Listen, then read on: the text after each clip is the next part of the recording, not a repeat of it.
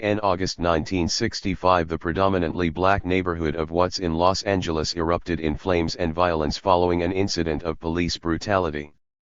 This is the first comprehensive treatment of that uprising. Property losses reached hundreds of millions of dollars and the official death toll was 34, but the political results were even more profound. The civil rights movement was placed on the defensive as the image of meek and angelic protesters in the South was replaced by the image of rioting blacks in the West. A white backlash ensued that led directly to Ronald Reagan's election as governor of California in 1966.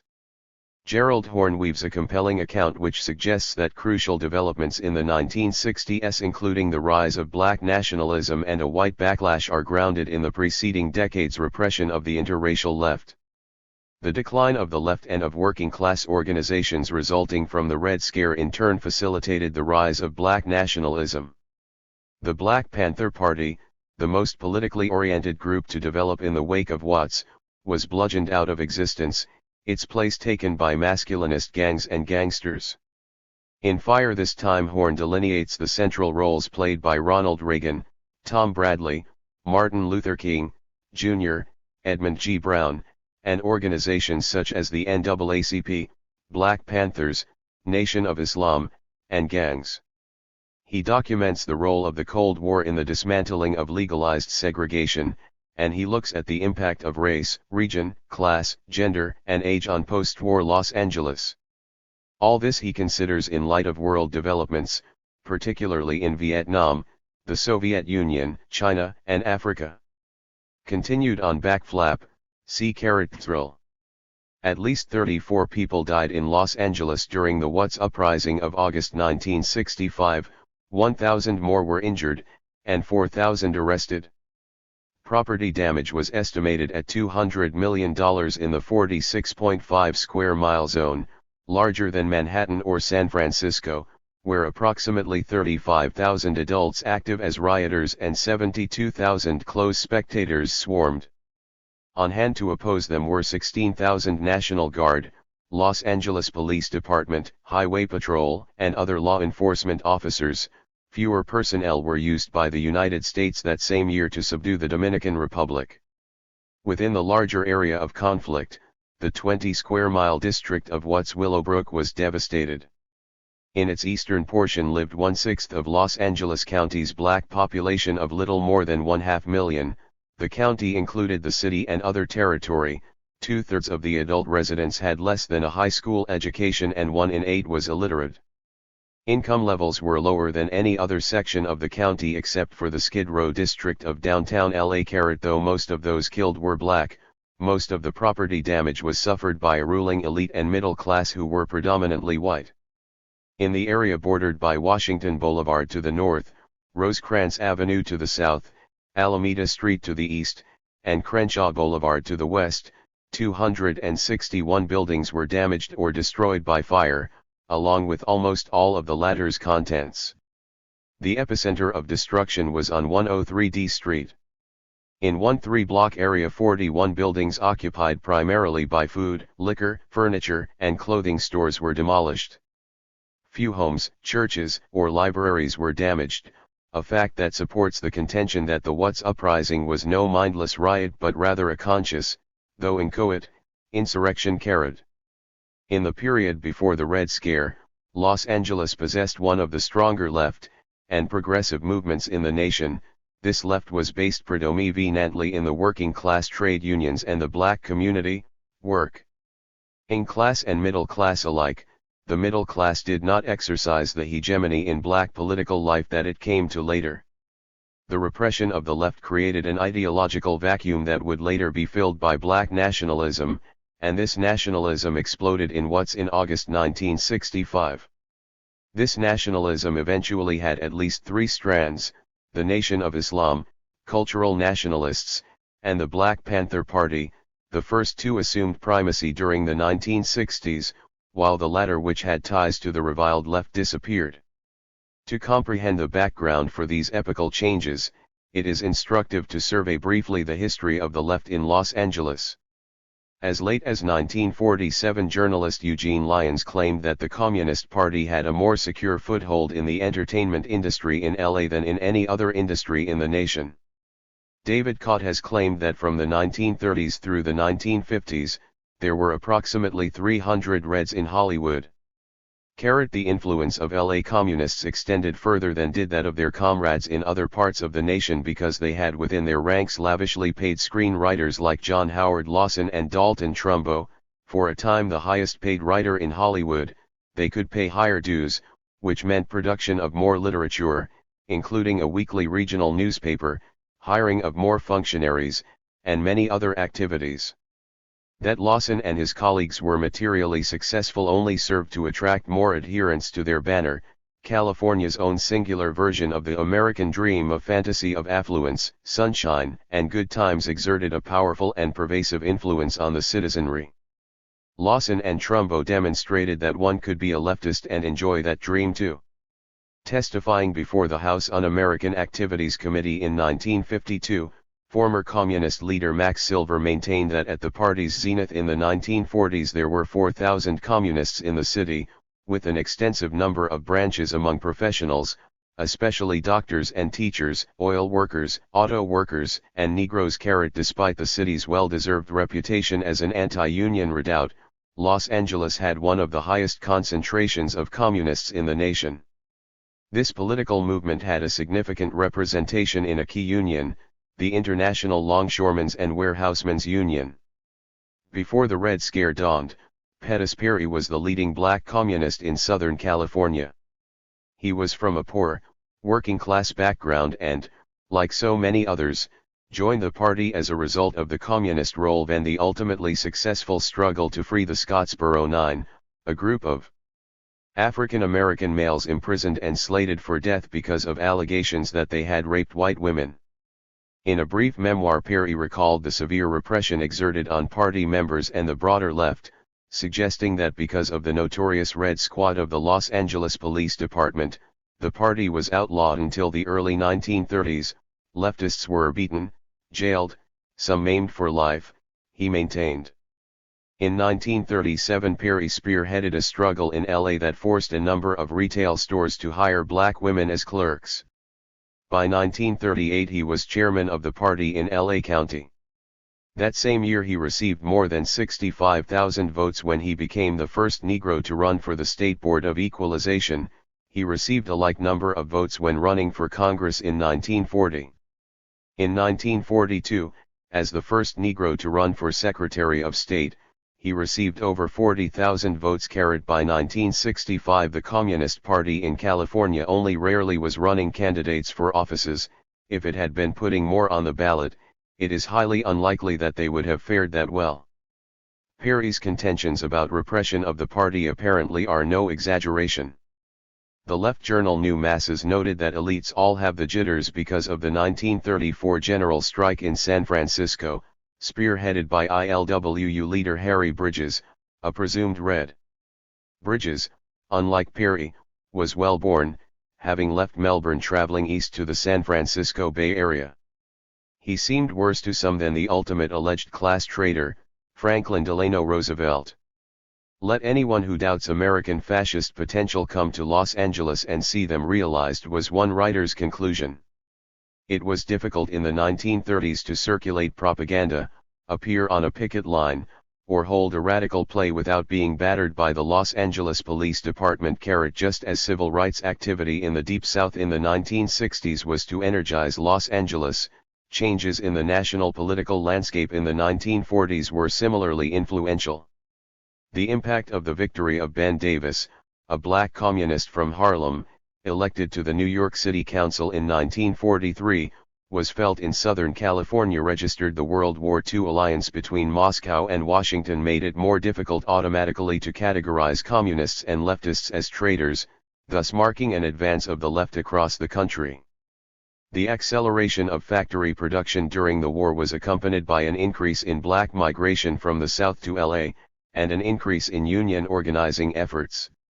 Ties between blacks and Reds were strengthened and would remain strong for some time after the war. In 1946 Charlotta Bass, the publisher of the California Eagle, the city's leading black newspaper, asked John Howard Lawson, by this time the leader of the party in Hollywood, to join her board of directors. Bass would go on to play a leading role in former Vice President Henry Wallace's Progressive Party. Her overtures to Lawson and her ties to this left-wing party were not then deemed unusual. Her political odyssey exemplifies the decline of the organized left in Black LA and the rise of narrow nationalism. In the early fall of 1949, Bass's friend Emil Fried, a Jewish trade unionist, had been imprisoned for his tireless labor on behalf of the striking workers of the Conference of Studio Unions. He was told that Bass's paper The Eagle is being given a rough time. The South Side is being flooded with free copies of other Negro papers to kill its circulation, and advertisers have been approached. This campaign proved successful. The Eagle had been driven out of business by 1965. In its wake arose the Los Angeles Herald-Dispatch, a militant right-wing nationalist organ that engaged in baiting of the Jewish community, especially the black Jewish celebrity Sammy Davis, Jr., and provided an initial forum for the Nation of Islam. This turn of events was a blow to the black community of LA. Bass had collaborated with Loren Miller, a black lawyer who led the successful struggle in the 1940s against enforcement of racially restrictive covenants in deeds. The long-range repercussions of this struggle would be felt when Proposition 14, designed to overturn fair housing legislation, became a major issue in the elections of 1964. The collaboration of Bass and Miller against restrictive covenants exemplified the potential for important contributions by the black middle class to progressive struggles on race and reform. Bass was also close to the writer Arna Bontom, who as a young boy would frequently visit her office. Over the years, as Bontom developed a reputation as a writer, he had cooperated informally with the left. However, when in 1961 Bass asked her younger friend if he would consider coming to Los Angeles for a speaking engagement for the benefit of the People's World, the Communist Weekly, he demurred. Times had changed. The Civil Rights Congress, an alleged communist front, was formed in 1946. Its chapter in Los Angeles included a broad sprinkling of left-influenced unions with substantial black membership. On the chapter's board at various times were representatives of the ILWU, the Food, Tobacco, and Allied Workers Union, and the United Furniture Workers Union. The chapter's sponsors in 1946 ranged from Lena Horne to Frank Sinatra. The CRC provided a visible channel through which people could join together across racial lines.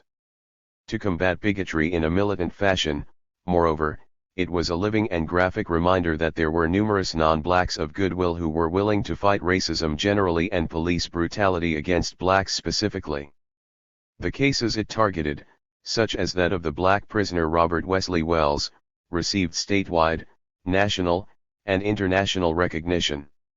The CRC boasted a score of branches citywide with hundreds of dues-paying members and thousands of supporters. In addition to expressly political activities, the CRC sponsored films on racial prejudice, regularly observed Negro History Week, and organized classes on the history of civil rights struggles, along with folk singing, plays, and other cultural activities. In 1952 the Hollywood branch of the CRC held an extraordinary conference to examine and study the problem of white chauvinism, to exchange ideas and experiences.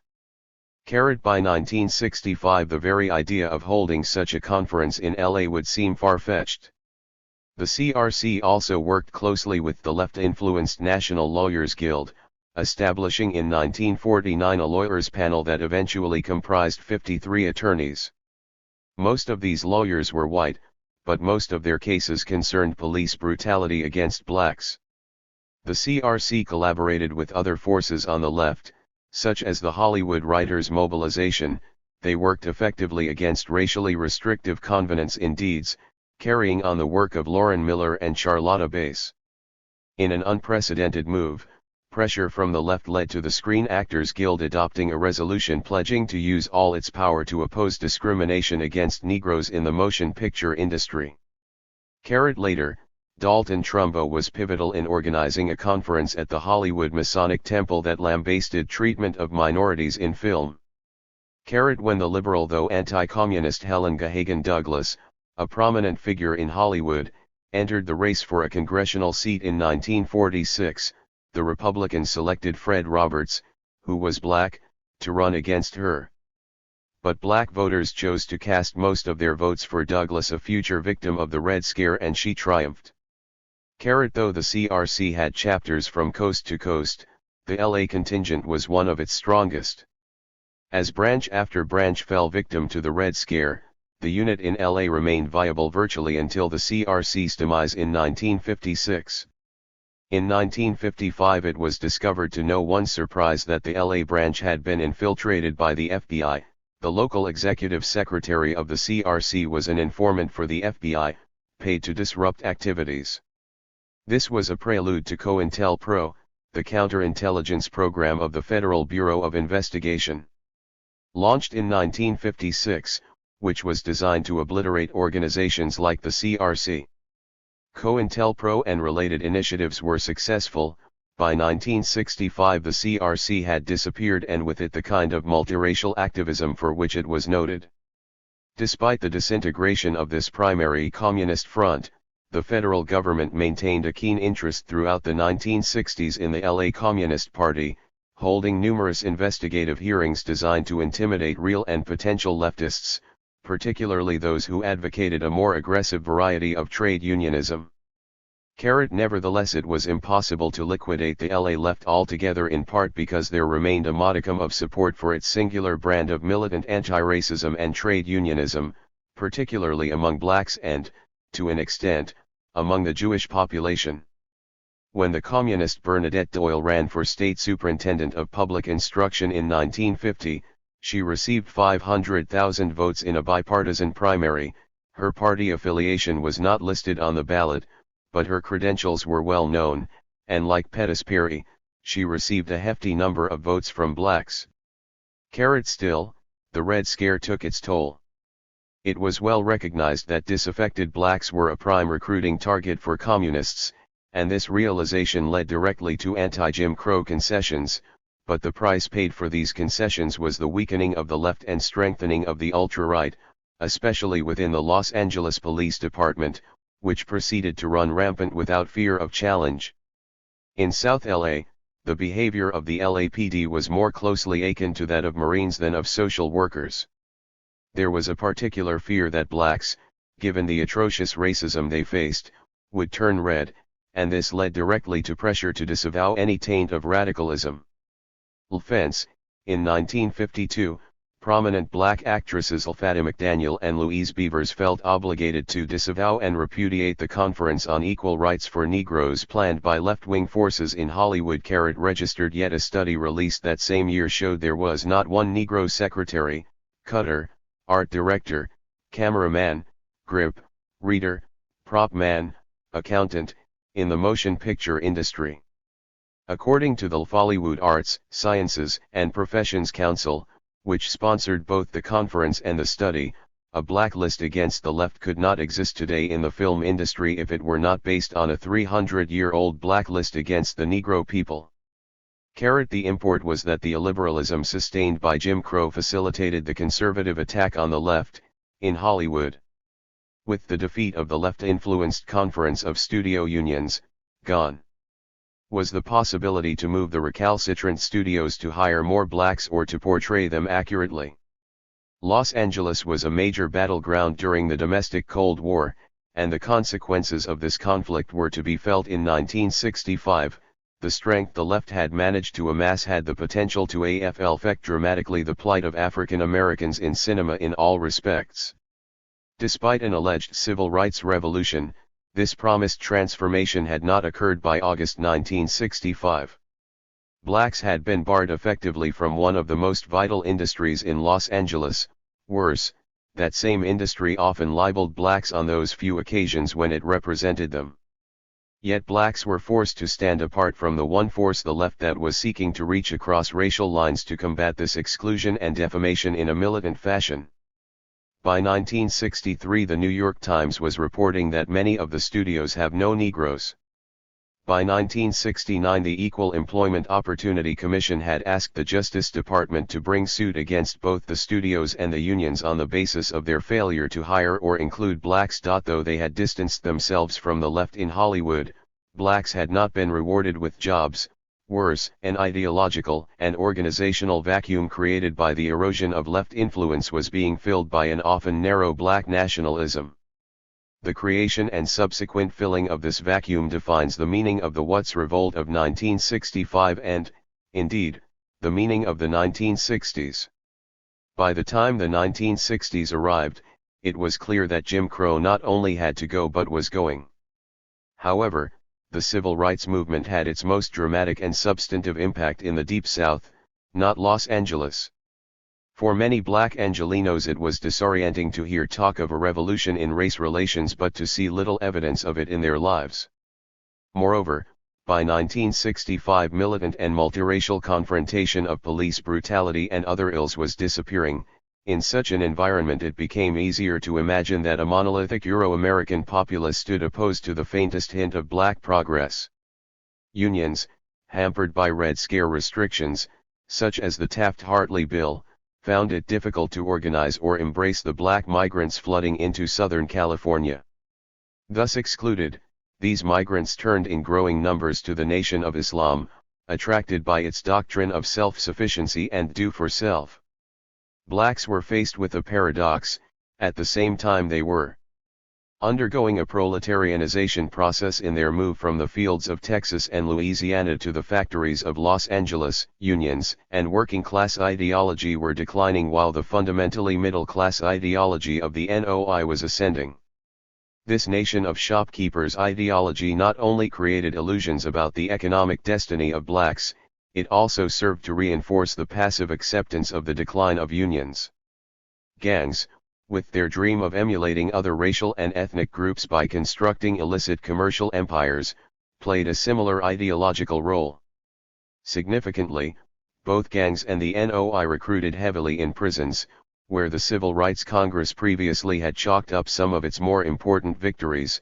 With the decline of unions and working-class organizations there was a concomitant growth in the ranks of the lumpen proletariat and its own distinct ideology. Part of the appeal of the NOI was its relentless pursuit of a middle-class ideal in the oppositional garb of Islam, its promise to clean up the perceived rough edges of the incoming black migrants paralleled what the National Urban League was attempting. Though the community that both purported to represent was predominantly working class, both organizations stressed the donning of the middle-class uniform of suit and tie as a route to respectability. The National Association for the Advancement of Colored People was firmly in the grips of a more traditional middle-class leadership, exemplified by the light-skinned banker H. Claude Hudson. As working-class organizations declined, gangs flourished by stressing racial, religious, and family ties. Eventually the rise of gangs influenced the nascent Black Panther Party and the NOI, as well as music, dress, language, cinema, and other areas of peculiar relevance to Los Angeles. This influence was transmitted via the BPP to the predominantly white Students for a Democratic Society, the Weathermen, or Weather People, and others. The rise in influence of gangs brought with it a brand of black nationalism that hurt black women. Nationalism generally can have negative consequences for women, and the black nationalism developing in LA was no exception. Part of the liberation proclaimed by many male black nationalists in LA was the right to emulate the patriarchy of the Euro-American community. Moreover, the influence of gangs and the lumpen proletariat with their penchant for settling disputes through violence and their devaluing of women through prostitution complicated male-female relations in the black community. The subjugation of black women served to negate many of the positive aspects of black nationalism, such as pride in being black. Still, these gangs filled a socio-economic vacuum left by the decline of unions and a love and caring vacuum left by the weakening of family structure. The black nationalism that ultimately detonated in Watts was not just a reaction against white racism, it was also a reaction against the historic and stereotypical notion that blacks were the female of the races, subordinate, dominated, timid. Through black nationalism, a slice of race cum gender privilege could be reclaimed by means of a sometimes brutal masculinity that, after all, was normative among other races and ethnicities in the sprawling city of Los Angeles. That black nationalism was ignited in Los Angeles should not have been surprising given the atmosphere of what might be called compounded racism. Not only was the city torn by the simple biracial polarity that existed in most of the country, it was also home to other groups, principally Mexican Americans and Asian Americans, who often carried negative ideas about the darker-skinned. Moreover, many black Angelenos had roots in Louisiana, where conflicts between lighter and darker-skinned blacks had a lengthy history. In an environment where class consciousness had been suppressed, color consciousness was enhanced, providing fertile soil for the growth of black nationalism. Black nationalism, in part, represented an attempt to create a bond between darker and lighter-skinned blacks and to curb tensions that had developed because, among other reasons, employers of whatever hue often favored the latter over the former. Similarly, societal norms infected by white supremacy dictated to darker women and men that through skin lighteners and hair straighteners they should mimic their lighter counterparts. To be sure, black nationalism did not simply arise in Southern California in 1965, it was a phenomenon that had waxed and waned in the United States since at least the 19th century, just as Islam was no stranger to Africans in the Americas. What was relatively new about this black nationalism was its potent anti-white character and, to a lesser extent, its muscular nature. The Nation of Islam was born in the early 1930s, but at that time there was a left movement to provide a multiracial and militant alternative, thus, the NOI's ranks were thin. As the left weakened, however, the NOI began to grow. By 1965 the NOI probably had as many members and influenced as many as the Civil Rights Congress at its zenith. The rise of the NOI in LA made for a contradictory and confused black nationalism. The theology of the sect maintained that blacks were Asiatic at a time when black nationalism to many meant an identification with Africa along with pride in nappy hair and dark skin. The NOI's identification with Asia was at times the cause of some ambivalence among its adherents. Nationalism was not monolithic. Aside from the NOI, there were cultural nationalists, often artists and intellectuals influenced by the transatlantic currents of negritude, as well as anti-imperialists who identified with armed struggle in Africa, Asia, and Latin America but did not want to fight for their government in Vietnam or Santo Domingo or Watts. The Black Panther Party, which bloomed in the ashes of Watts, had ties to the diminished left. Its internationalism was an enhanced reflection of what its members had experienced in a California that diverged sharply from the national pattern of simple biracial polarity. However, the socio-economic decline of South LA and related factors created conditions favorable for the flourishing of gangs and a culture that left a deep and damaging imprint on everything it touched, including the BPP. Concomitantly, COINTELPRO targeted the BPP, and this hastened its demise. There is a link that joins the apparently conflicting agendas of the middle-class ideology of the NOI, cultural nationalists, the NAACP leadership and the gangs. The NOI, the cultural nationalists, and some of the gangs clamored for blacks to control businesses in black communities. This was a touchy issue since to some it implied a form of ethnic cleansing in South LA, it was made more sensitive by the left's lengthy campaign for Negro self-determination with its inference of black control of institutions in the black community. When the goal of black control moved toward realization, those who were positioned to benefit were many black entrepreneurs close to the NAACP leadership and the Sons of Watts, an organization viewed by many as a glorified gang. Working-class blacks did benefit in the aftermath of the revolt. Many received government jobs and joined public sector unions. However, they rarely asserted themselves with the kind of working-class ideology that was expressed in South Africa, for example, by the mostly black Congress of South African Trade Unions. The right wing's constant emphasis on reducing the size of government ensured that these black workers would face constant insecurity. The NAACP was affected profoundly by the Red Scare. It was forced to oust from organizational influence black and non-black leftists alike. Those whites who fought racism militantly were branded as red or pink and purged. Frank Barnes, the militant president of the Santa Monica branch, was suspended from his post office job on loyalty charges after organizing a picket line for jobs at a local Sears Roebuck store. In the charges, filed pursuant to Executive Order 9835, it was alleged that he had been and was at that time affiliated or sympathetic with an organization, association, movement, group, or combination of persons designated by the Attorney General as subversive. Barnes was also a fervent advocate of internal democracy in the centralized NAACP, and shortly thereafter he was ousted from the presidency. Removing him from influence set the stage for the NAACP in LA to be dominated by middle-class professionals often distant from the concerns of working-class black Angelenos. By 1965 the NAACP would hesitate to collaborate with communist union leaders like John Howard Lawson or Emil Fried, or even a union leader who simply ran afoul of the Red Scare, such as Frank Barnes. The triumph of the middle class in the NAACP ultimately was harmful for South LA. As black migrants flowed into Southern California after World War II, they were associated with the dislocation their arrival was said to bring. More blacks meant more opportunities for anti-black racism and more competition for scarce housing and employment. Many of the new arrivals in Watts particularly were scorned for their alleged untidiness, viewed as a relic of their rural backgrounds. Unlike many in the middle class, they did not wear suits and ties daily because their employment did not require it or allow it. Unlike those bourgeois leaders at the apex of the NAACP leadership, they did not have deep roots in Southern California. Year of arrival consciousness became a substitute for class consciousness. By the time of the Watts conflagration of 1965, the NAACP was scorned and deemed out of touch with the black masses.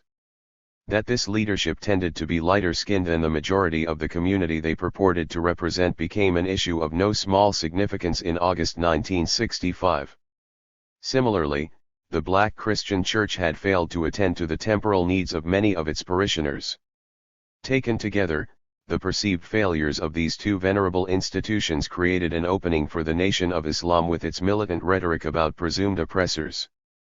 The triumph of the middle class in the NAACP underscored the vitality of the California dream. Those with attractive homes, well-tailored suits, large cars, and hefty bank accounts were thought to be better people and happier. This description did not apply to many in South LA. The events of 11 to 18 August 1965 assumed the form of a food riot, an eruption of commodity fetishism, and a potlatch of destruction among those denied the dream.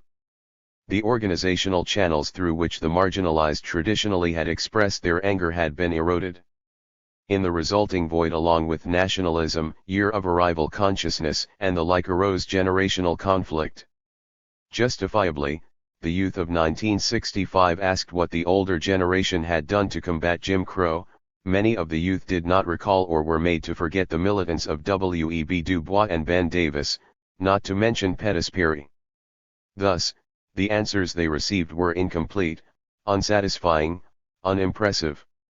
The younger generation concluded that there had been an excess of middle-class prudence and the time had come for militants. Unfortunately, this laudable response was colored by the ascending influence of gangs, whose often violent bravado could have benefited from a dash of prudence. Although the case of Brown v. Board of Education in 1954 and the Montgomery bus boycott of 1955 precipitated a new conversation on race, South LA was not disposed to participate in it. The sacrifices of black youth, from Emmett Till to the Student Nonviolent Coordinating Committee, earned them a distinct place at the table, along with the NOI, cultural nationalists, gangs, the BPP, and the NAACP. To many of the youth, all appeared attractive except the last. Simultaneously, the attack on aid to families with dependent children, i.e., welfare, was not just an attack on women, it was an attack on youth. Hence, the meaning of the 1960s cannot be divorced from what had happened in the 1950s, most notably, the Red Scare. Those forces arising in the 1960s were marked indelibly by what happened in the previous decade.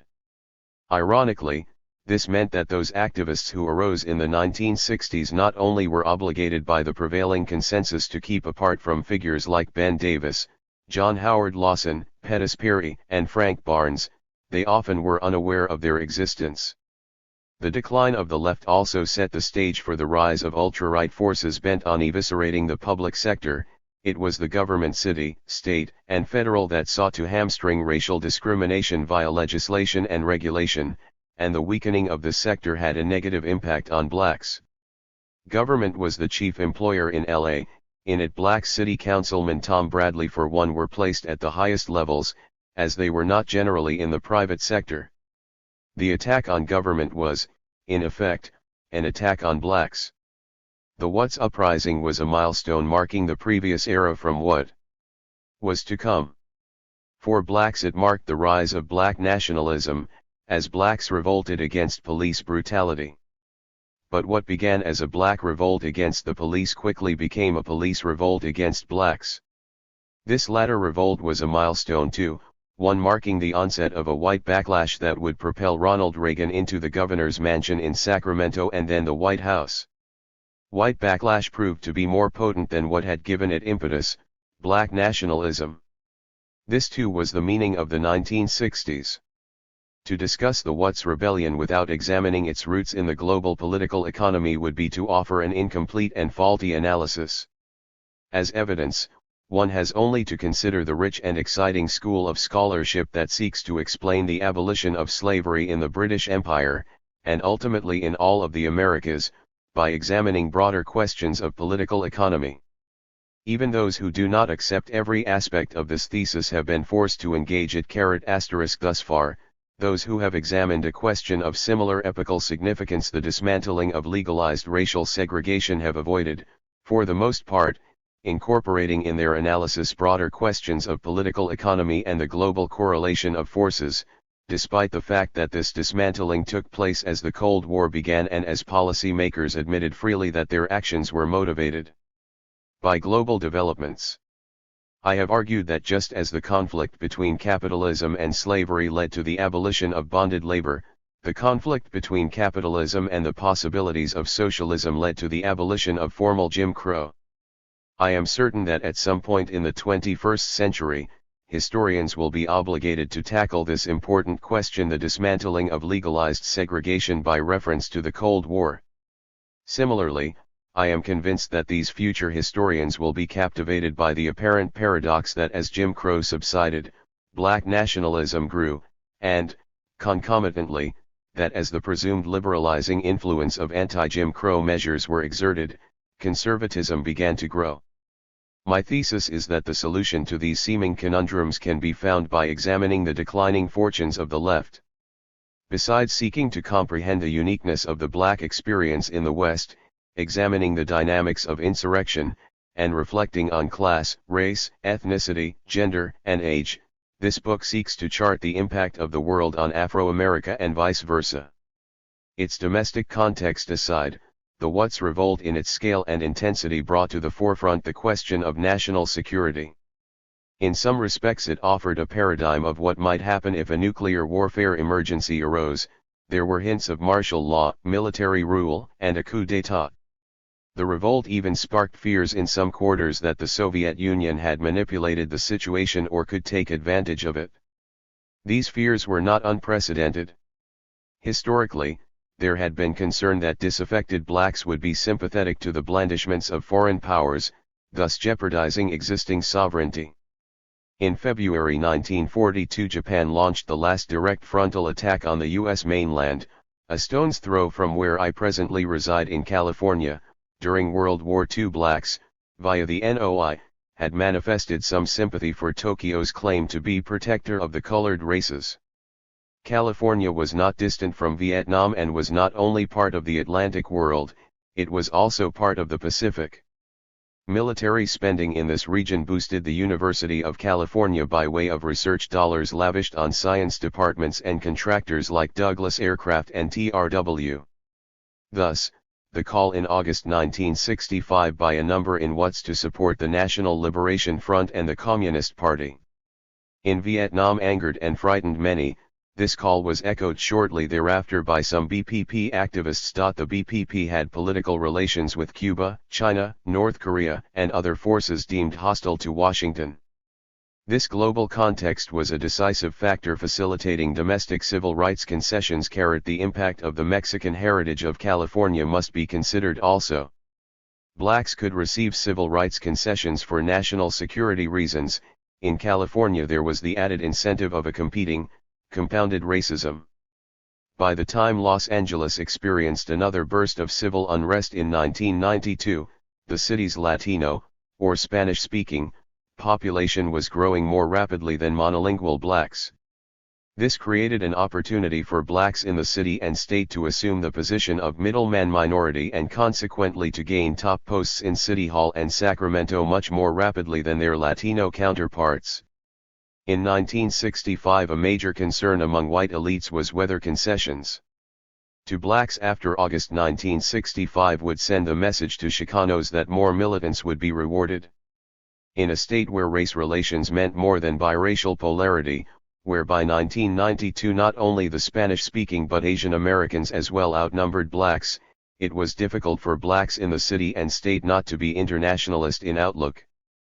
But this could mean contact with many deemed potentially antagonistic to Washington, those with roots in Ho Chi Minh City, for example, or at least could open the door for neighbors like Mexico to take advantage of regional problems. Demographers suggest that the population trends of today in California, where blacks are just ahead of Native Americans in numbers, like many other trends eventually will sweep eastward from here. Thus, blacks and non-blacks alike across the nation can benefit from understanding the state's peculiar experience. Renewed affinity with the continent of Africa was supposedly at the heart of black nationalism. Yet, the February 1965 murder of Malcolm X in New York City by his former NOI comrades weakened the relations he had developed with Nasser's Egypt and Nkrumah's Ghana. The NAACP was loath to associate with its logical counterpart, the African National Congress of South Africa, because of the ANC's alliance with South African communists. Cultural nationalists expressed ideas remarkably similar to those of Léopold Senghor of Senegal and his doctrine of negritude. Janet Valiant has maintained that colonial repression in this West African state undergirded this philosophy. Cut off from the give and take of local politics, to which they had become accustomed, she noted, young educated Senegalese were thrown back on ideas and theories. Unable to act for the time being, they considered cultural questions with added fervor. By 1965 many blacks were cut off from anti-imperialist and trade union politics. Cultural questions filled the vacuum. Writing poems was deemed to be more important than who controlled the means of production. And just as Senghor's praxis was marked by the bacchanalian influence of Baudelaire and Rimbaud, the cultural nationalists in LA were marked by a certain libertine abandon that took full advantage of the unfolding sexual revolution, a revolution that was marred by the rise of gangsters and their particular approach to heterosexual and homosexual relations. Thus sexual abandon, along with year of arrival consciousness and nationalism, evolved to fill the vacuum created by the erosion of class consciousness. The transatlantic influence exemplified by negritude may not have been accidental.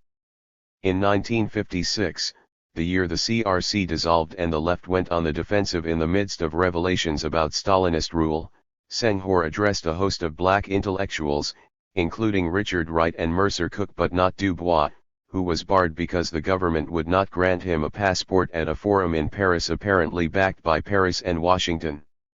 Anti-communists maintained that Moscow influenced virtually every nation in the world through the manipulation of local communists.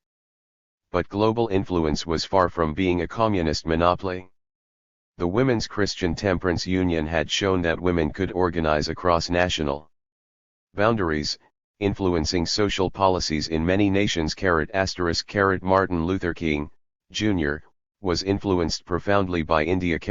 Certain forms of black nationalism could also be produced and reproduced and were influenced by global trends, be they from Tokyo or Dakar.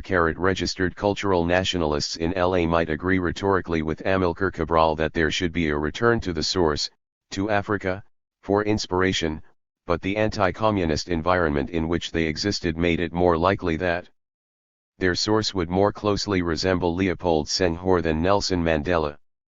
In the 1990s, nationalism of various brands is spreading in the aftermath of the left's decline. This trend has taken hold in neighborhoods from LA to Kabul.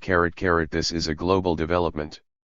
In sum, just as Toni Morrison has complained that race is a looming absence in the discourse on U.S. literature, we must acknowledge that considering the African American experience while ignoring the looming presence of the rest of the world does a disservice to all sides, including the U.S. experience as a whole. Registered. In the pages that follow I sketch the impact of race, region, class, gender, age, and the like on post-war Los Angeles, but all of these factors must be considered in the light of developments in Vietnam, the Soviet Union, China, Africa, the world. Historians of the Black urban experience have concentrated on New York and Chicago, tending to ignore the nation's second largest city, Los Angeles. Yet events in 1965 and 1992, the evolution of rap music, the proliferation of gangs, sensational trials, and the growth of various forms of nationalism suggest that LA is a city worthy of deeper investigation. A closer examination of the nation's largest state would deflect the inaccurate assumption that the history of distinct regions east of the Mississippi River is applicable to California, which entered the Union by way of conquest from Mexico, a factor that continues to impact every aspect of this region. Just as enslavement of African Americans and genocide against Native Americans must be the starting point for the explication of much of U.S. history, in California the added factor of conquest from Mexico must be noted. To understand the roots of the 1965 insurrection involves a consideration of factors beyond the usual black-white bipolarity and broader factors beyond the immediate issues of police brutality and unemployment. Some have felt that Southern California has been a racial Eden for African Americans, while others have argued the opposite. It seems that both views have a kernel of truth. The presence of sizable Latino, Native American, and Asian American groups of color served as a lightning rod at once diffusing the bigotry absorbed almost exclusively by African Americans in the East and South and compounding and heightening the impact of racism in a manner detrimental to blacks. What's 1965 in part was an expression of this trend. This is not intended to slight the black question when considering California, for persons of African descent have been there at least since the beginning of the Columbian era. One writer has observed that as early as 1510, California was reputed to be an island inhabited by black, passionate Amazons. The first person of African descent is said to have set foot in California in 1535. Black presence has also been a historical factor in Los Angeles itself. Of the 94 settlers who founded the Southern California town in 1781, 26 are said to have had some African ancestry. Still, it would be mistaken to equate the history of New York City, where African Americans by the mid-18th century already had tried to burn down the city, with Los Angeles, where according to the 1880 census there were a mere 100 blacks. Likewise, it would be mistaken to assume no major difference between the black experience in the West and that of the East and South. Certainly anti-black racism existed. The question is to what extent the presence of sizable Latino, Asian, and Native American populations and the relative dearth of African Americans mediated or enhanced anti-black racism. Suggestive is the comment of Joseph Franklin that from 1889 to 1939 in the Mountain and Pacific regions, 166 people were lynched, of whom only 12 were black. Roger Daniels and Harry Catano have argued that the size of a national minority in relation to other groups determines the effect of social proscription. Hence, when the African American population is exceeded by the Asian American population, as often was the case in the West, the bulk of prejudice was directed against the latter. In 19th century Los Angeles and California, most violence was aimed at the Mexican, Indian, and Asian populations, because the black population was negligible. Indeed, the violence in this frontier town was substantial and pervasive and cannot be separated from the insurrection of 1965. One commentator suggested that between 1850 and 1870 the City of Angels was the wildest, toughest, hell-for-leather town west of the Rockies. LA was a town full of drifters, thieves, and con men, who, in addition to everything else, were for the most part racist and given to cruel outbursts of violence, most of it aimed at Mexicans, Indians, and Chinese. Both LA and San Francisco had vigilantes, but in the former fighting crime was more often racially motivated. A significant percentage of LA blacks migrated from Oklahoma, Texas, and Louisiana, and a significant percentage of those killed in August 1965 hailed from these states. Texas slaves were known for utilizing the tactic of fire against their enemies. The Texas troubles of mid-1860 occurred when the weather was extremely hot, and the ruinous fires spread fear across the entire South. As in 1965, a number of blacks were killed as a direct result. Louisiana was the site in 1811 of the nation's largest slave insurrection, along with later substantial slave resistance. Pelican State blacks were subjected to a greater degree of violence than Negroes in other parts of the South during the late 19th century. Registered Oklahoma had its own form of compounded racism as a number of the Native American peoples owned black slaves. Moreover, this state was the home of the Okies, who had their own distinct expressions of racism. The violent roots of LA combined with the insurrectionary and violent memories of many of its black residents suggest a combustible pairing. California's racial composition and its late entrance into the United States of America are unique and dominating factors. Early Los Angeles was thoroughly integrated since house lots were distributed to the settlers without reference to racial characteristics. Registered, this pattern was largely absent in the East and South. California was under Mexican rule until the mid-19th century, and Mexico City's hostility to slavery was more pronounced than Washington's. This did not mean Los Angeles escaped racism. In fact, it was a hotbed of Confederate sympathy during the Civil War. It only meant that it had much more of a rainbow racism than other U.S. cities did. Racism was not solely or predominantly of the typical black-white dichotomy that obtained elsewhere. It was what I call compounded racism. Moreover, one can speak of a compounded racism in that African Americans were not only subjected to bias by whites but also had to confront Mexican, Japanese, and other cultures that were either biased against darker peoples or unable to surmount an overall U.S. prejudice against darker peoples. Likewise, African Americans were not immune from active or tacit participation in bigoted acts against other minorities, such as the internment of Japanese Americans during World War XI. The fluidity of a rapidly developing situation and the bigotry absorbed by other minorities at times allowed black women the opportunity for economic advancement. Biddy Mason was born in 1818 as a slave. Her masters migrated to California in 1851. She was part Cherokee and Choctaw, like many others. Defined as black. Ultimately she was freed and became a major property owner in the city of LA. What may be the oldest Southern California black community was begun in 1905. James Furlong helped to transform a truck farm into a thriving housing tract that took his name. Furlong Tract was bounded by Alameda Street, Long Beach Boulevard, 50th Street, and 55th Street. In 1941 the LA Housing Authority purchased the area for low-income housing and built what are known today as the Pueblo Rio housing units. Val Verde, the Black Palm Springs, was founded in northern Los Angeles County in 1924 during an era when discrimination kept African Americans from enjoying the basic amenities of California life: sunny beaches, picturesque parks, resorts, and hotels. Bruce's Beach, a popular black-owned resort in Manhattan Beach, was forced to close years before. As the African American population of LA began to increase at the beginning of the 20th century, Negrophobia increased concomitantly. As late as 1910 it was possible to say that African Americans were less segregated than Asian Americans. The construction and opening of the Panama Canal and the growing U.S. role in the Pacific ignited black migration to California. A hotel was erected on Central Avenue in LA that catered to black guests, and other blacks began to flock to this area.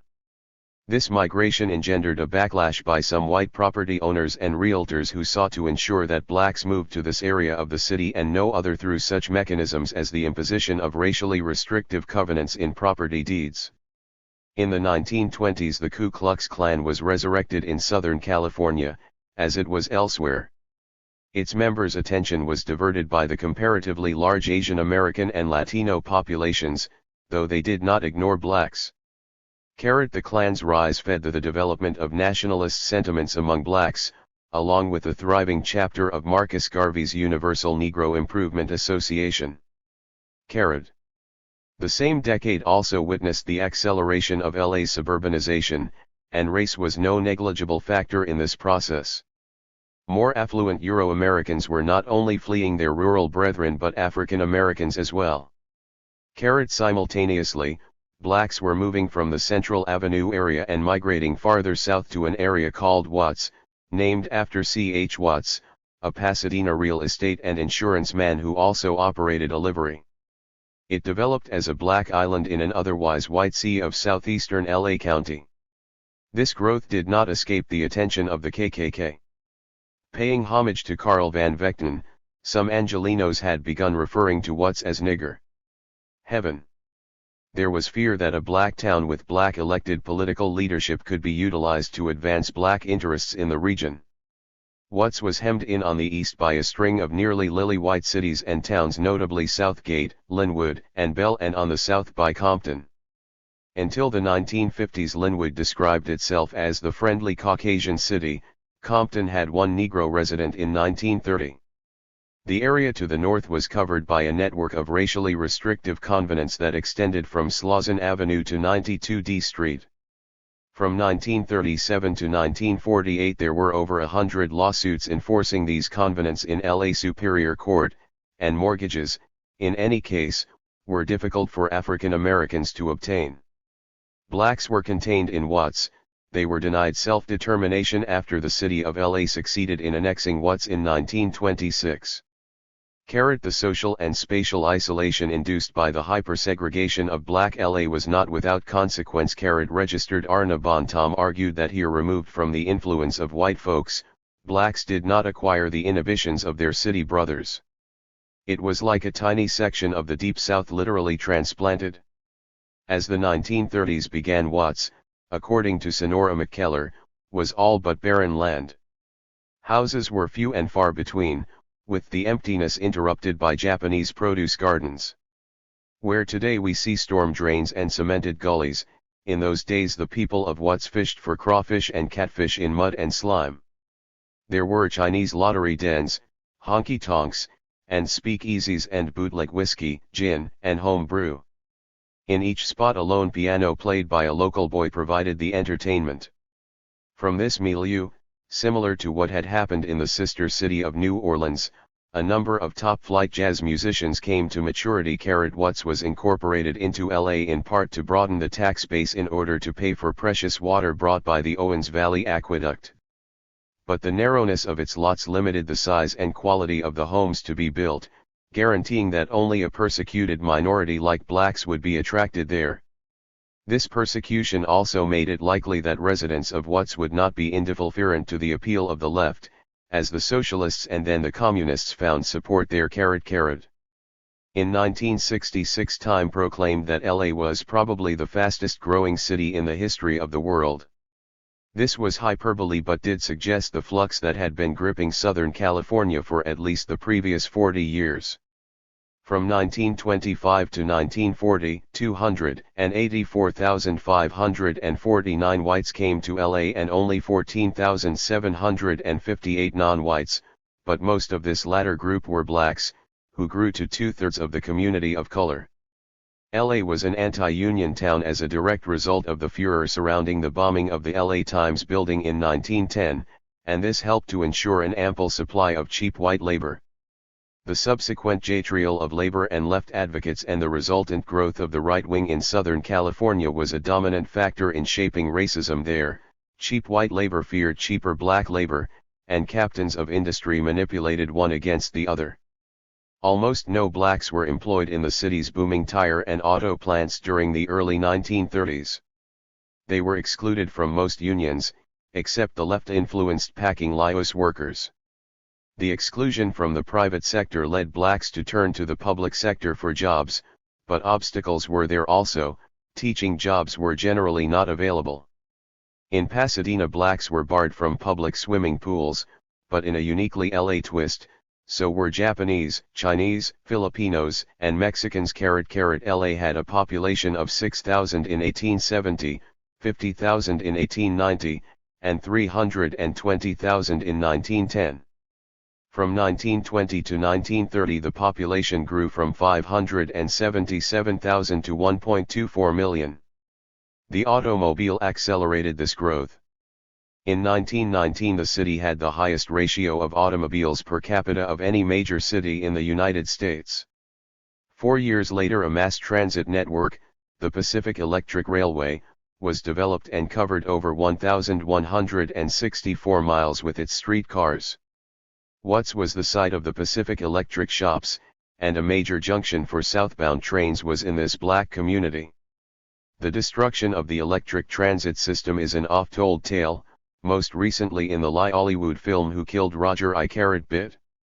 The social isolation of Watts began when the red rail cars were removed in 1940s. The triumph of automobile use meant growth of the oil industry. There were major oil fields no more than 20 miles from the center of the city. Oil fuels industrial expansion. LA became the center of the oil equipment and service industry, the second largest tire manufacturing center, the headquarters of the Western furniture, glass, and steel industries, and the regional center for the aircraft, automotive, chemical, and trucking industries. Instead of developing an industrial core surrounded by residential suburbs, the city developed an administrative residential center surrounded by an industrial suburban network.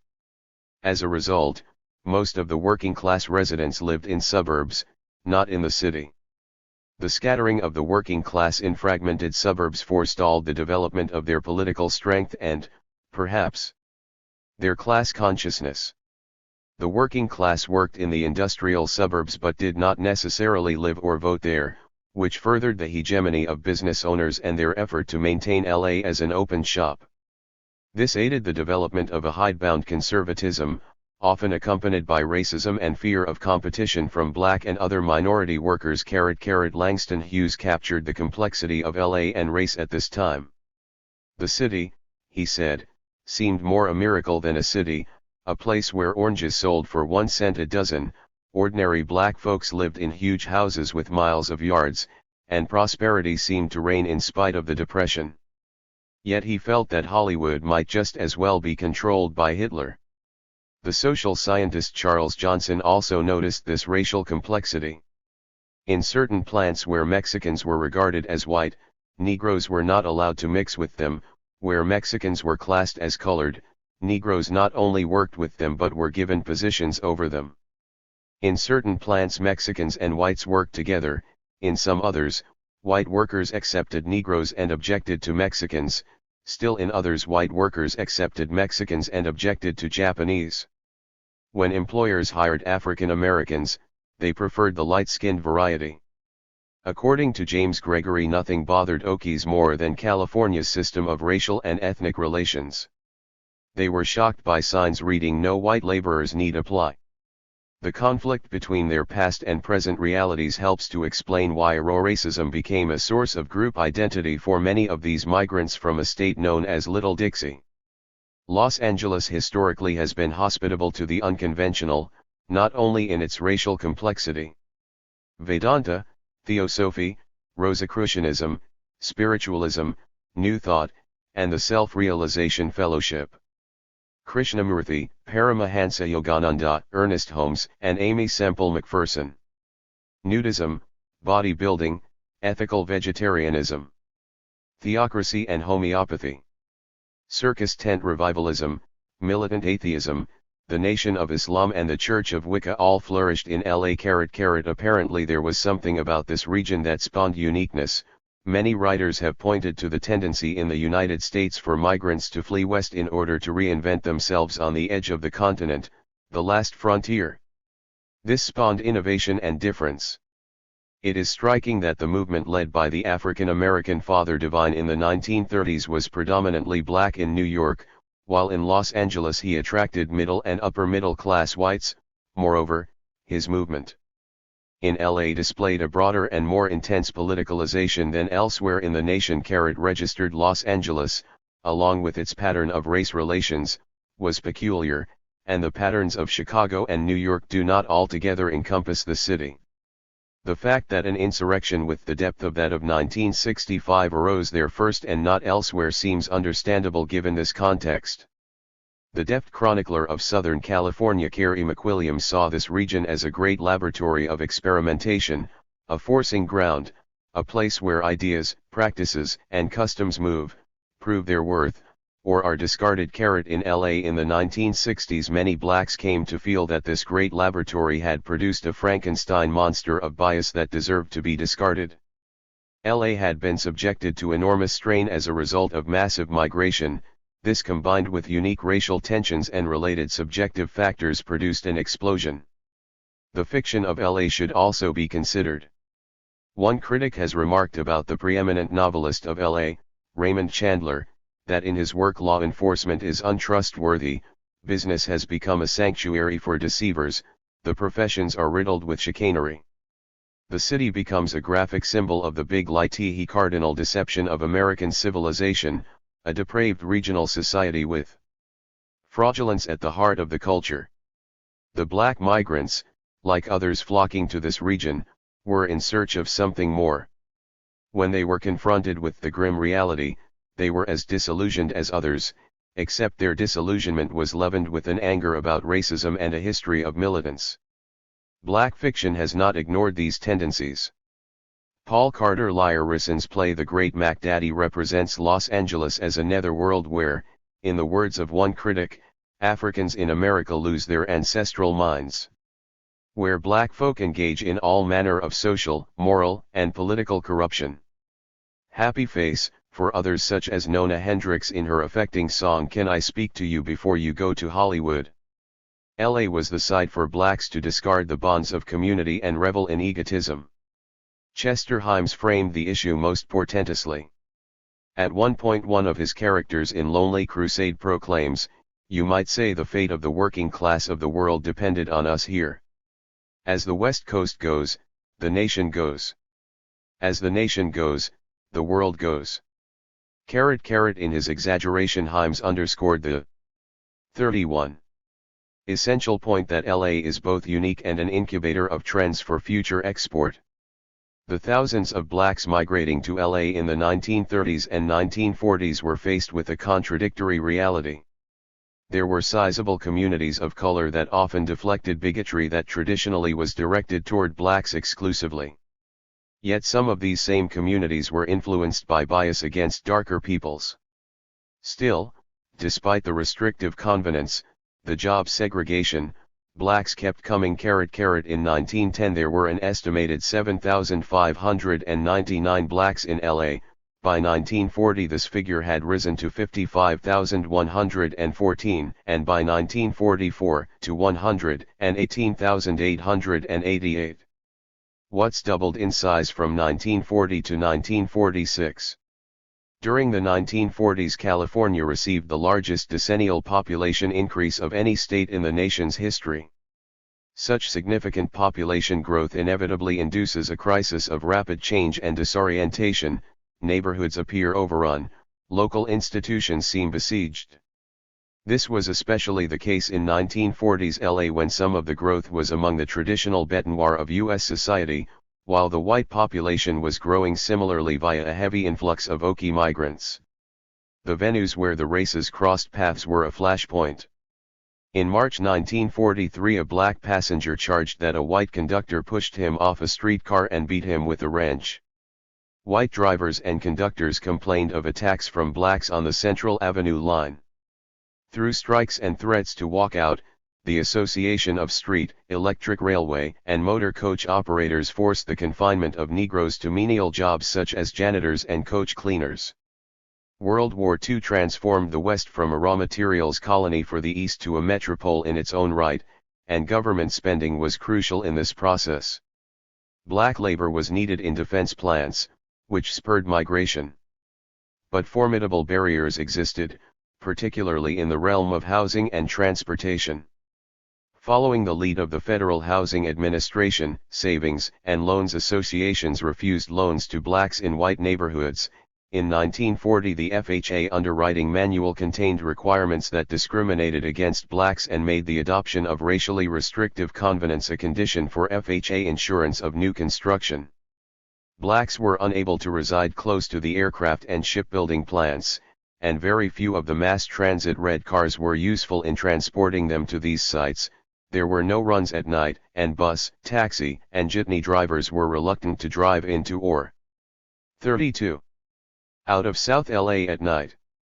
Blacks were mostly excluded from the booming film industry of Culver City, Burbank, and other distant areas. Despite the labor shortage during the war, it took a spirited protest led by black women in 1942 to force war-related industries to open their doors a crack to black workers. Even then, Deputy Mayor Orville Caldwell recommended that black migration to LA be halted.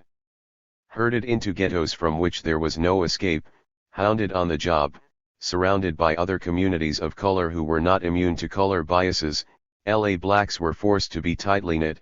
They left work at the same time, fearing white violence. It was inevitable that embryonic gangs would eventually emerge. Still, it would be mistaken to view African Americans as the sole target of bigotry, for it was during this time that Japanese Americans were rounded up and herded into concentration camps. No better example of the compounded and contradictory nature of LA racism is the fact that blacks, in a sense, were a beneficiary of this process, as Little Tokyo was emptied and became Bronzeville. Anti-Nippon sentiment was particularly virulent in LA. According to John Modale, 1 out of 3 people in Southern California wished to see the Nisei placed in concentration camps, as compared with only 1 out of 7 elsewhere on the coast. The black minority did not distinguish itself in protest, though the bigotry of this process inevitably was harmful to its long-term interests. Maya Angelou, a witness to this process in San Francisco, recalled indifference to the Japanese removal. Since they didn't have to be feared, neither did they have to be considered. No member of my family and none of the family friends ever mentioned the absent Japanese. Black protest was dulled because some did benefit. Edwin Louis Petty came to LA from Memphis in 1932 and worked for a Japanese-American produce broker in the city market at 9th and San Pedro Streets. After the internment, he became a state-licensed broker, buying from farmers and selling to local stores and markets. In 1944 he opened his own commission house. Some of his accounts were among the most prominent chain stores in LA. That year he was generating sales of $750,000. He had replaced his Asian American boss. Registered. The need for black labor during the war, along with the appeals made by Tokyo, then Moscow, to African Americans, paved the way for an expansion of the black middle class, a process that was to accelerate in the wake of Brown v. Board of Education in 1954. There was also intraracial conflict. Louisiana, from which many LA blacks 33 migrated, had a highly color-conscious African American community, in part because of the elevated antebellum status of mulattoes. Color conflict was exacerbated in LA when lighter blacks were favored for certain jobs. One of the ironies of the 1965 insurrection is the fact that not only whites but lighter blacks were attacked because of the color of their skin and what that was thought to represent. Not all black Angelenos were pleased with the massive influx of black migrants during the war. These newcomers often hailed from rural areas and were not attuned to urban folkways, and some were darker than those who were objecting to their presence. These migrants also had to face hostility from Mexican, Chinese, European, and others who feared labor competition. Walter Mosley's fictional hero Easy Rawlins noted that in his neighborhood in LA almost everybody had come from the country around southern Texas and Louisiana. He lamented the presence of snobs. They thought that their people and their block were too good for most of the rest of the Watts community. They frowned on a certain class of people buying houses on their streets, and they had a tendency to exclude other people from their barbecues and whatnot. They even encouraged their children to shun other kids they might have met at school or at the playgrounds because it was the Bell Street opinion that most of the black kids around there were too coarse and unsophisticated. The three-tiered racial hierarchy of much of Louisiana, the evolution of a colored population perched midway between those defined as Negro and white, was felt in Los Angeles. Dorothy Dandridge, the light-skinned black actress, symbolized how race, gender, color, and its handmaiden class could conflate tragically in LA in the 1950s. These swirling pressures pushed her to the point of suicide. A color and class conflict among blacks has been noted by social scientists as well. Alonzo Smith has observed that prior to World War II, Los Angeles had more of a middle-class black community than the southern and northeastern cities. Then thousands of poorer black migrants arrived. Harlandale Unruh has limbed the tendency toward intraracial friction between upper and middle-class blacks and lower-class blacks. This led to year consciousness, or status determined by what year one arrived. There was a perception that lighter skin correlated with early arrival in LA. This year consciousness may have influenced the strategies of civil rights organizations, which focused more on restrictive covenants, a particular concern of the middle class. 34. Than on public housing, a particular concern of the strapped sector of the working class. Gerald Nash has said that both blacks and whites also charged that the influx of southern blacks bred problems since some behave boisterously. In Venice, 2 mass meetings of black residents protested against the construction of a new housing project for blacks, in a black neighborhood.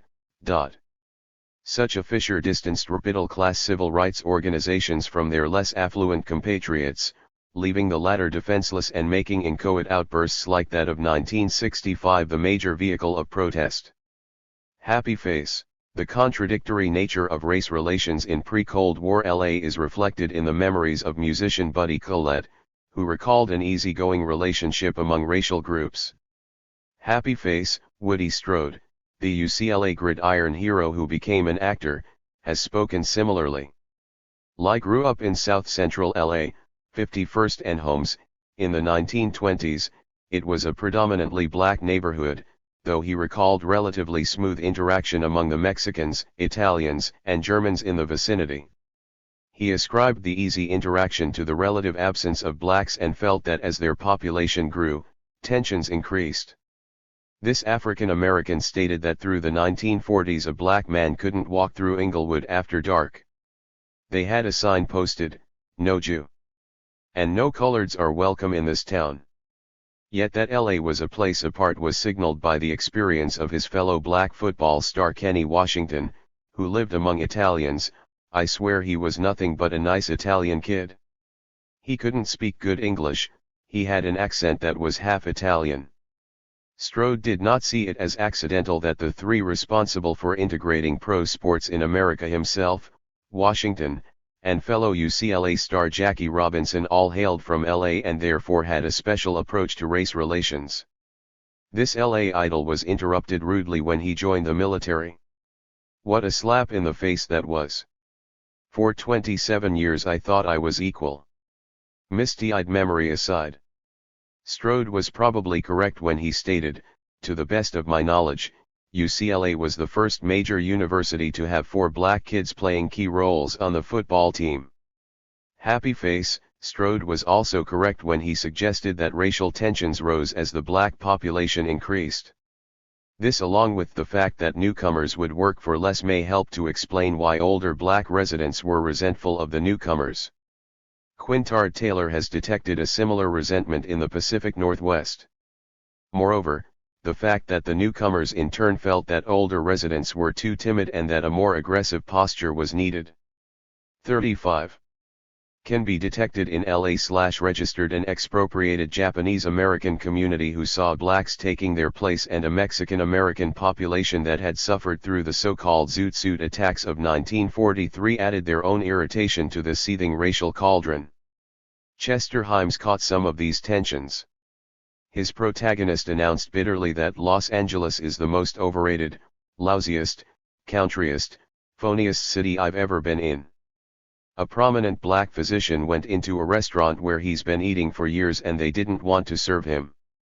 Was racism responsible? No, Southern Negroes are coming in here and making it hard for us.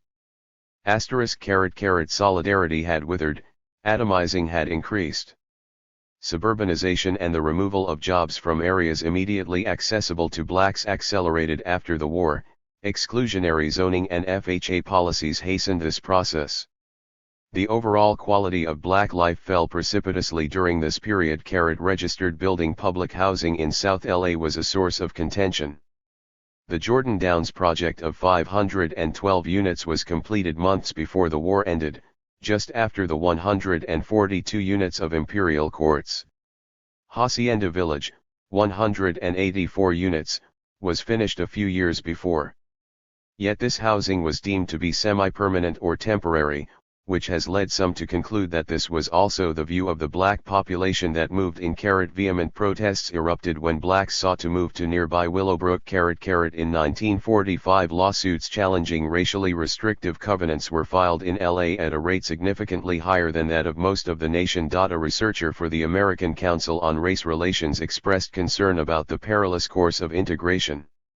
In Watts itself, which by now was 80% black, threats of violence are common and have been made equally by Mexicans and whites against the expanding Negro population. Powerful real estate interests apparently had selected Watts as an area of Negro segregation. This in turn heightened tension between the incoming Negroes and the Mexicans. Returning Mexican veterans, resentful over the striking changes which have occurred during their absence, have in some cases threatened to band together to expel the Negro invaders. In 1947 there was for the Negro and Mexican, inequality in income, employment opportunity, educational opportunity, and housing; for the white, ignorance, prejudice, insecurity and 1,001 personal frustrations. Add to these an irresponsible press, the policies of real estate agencies and mortgage companies, and a prejudiced police force. The same situation existed 18 years later. The Los Angeles Police Department was a major problem. In July 1946, 36. After a highway patrolman shot in the back and killed a fleeing black suspect, a near-riot situation occurred at the corner of Adams and Central. The LA Times during this period was specifying race in want ads. Perhaps as a direct result, in 1948 there were no black workers at the new GM plant in Van Nuys. Black taxi drivers said they were never sent to Beverly Hills or Hollywood, or the Wilshire district. Why? Alonzo Smith has asked plaintively. During the late 1940s, when fair employment practices legislation was being passed in other parts of the country, did it fail in California? The compounded racism, the complex interaction between and among several racial groups of the largest population center, LA, is a partial explanation. Meanwhile, Watts was becoming blacker and more decrepit. Patricia Ray Adler has asserted, the never adequate sewers stank in the summer, there was not enough water to flush the toilets, not enough pressure to fight fires. Health facilities were inadequate. Public housing was cited in this area that already had more than its share of the poverty-stricken. She concluded, the social fabric of the community could not withstand the strain. The Red Scare decimated whatever resistance had emerged, and this absence of organizational activity perpetuated the voicelessness of the Negro electorate. Still, black migrants continued flooding in. More blacks migrated to California in the 1950s than any other state. The black population of New York City increased nearly 2.5 times, in Detroit it tripled, and in LA it increased 8-fold. The blacks were greeted by a compounded racism and caught in a crisis of rapid change. They were coming to the city while jobs, which historically had been disproportionately in the suburbs, continued to flow into outlying regions. There were many causes and reasons for the tumultuous events of August 1965 in LA. It should have come as a strange surprise only to those who were not paying attention. Strikingly, a consensus quickly emerged that this was no riot, a term that could just as easily be applied to spring antics in Fort Lauderdale or Palm Springs. "No," said the editorial broadcast on the CBS radio affiliate in LA as fires were being damped, "this was not a riot. It was an insurrection against all authority." To drive the point home, the words were repeated with emphasis, "This was not a riot."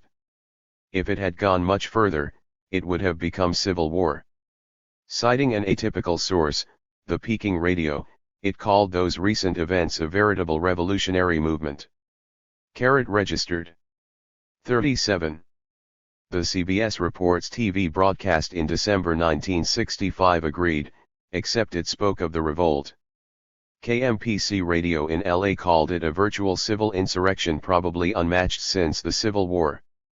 The left-wing National Lawyers Guild was not isolated when it underscored that in the profoundest legal and moral sense, those men, women, and children were revolting against injustice.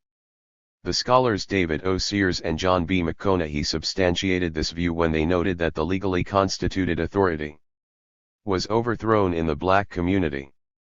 So it was an insurrection, but the question remained, why did it happen? There was immediate focus on issues like police brutality, unemployment, poverty, and the like. As the situation was returning to normal, the LA Times addressed this question.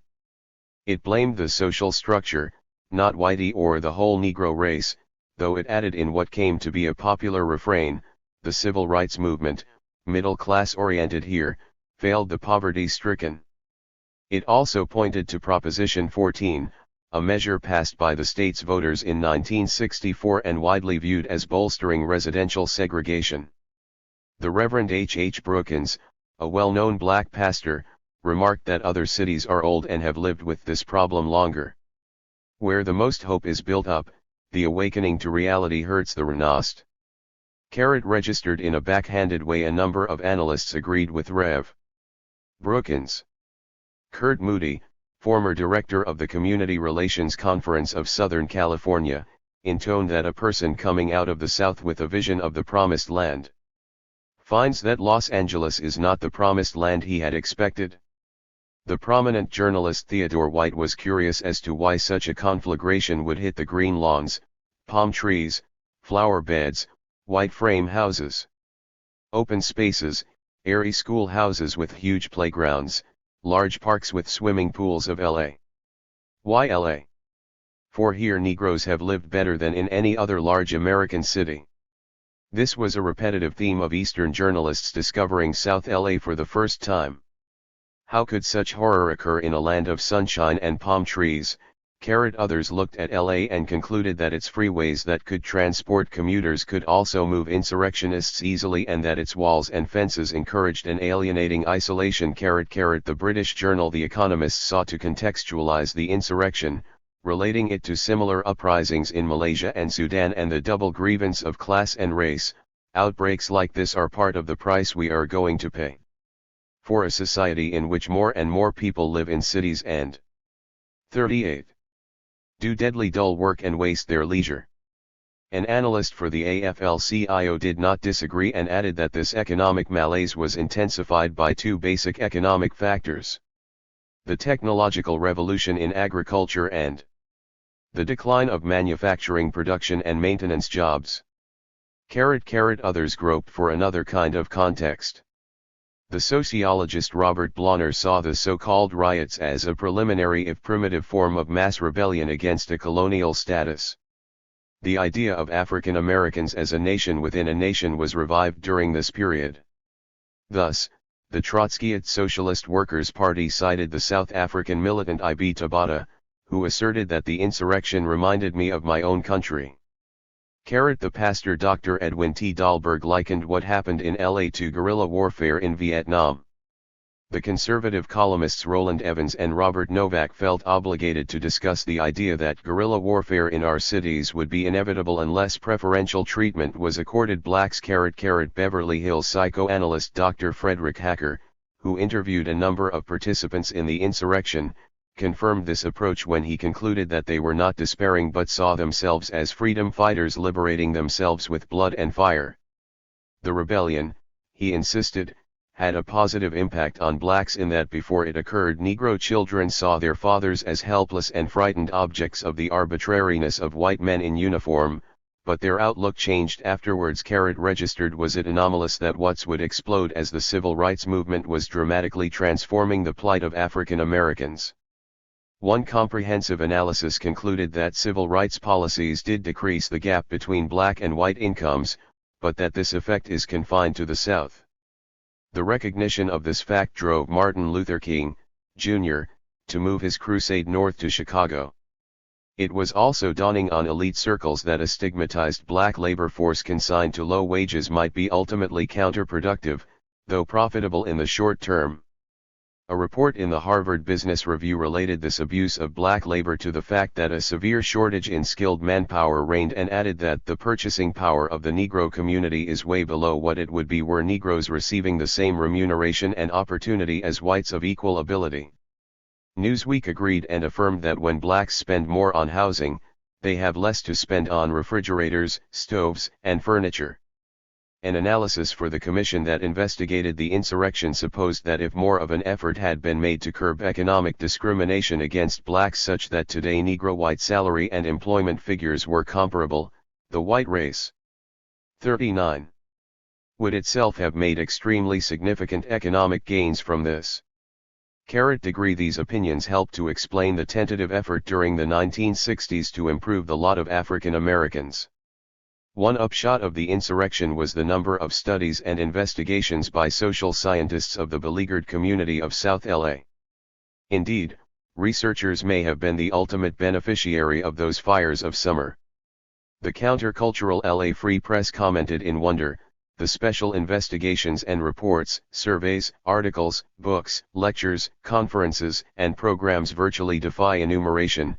At UCLA alone, a recent inventory of projects focusing on the South Central area counted a minimum of 35. A major insurrection in a major U.S. city was sufficient to spur elites to try to understand why. Some explanations were bizarre. One sought to blame a book by James Baldwin. This may be why the reclusive and recondite novelist Thomas Pynchon was coaxed from seclusion briefly to examine the insurrection for the New York Times Magazine. Others wondered if there was something about blacks that caused them to rebel while Chicanos did not. Watts has probably been more carefully examined than any riot that has ever occurred. Studies by social scientists of what they called the riot were a minor cottage industry. However, the soundness of some perspectives could be questioned. Vernon Mark, who utilized sources from apartheid South Africa, entitled his contribution "Does Brain Disease Play a Role in Riots and Urban Violence?" The idea that African Americans might be crazy was not an unusual theme, and this inevitably led to suggestions as to how their brains should be fixed. Such an approach reached the daily press as columnist George Todt indicated that the revolt was caused by weak character traits in uncivilized human beings who yielded to their savage emotions in a barbaric display of ill will and hate. Registered overall, August 1965 marked the onset of a highly beneficial era for those employed as social scientists. LA Times writer Art Seidenbaum mused, "I have a mental image of a USC sociologist interviewing a man on the street who turns out to be a psychologist from UCLA." The McCone Commission, appointed by Governor Edmund Pat Brown to investigate the revolt, interviewed community activist Archie Hardwick, who put the point bluntly: this was a male revolt directed at the white power structure. There is a different type of Negro emerging from the 18 to 25-year-old bracket. They identify with Malcolm X's philosophy. During the riot the women were out on the streets cheering the men on.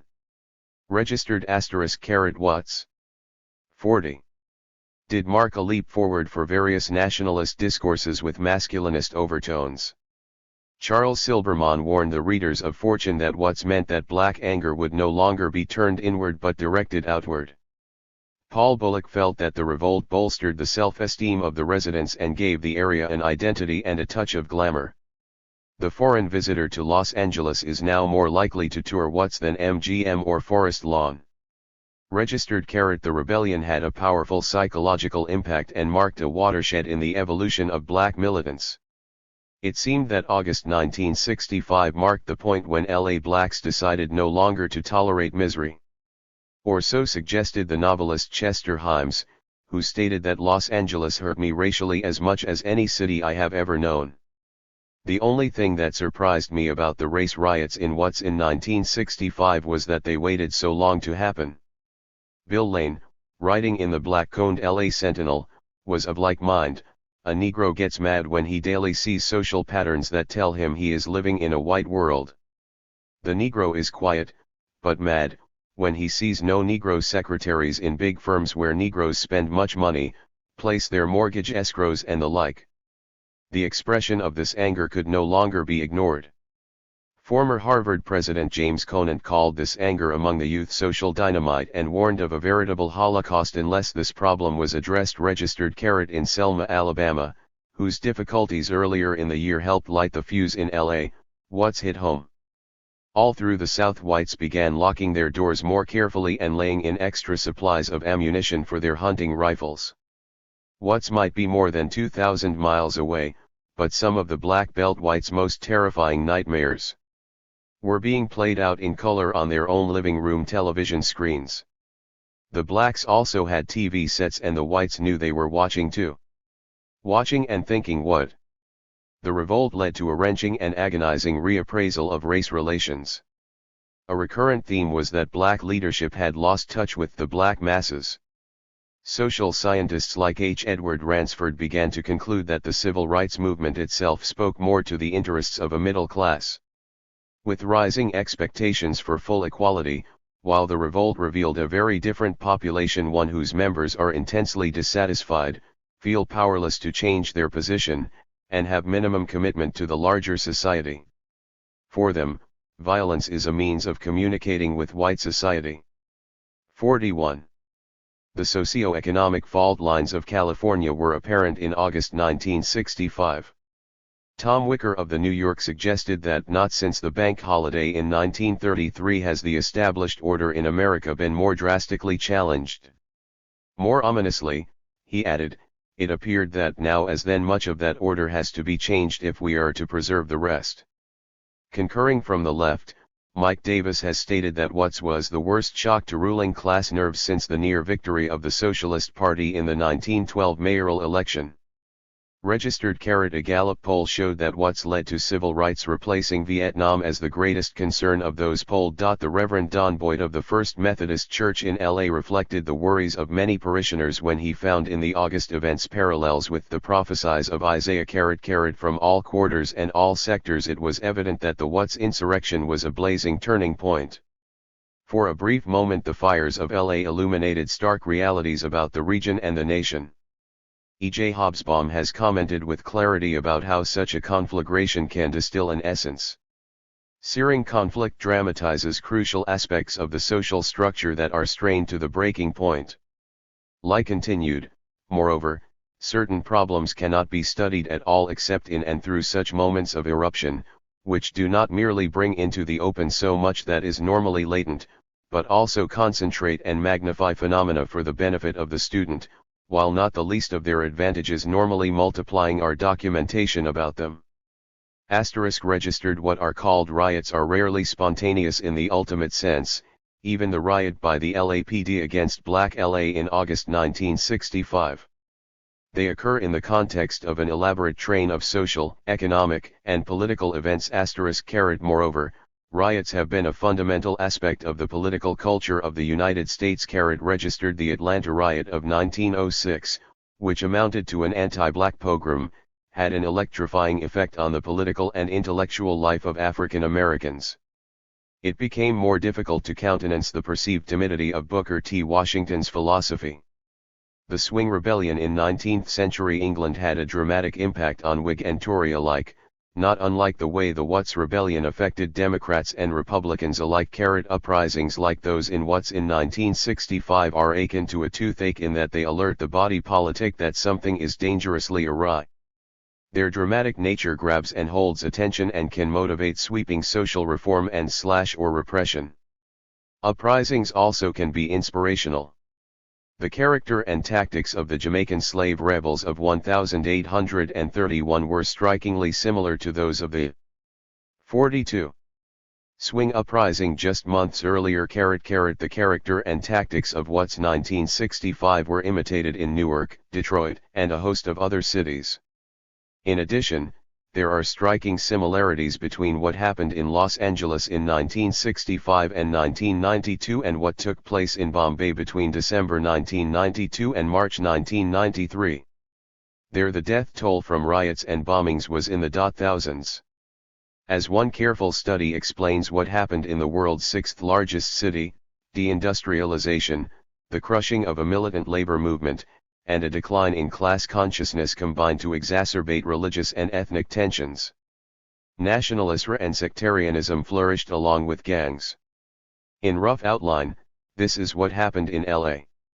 The study adds the cautionary note that 4 centuries ago, Goa was a thriving city, larger than London. What killed it? Not the plague. No, it was the Inquisition. Hounding people for their religious beliefs destroyed the economy. Hindus, Jews, Muslims went to other places. Plagues do not destroy cities. Neither do floods nor earthquakes. What can destroy cities is bigotry and intolerance. The weight of this admonition about bigotry was rarely far from the minds of many who endured the Watts revolt. Elite institutions like the Los Angeles Times and the University of California were pushed to more progressive approaches as a result of August 1965, just as the Republican Party of Southern California was pushed in an opposing direction.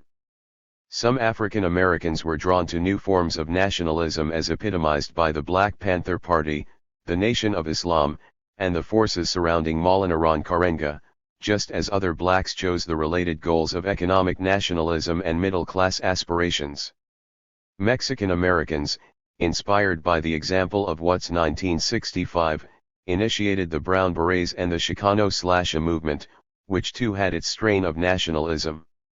This legacy was multiplied during the riot that swept LA again in 1992.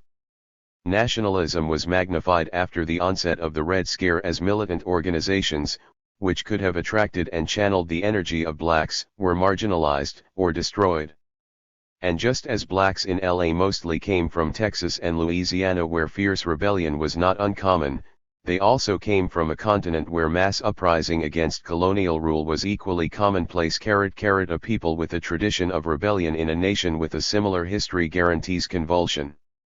The turbulence of August 1965 that swept across Black Los Angeles, conveniently but inaccurately denoted as the Watts riot or uprising, it stretched far beyond this one area, was a surprise to some but not to others. The progressive black attorney Lauren Miller apparently predicted in May 1964 something akin to what happened 14 months later. At least that is what Stanley Mosk, California Attorney General and later state Supreme Court judge, was told. Miller was said to have foreseen violence in Los Angeles as inevitable. He also envisioned the appointment of a commission who will damn the civil rights leaders and the police chief alike. He was prescient. E.R. Haynes, executive assistant at the LA County Department of Parks and Recreation, was in a position to sense the tensions gathering in 1965. A bit more than a year earlier at Bethune Park, there was an incident at a swimming meet where a white boy had won a contest and was beaten up by Negroes after the competition.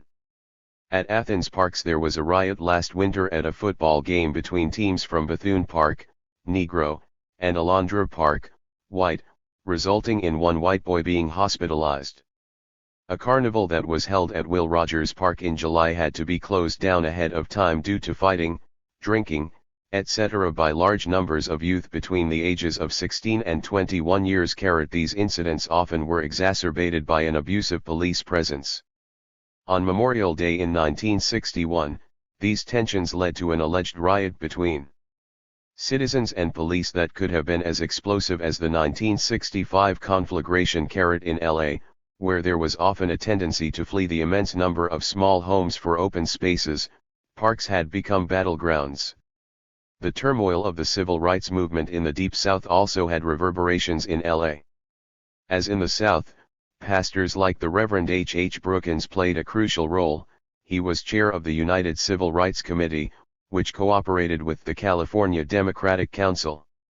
In June 1963 at the Statler Hilton Hotel, Brookins helped to organize a large meeting with many city leaders in order to raise pressing issues of housing, education, employment, and law enforcement.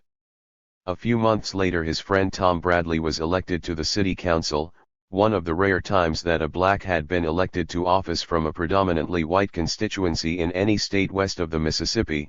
Watts was considerably south of his district.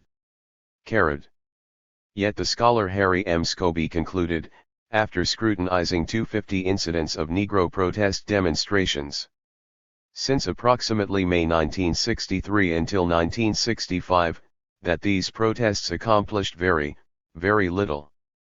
This opinion may be overly harsh, although it is easy to understand. In April 1964 tensions involving young blacks and police erupted at Jefferson High School. During the summer of 1964, a report was filed with Democratic Governor Pat Brown detailing the deteriorating conditions and attitudes in South LA. No vigorous action was taken.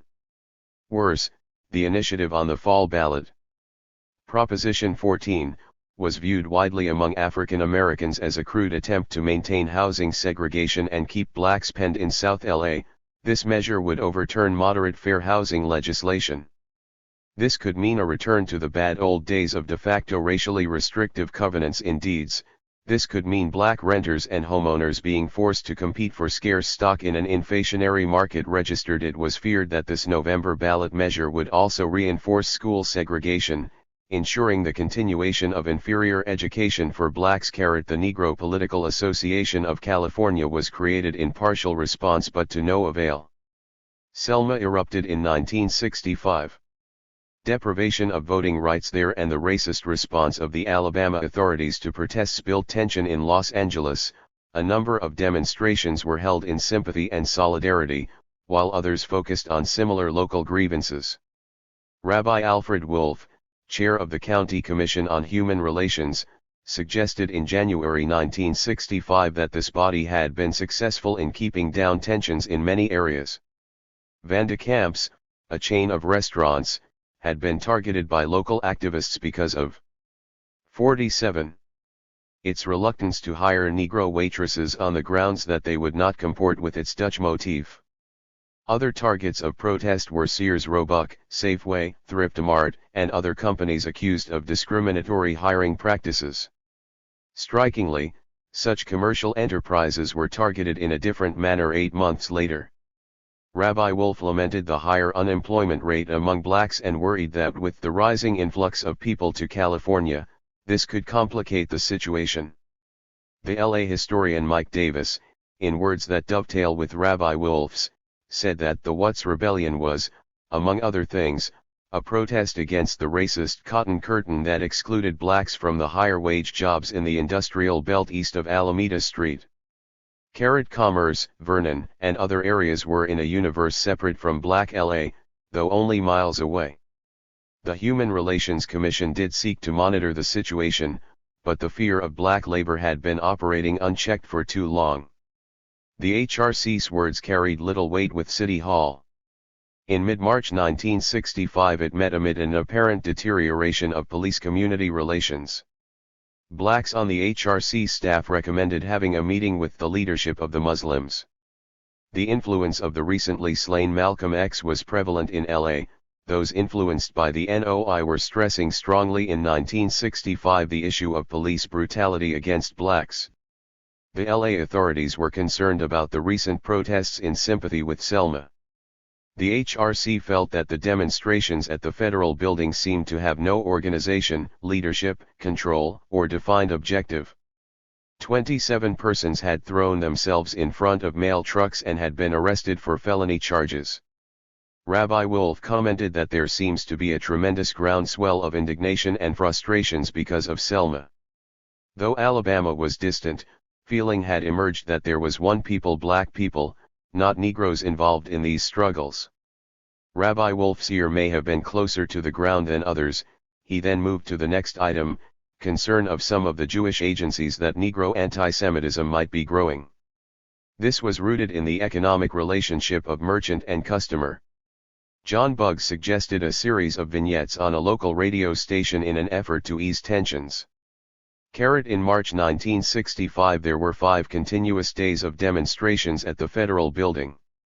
The LA Times expressed concern that these mass civil rights protests were turbulent and obstructed federal business. Simultaneously, 3,000 faculty members at LA City College held a rally focused on Selma and passed a resolution backing the Voting Rights Act being debated in Washington. By June the Congress of Racial Equality chapter upped the ante by launching a demonstration in the foyer of the mayor's office focusing on the issue of URTIs blocking the dissemination of anti-poverty funds from Washington. In the weeks preceding the August conflagration, CORE was involving hundreds in militant demonstrations throughout the city. Naturally a special concern of LA activists was their brethren in Louisiana, where many Southern California blacks had roots. A particular issue was the major corporation Crown Zellerbach and its practices in Bogalusa, where the Armed Deacons for Defense, a precursor of the Black Panther Party, were based. The clamor about Bogalusa and the Deacons was sufficiently intense that just before the uprising the South LA Assemblyman Mervyn Dimley went to Louisiana to investigate. He returned with the reassurance that the Deacons were nonviolent, though, not contradictorily, he noted that they guarded him and that many Negroes are armed in Louisiana. But it was not just politics that was roiling the waters. H.M. Bruce of Van Nuys worriedly warned City Hall about the incendiary plays by the black playwright Leroy Jones, The Toilet to and the Dutchman. Jones, soon to become Amory Baraka, was an influential black nationalist during the 1960s before becoming attracted to Maoism. Any who merely followed the public record of what was going on would not have been surprised by the fires of August. The Los Angeles elite, including the URTI regime and police chief William Parker, were not sufficiently alert to have anticipated an impending uprising. Registered. The 144 hours of disturbances in August 1965 did not occur exclusively in Watts. The epicenter was, however, South LA, which included Watts. There continues to be amazement that such turmoil could burst forth among the sunshine, palm trees, and horizontal environs of that area. When President George Bush toured the area after the riot of 1992, he was struck by the wide streets, relatively neat front yards, and obvious pride in the little houses along there, because he associated urban troubles with high buildings and tenements and hopelessness. Bush remarked, "This is open and rather pretty." In a sense, Bush can be seen as the latest victim of a New York-centric 50 approach to urban affairs, associating urban problems with high-rise housing projects and apartment buildings in a cold weather clime. This tendency was not absent in 1965 either. To be fair, this approach does have a grounding in reality. Staff member William Colby reminded the McCone Commission about the widespread opinion that Los Angeles was number one as the place where Negroes are better off. Perhaps because of the affluent stratum of black sports figures and entertainers, cinema and television representations, the appealing climate, or all of the above, the city was favored by many black migrants, not only from the traditional southern areas but also increasingly deteriorating Midwestern cities like St. Louis. Registered. Despite the claims of Colby, a number of blacks viewed the City of Angels as spiritually below the Mason-Dixon line, without the nastiness of park benches labeled for colored, and 40 years behind the rest of the country. The neighboring community of Compton had been the home of the young George Bush some years earlier, but it was developing a complexion that he would have had difficulty in recognizing. Integration was proceeding fitfully there, in part because of a local newspaper that by any measure could be considered as incredibly racist. Watts was becoming a bastion of blacks in the southern part of LA County. By 1965 it had a population of 34,800. Even then Eldridge Cleaver, who was in Folsom Prison, recalled bitterly how the very term Watts had become an epithet, the same way as city boys used country as a term of derision. To deride one as a lame who did not know what was happening, a rustic bumpkin, the in crowd of the time from LA would bring a cat down by saying that he had just left Watts. On top of the regional insult suffered by all blacks, those of Watts had an added burden to bear that gave added intensity to their anger. They not only faced interracial pain but the intraracial variety as well. Stanley Sanders, another son of Watts and its first Rhodes Scholar, has added his own interpretation. He blamed the building of Jordan Downs, Nickerson Gardens, Imperial Court, and other housing projects that came to hold a significant percentage of the black poor as being partly responsible for Watts's image. Out of this vortex emerged gangs like the Black Swans and the Farmers. Each project spawned different gangs, and conflict was not unknown. Speaking in 1990, Sanders recalled that most middle-class blacks were afraid to come to Watts. With a remaining scintilla of bitterness, he recalled rejection at a dance because he came from Watts. He and his friends were deemed out 51 castes. They were looked down on by other blacks. They were the bottom of the barrel, he continued. He remembered not only a color line but an economic line. There was economic conflict that had both interracial and intraracial consequences. The same could be said of color conflict. There was not only the usual white chauvinism, there were very few fair-skinned blacks in Watts, and these were perceived as discriminating against their darker brothers and sisters, referring to folks in Watts as those black niggers in Watts as if they were a whole different race. This combination of resentments a compounded racism in some helps to explain why LA exploded first and with a fervor dwarfing contemporaneous outbursts. Herb Atkinson, who in 1965 was vice president of the South LA Transportation Company and the Atkinson Transportation Company, took a different tack toward Watts. After the disappearance of the Pacific Electric Railway, passengers on his buses increased. His company had gotten involved in this business when Huntington interests controlled the rail lines and would not extend their reach to Watts. The citywide rapid transit district refused to accept his transfers. This post-World War II development, he told the McCone Commission at a hearing held in South LA in November 1965, was a turning point for Watts. Until then there was a community spirit here, a cohesiveness. They had a coordinating council. We had a chamber of commerce. Many of our good people, leaders here began moving to the west side. And they left a sort of a vacuum here. We seemed to have more of the type of people who were just struggling so hard to keep body and soul together that they had no time for community activities. We began to notice that the children were more difficult to deal with. There was more a chip on their shoulder attitude. Even in junior high and high school, they were asserting their rights, and so forth. Interestingly, hardly any of his buses were damaged during the August eruption. As Atkinson's words indicate, the business government elite bears major responsibility for fomenting the conditions that led to the Watts uprising of 1965. The examples abound. The red baiting that routinely and repetitively painted public housing as a communist plot, thereby limited residential options, lubricated the path for the preferred option. A massive land giveaway of Chavez Ravine to LA Dodgers owner Walter O'Malley increased urban crowding, dispersed Chicanos into competition with blacks for low to moderate income housing, and ignited tensions. Mayor Sam Yurdi, emulating Alabama's Governor George Wallace, figure 52.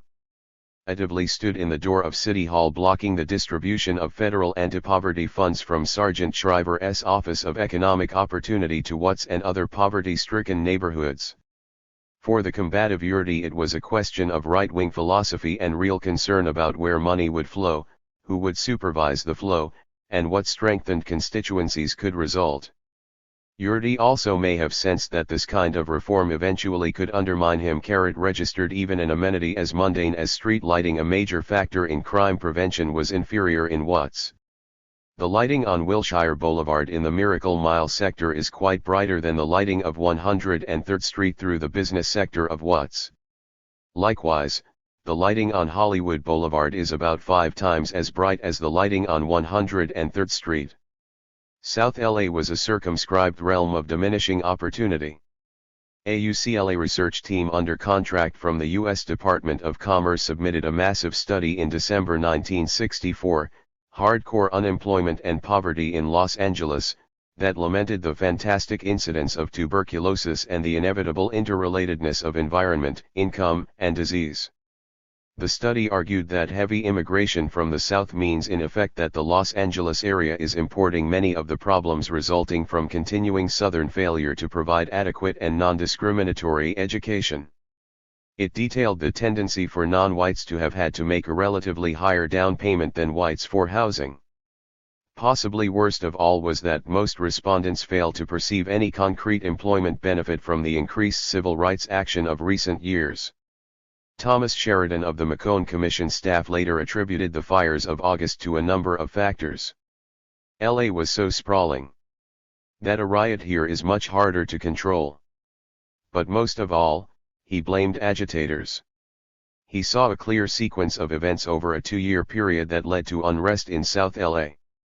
The August 28, 1963 March on Washington, the May 22, 1964 Civil Rights Sit-in at the Bank of America in San Francisco, the July-August disturbances in 7 eastern cities, the passage of the War on Poverty program and major civil rights legislation on August 20, 1964, the fall 1964 protests at Berkeley followed by the arrest of 814 people in December, the March 1965 protests at the Federal Building in LA, the sit-ins at Van de Kamp's, the protests in Selma, and the anti-Vietnam War protests in Northern California in March 1965 were storm signals. The agitation helped to create both a climate of protest and a dramatization of searing problems. ***. 53. Sheridan's initial point should not be downplayed either. LA was sprawling, yet it had inadequate mass transit in a region known for jobs sited in far-flung suburbs. The city had the country's greatest number of automobiles per 1,000 inhabitants and for a long time had one of the lowest percentages of street areas of any of the major cities in the country. In a city of freeways, too many blacks often were left stranded. But Sheridan's analysis was outweighed by negative characterizations of other kinds of agitators who were said to be to blame for the civil unrest. Dick Carter, an owner of Hilo Engineering and Manufacturing, told the chief counsel of the McCone Commission that Saul Aginski, the well-known social reformer, made an extremely provocative speech in LA on July 1, 1965 that excited the What's riot. Carter was irate, calling Alinks a no-good, a disruptor, who teaches people how to disrupt society by street action. The problems revealed by the fires of August would have been easier to solve if Carter had been right. But he was not. It was uncommonly warm on Wednesday, August 11, 1965, in Los Angeles. This was the continuation of a heat wave. The high temperature on August 12 of 92 degrees was the lowest maximum of the previous 5 days. It was even hotter on August 13. Heat has been pointed to as a factor in murder rates going up in various regions during August of any year. A number of psychologists and other analysts were quick to point to the weather as a catalyst in sparking the uprising, while others pointed to the combination of heat and smog. As the embers were still cooling. Professor Richard Hankey, who taught courses in police administration, charged flatly that the weather was a significant factor in heightening unrest. He argued forcefully that hot weather increases the crimes of violence and added the related factor that blighted and poor residential districts had few air conditioners and fewer swimming pools. Moreover, there was little privacy in the small homes in densely populated neighborhoods that many of the poor were forced to occupy. The argument positing heat as a factor in igniting the uprising was susceptible to racist interpretation, paralleling as it did old bromides about heat making the natives restless. Yet the argument was so prevalent in 1965 that William Colby of the McCone Commission staff wrote a useful memorandum speculating on the connection between heat and race riots during the 54. 1917-64 period, concluding that all except one took place during the summer. Other analysts have observed that there was a full moon on August 12 and have speculated on the impact of the tides on the oceanside city of Los Angeles. A Los Angeles Times report of August 13, 1965 has fueled this kind of conjecture. More strange lights, similar to the ball of fire spotted in the sky Tuesday night, were seen Wednesday night. One unofficial explanation is that they were meteorites. Registered. The stopping of Marquette Frye by the California Highway Patrol was the spark that ignited this insurrection. He was born Marquette Price on July 3, 1944, the third of 4 children of Rena Davis and C. L. Price, in Lima, Oklahoma. When he was 6 months old, he and his mother moved to Hanna, Wyoming, and in 1957 they came to L.A. At that point his mother was remarried, to Wallace J. Frye, whose name her son took. Marquette was small, 5 feet 7 inches and 130 pounds, not big enough to confront police authorities successfully. At this juncture he was living at 11,620 Town in South LA and was unemployed. He was a high school dropout with a juvenile record. His brother Ronald, who accompanied him on the evening of August 11, 1965, was a year younger and 3 inches taller. Their mother, who intervened in the arrest of her sons, was 49 years old in 1965 and also had been born in Oklahoma. Though she was 7 inches shorter than Marquette Frye, she was not small, weighing in at a hefty 147 pounds. Marquette Frye's version of what happened that evening differs markedly from that recounted by the police authorities. Despite the heat wave, the temperature had fallen to a mild 75 degrees on the evening of August 11 with humidity of 67%. As he recalled it all, his brother had just been discharged from the U.S. Air Force, and to mark the occasion they decided to drive in their 1955 Buick to the home of 2 young women where they talked and imbibed vodka and orange juice. At 6 p.m. on this Wednesday, they were stopped by the California Highway Patrol. The CHP was about to let him go when another patrol car pulled up containing officers with a nastier attitude. Impolite words were exchanged. His mother, who lived nearby, arrived. By that time a crowd had gathered. They were friendly and joking and ribbing the officers a bit. His mother, however, took issue with the authorities, and the first officer then twisted her arm behind her back and seemed to lift her off the 55 ground and put handcuffs on her, causing her to cry and scream, due to the pain. The crowd then got boisterous. An officer hit Frye extremely hard on the front of my head. And then I noticed an officer standing next to me with a shotgun pressing against my temple. A patrol door was slammed on his legs, and he was kicked by an officer after he was tossed roughly in the car. He was struck on the head again while being driven away. There were contusions on his head to bolster his allegations. With Rashomon-like implications, California Highway Patrolman Lee Minicus did not accept Frye's version of events. That evening this 8-year CHP veteran was alone on patrol in county territory just outside of the city limits when a motorist told him that a drunken driver was weaving northbound on Avalon Boulevard. He spotted Frye's Buick at 122 D Street and pulled him over at 116th Street in city territory. Technically this was not Watts. Frye, he said, failed a sobriety test as a crowd gathered. Frye's brother stood by quietly. Then his mother came from nearby home and began berating her son. Marquette Frye, he implied, responded to this challenge to what some might call his manliness by turning on Minicus. Minicus drew his gun when Frye would not enter the squad car. Frye yelled at one point, according to the officer, "Go ahead, kill me." At this juncture Rena Frye jumped on Minicus's back. Someone in the agitated crowd of 200 hit another officer on his head. California Highway Patrol officer Larry Bennett pulled out a shotgun and ordered the growing crowd to disperse. The officers retreated in automobiles with the 3 Fryes in tow. Happy face, according to Rena Frye, the officers slapped me on the face and hit me on the knee with a blackjack as she was being driven off. She says that she was not physically abused at 116th Street, but the rumor that she had been caused hell to break loose. Happy face, the belief that Joyce Gaines was attacked also enraged the crowd. She was a 5 foot 7 inch, 132-pound unemployed 21-year-old black woman wearing a barber's smock that made her look pregnant. The idea that a woman in that condition had been assaulted by authorities not unknown for doing such things incited the crowd. The district attorney, for his part, said that she had spat on an officer, provoking his response.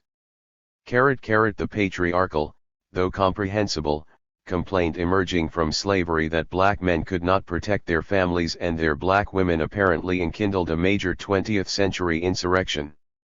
The masculinist origins of the black nationalism that emerged from Watts' 1965 can be marked at this point. 56. Ralph Reese, of 724 East 118th Street, told an interviewer a story focused on CHP motorcyclists who sought to get the crowd to disperse by riding on sidewalks. This inflamed the crowd, he recalled, since it was seen as jeopardizing the safety of children. In addition, police officers called them black and they had never been called that before. This was one of the things that the young people had never really encountered on any prior occasion and they were startled by it. Reese said it became a real battle with the community defending themselves against an armed attack. He said that people just had to defend themselves because they considered the police representative of the white class holding them down. Happy Face, a LA Times journalist wrote, rocks began flying, then wine and whiskey bottles, chunks of concrete, pieces of wood, anything that could be thrown. The targets were anyone or anything strange to the neighborhood, mostly vehicles. The police department dispatched 80 helmeted men into the area. Police tried pulling back and closing off the area where the rioting was worst on the theory that their absence might calm things down. But the experiment didn't work. A station wagon belonging to a TV station was burned.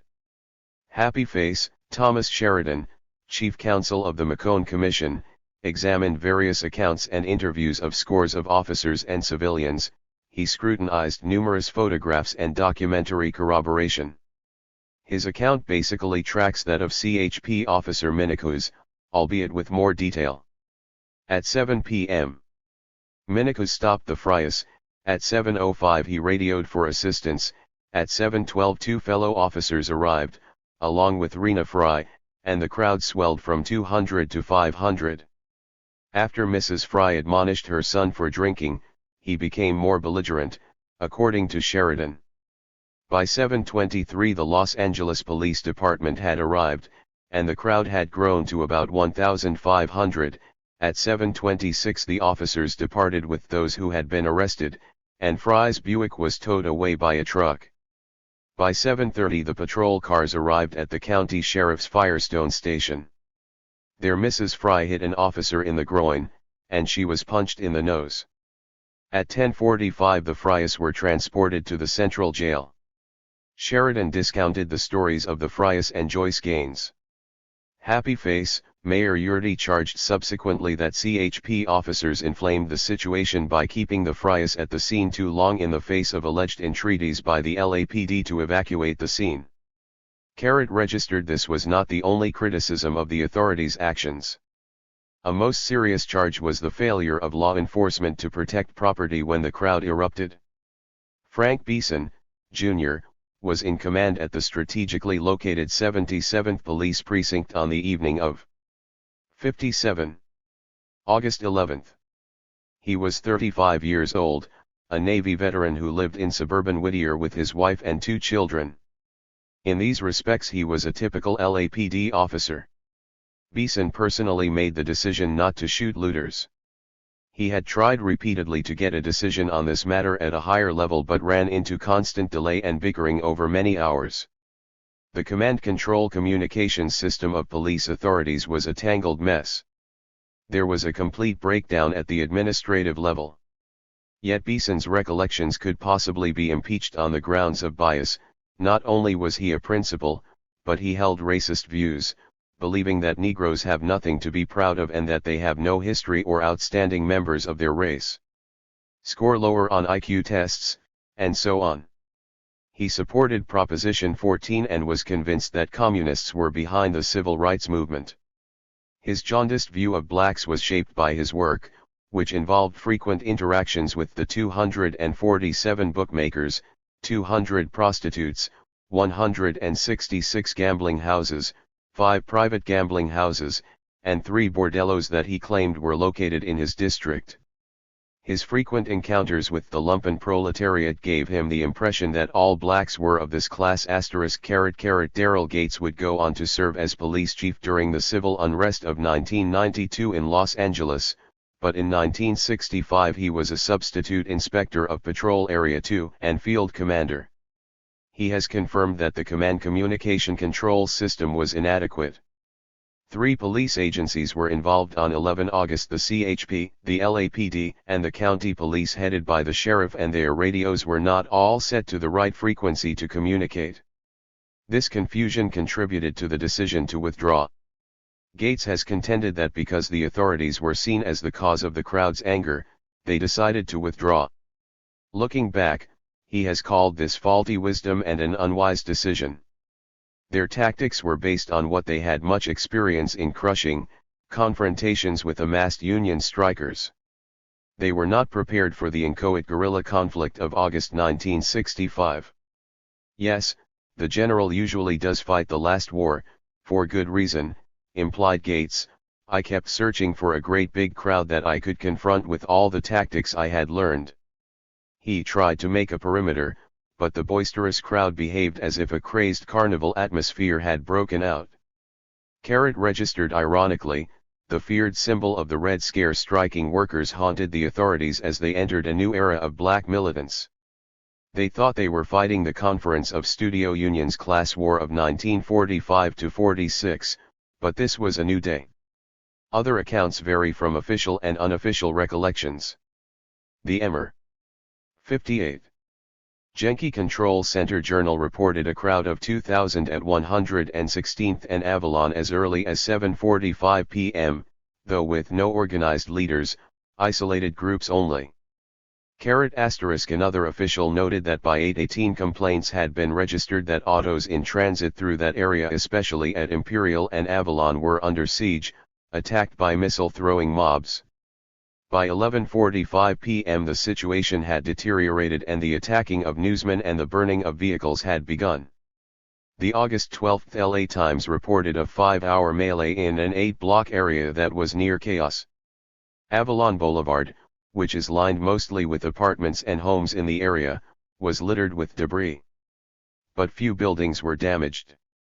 A Page 1 headline blared, 1,000 riot in LA. 53 The progressive black journalist Almina Lomax, writing in the Berkeley Post, charged that the Fry incident was trumpeted hysterically by television reporters eager to cover a riot similar to last summer's Harlem. The authorities initially looked the other way as the situation in South LA spun out of control, but acted speedily when fires were set near downtown police headquarters, she claimed. Benjamin Perry, a retired government employee, lived at 627 East 107th Street just off Avalon. He was there when the Fryers were arrested. A community leader, he had served as president of the Will Rogers Park Council and proudly called himself a grassroots person. That night he heard what sounded like 1,000 sirens.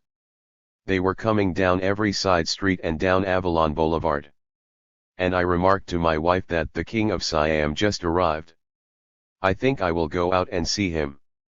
He counted 25 officers, heard name-calling, and saw spitting. He too heard that Joyce Gaines was pregnant and was beaten. After that, hostilities increased, and cars were stoned on Avalon. Perry began to act as a traffic cop, directing motorists down side streets so they would not be assaulted. At about 9:30 p.m., followers of Malcolm X arrived, shouting, "Let's burn. Baby, burn." He recalled, when a car came down the street, if you stuck 3 fingers out that way and yelled "Blood brother," you weren't attacked. 5 On August 11, 1965, Leon Smith, a black attorney employed by the Human Relations Commission, was at home in upscale Baldwin Hills, about to go to a party. He idly turned on the television and was stunned by what he saw taking place in South LA. His co-worker John Buggs called to urge that he go immediately to Watts. He arrived at Imperial and Avalon at 11:15 p.m. and saw cops swinging their clubs and wading into crowds, and cars, driven 59 by whites, being stoned. Shortly thereafter, another black HRC worker, Herbert Carter, received a call from John Buggs asking him to go to Imperial and Avalon as well. This graduate of California State University had been working 2.5 years with the HRC focusing on tension control, especially in integrated housing. He lived near Crenshaw Boulevard and therefore arrived speedily on the scene. He saved a reporter from attack, but that did not save him from harassment by the police. When he told an officer that he was with the HRC and wanted to cross police lines, he was threatened with a beating. At 12:05 the HRC staff suggested to the LAPD that it close Imperial Highway and that uniformed white officers be taken out of the immediate area inasmuch as they were mainly the object of attack. That Negro officers be sent into the area. Buggs, Smith, and Carter were all black. Their nationalist-inspired suggestion later was criticized heavily, though the authorities adopted a tactic that was criticized even more, withdrawing from the fray. At 12:20 Buggs arrived. Half of the crowd, he said later, were spectators, a fourth were out of sympathy or hostile to the rioters, while another fourth were actively angry and involved. His coda? Well, it was bound to happen. The angry crowd was energetic and did not begin to diminish until 4 a.m. on August 12. Mayor Yurdi was stunned. It was a strange riot. It was stop and go because they'd all get real tired about 2 or 3 o'clock in the morning and they'd go home and sleep till 2 o'clock in the afternoon and then they'd come out and start rioting. Registered Yurdi was unfamiliar with the weekend schedules of many blacks, who went to parties until the early hours of the morning and then slept a few hours before awakening for another round of activity. The first supermarket to be looted was at 116th and Avalon. By 8 a.m. on this hot August 12, 1965, matters had heated up again. There was a heavy anti-white emphasis and references to Vietnam. One comment heard at Imperial and Avalon that morning was, "If I've got to die, I ain't dying in Vietnam, I'm going to die here." Things slowed down as the day wore on, then sped up again at 6:45 p.m. as darkness loomed. People were driving and walking to Imperial and Avalon, while others decided to duplicate Imperial and Avalon in their own neighborhoods. Leon Smith went home and went to bed, but by 10 a.m. on Thursday, August 12, was up and at 116th and Avalon watching youths tossing rocks at passing cars. Times reporter Philip Fradkin and photographer Joe Kennedy, 60, were attacked either because of our white faces or the mobile radio antenna, which perhaps made the station wagon look like a police car. Fradkin noted that the car in front of us, driven by a Negro, was not hit. The turmoil was being characterized as a race riot, but unlike the 19th century variety, here blacks were much more on the offensive on a racial basis. The Emergency Control Center reflected the disarray when it noted in its journal that false calls were being placed to distract the authorities and then reported that 900 white male youth were heading for affected area from Orange County, San Bernardino, and other sections of LA. They're mad over it? Happy face. The Reverend Casper Glenn, pastor of Bellevue Community United Presbyterian Church at 675 East 118th Street in the heart of the commotion, had special clinical training in psychiatry and had experience in developing interracial churches. He had done so successfully at his last assignment in Tucson. He had moved to LA in November 1964. At 8:30 a.m. he went to the barbershop and found the window broken. Then a television cameraman arrived. He recalled, they had one of the boys put his head through the window and the other boy's leer in the background. The picture has become quite famous. Television, he said, exacerbated smoldering tensions. Across the street I saw TV cameraman have a man take his shirt out and with his bare chest showing, wave his hands and talk vehemently. The situation was out of control. The HRC staff, which contained a critical mass of blacks, decided to meet. The HRC had been established by the county precisely to defuse tensions, but the organizers had never imagined something of this magnitude. The staff was prompted to hold a community meeting in Athens Park, not far from the turbulence. John Buggs was blunt about the purpose. They wanted to start a counter-rumor. It's all over, it's all off. Everybody stays in tonight. The HRC sought to organize teams to spread this rumor. Bugs conceded that he advocated illegal activity, if they walked up on a group of kids, or an individual, who seemed to be inciting a riot, to unobtrusively as possible escort him away, put him in a car and put him in jail and get him out of the community before night fell. **** Due process was not mentioned. Black human relations operatives were willing to dispense with constitutional niceties because it was clear that the situation was deteriorating rapidly. 61. The HRC staff gathered 100 to 150 adults and about 100 youth at Athens Park. The presence of some of these youth was unexpected. The light-skinned black congressman from the area, Augustus Hawkins, attended along with the white men who represented the area on the City Council and County Board of Supervisors respectively, John Gibson and Kenneth Hahn. The affluent NAACP leader H. Claude Hudson, who could easily have passed for white, and his colleague from the association, Norman Houston, arrived, as did the Reverend Mr. Brookins. The presence of these melanin-deficient men at a meeting designed to becalm young blacks seemed to have agitated them instead. By noon of August 12 it was 87 degrees with humidity of 49%, and intensely bright sunshine penetrated the smog. By 1:50 the gathering at Athens Park had begun. But Bugs and the HRC staff were not able to control the agenda or the flow of the meeting. They had spread a rumor that the turbulence had ended, then called a meeting to ratify this assertion. However, those with a differing agenda decided to show up and argue otherwise. Uninvited television cameras captured a moment that was broadcast widely and apparently inflamed white racial fears. A black youth vowed to take the tumult out of the ghetto into posher areas. The idea of black youth marching into Beverly Hills with guns sent more than a frisson of apprehension coursing from Pacific Palisades to Simi Valley. Bugs was fuming. In a stage whisper he said, "Get another kid up here to refute this." But it was too late. Bugs blamed television for unnecessarily inflaming the situation. Now the tragedy of that situation was that he was the only person that was shown on the television screen. Conveniently edited out were the no's that greeted the youth's brash declaration. Television's hunger for inflamed human drama stoked white fears about blacks and helped to bring on racial conflict. The edited broadcast of the Athens Park meeting excited many, though it omitted striking and articulate suggestions by other black youth. Rev. Glenn recalled that the boys spoke succinctly and sanely of police problems. They urged that Avalon should be blocked off from Imperial to 120th and all east-west streets leading into it from Stanford on the east and town on the west. They didn't think anybody should come in who didn't live there. Both Negro and white. The boys further suggested there be a dance at Avalon and 116th so that tempers could cool off and the young people could feel that they had gained something of a victory. Only black police would patrol the area, and the dance would end at 11 p.m. The soothing sounds of Martha.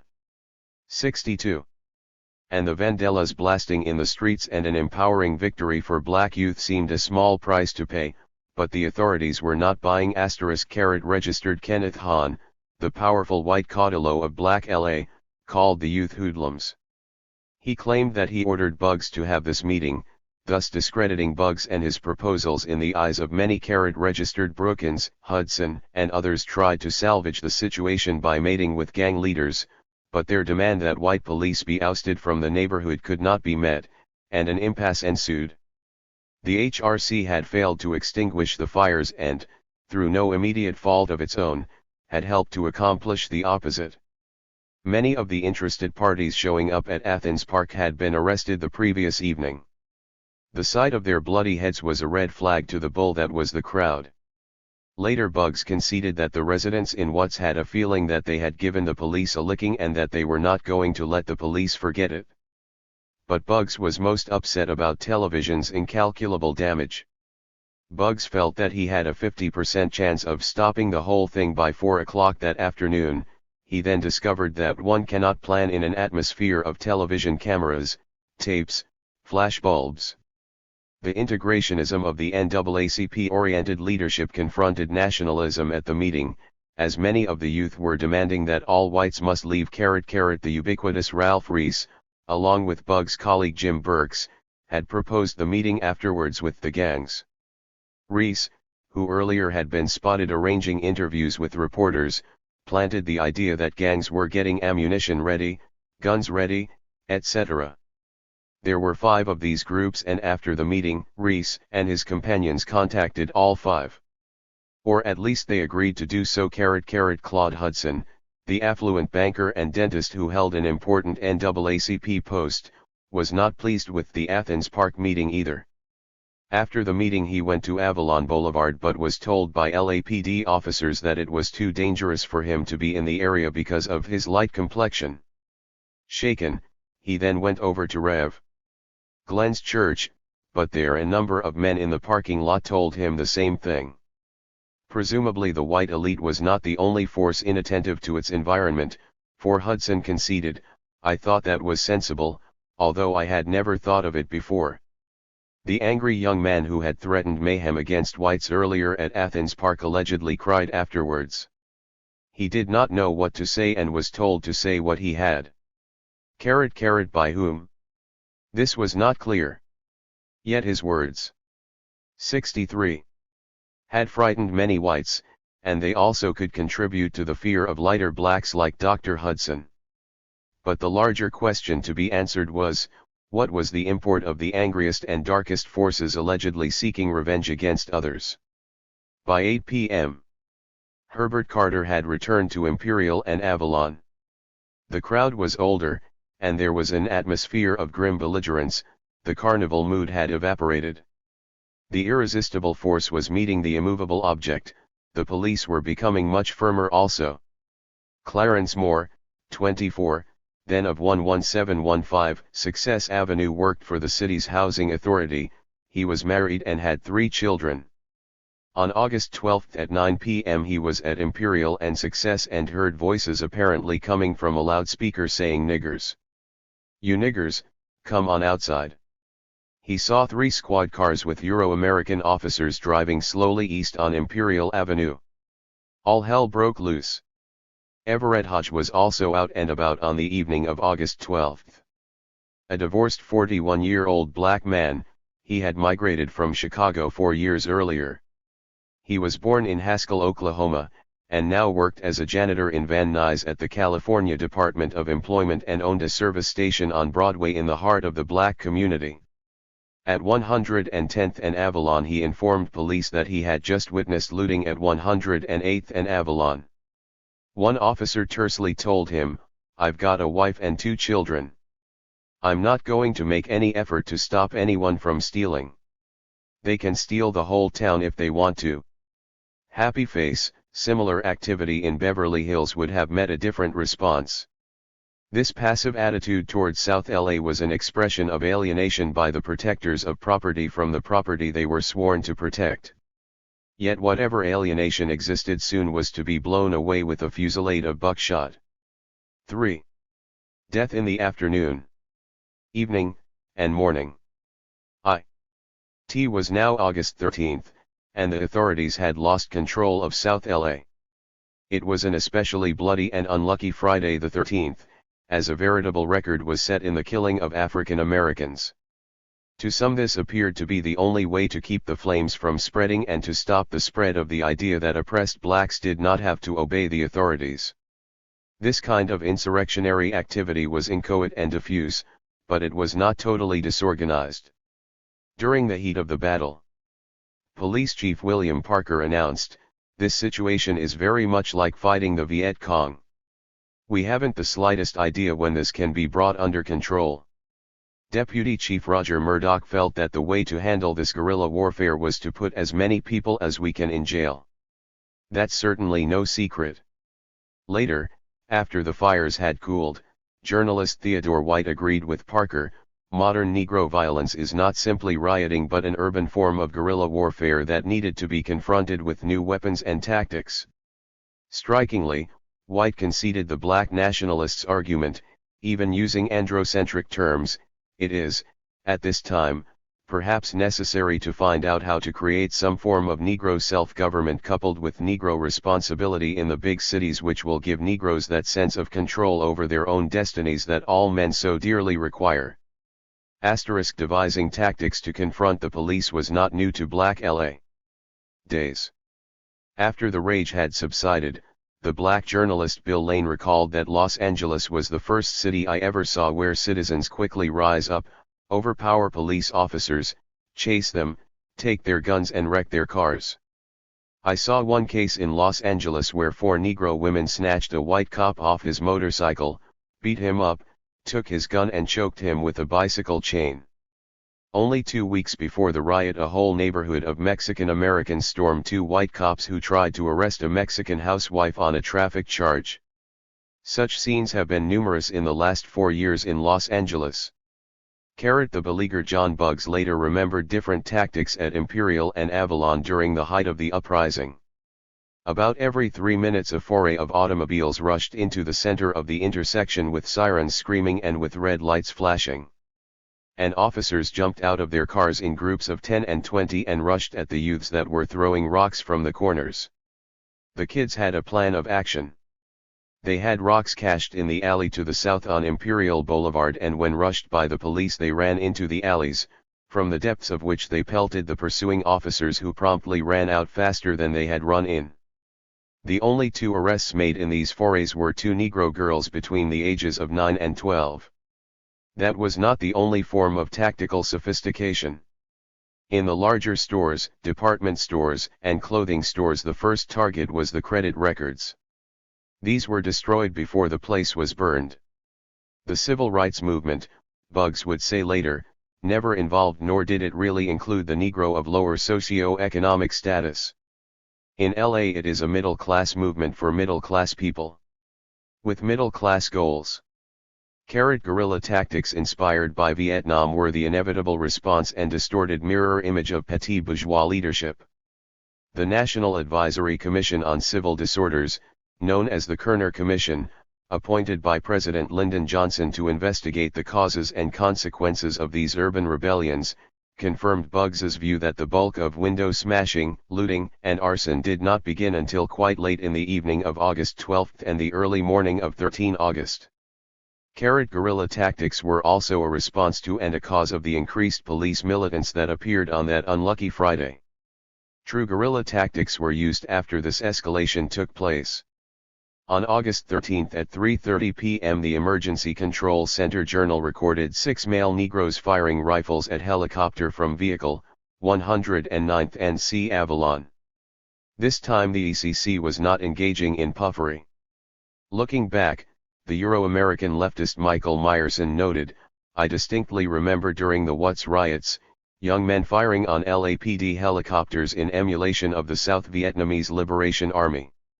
Governor Brown did not view such tactics so romantically, since he subsequently had to curtail an aerial tour of South LA because of sniper fire.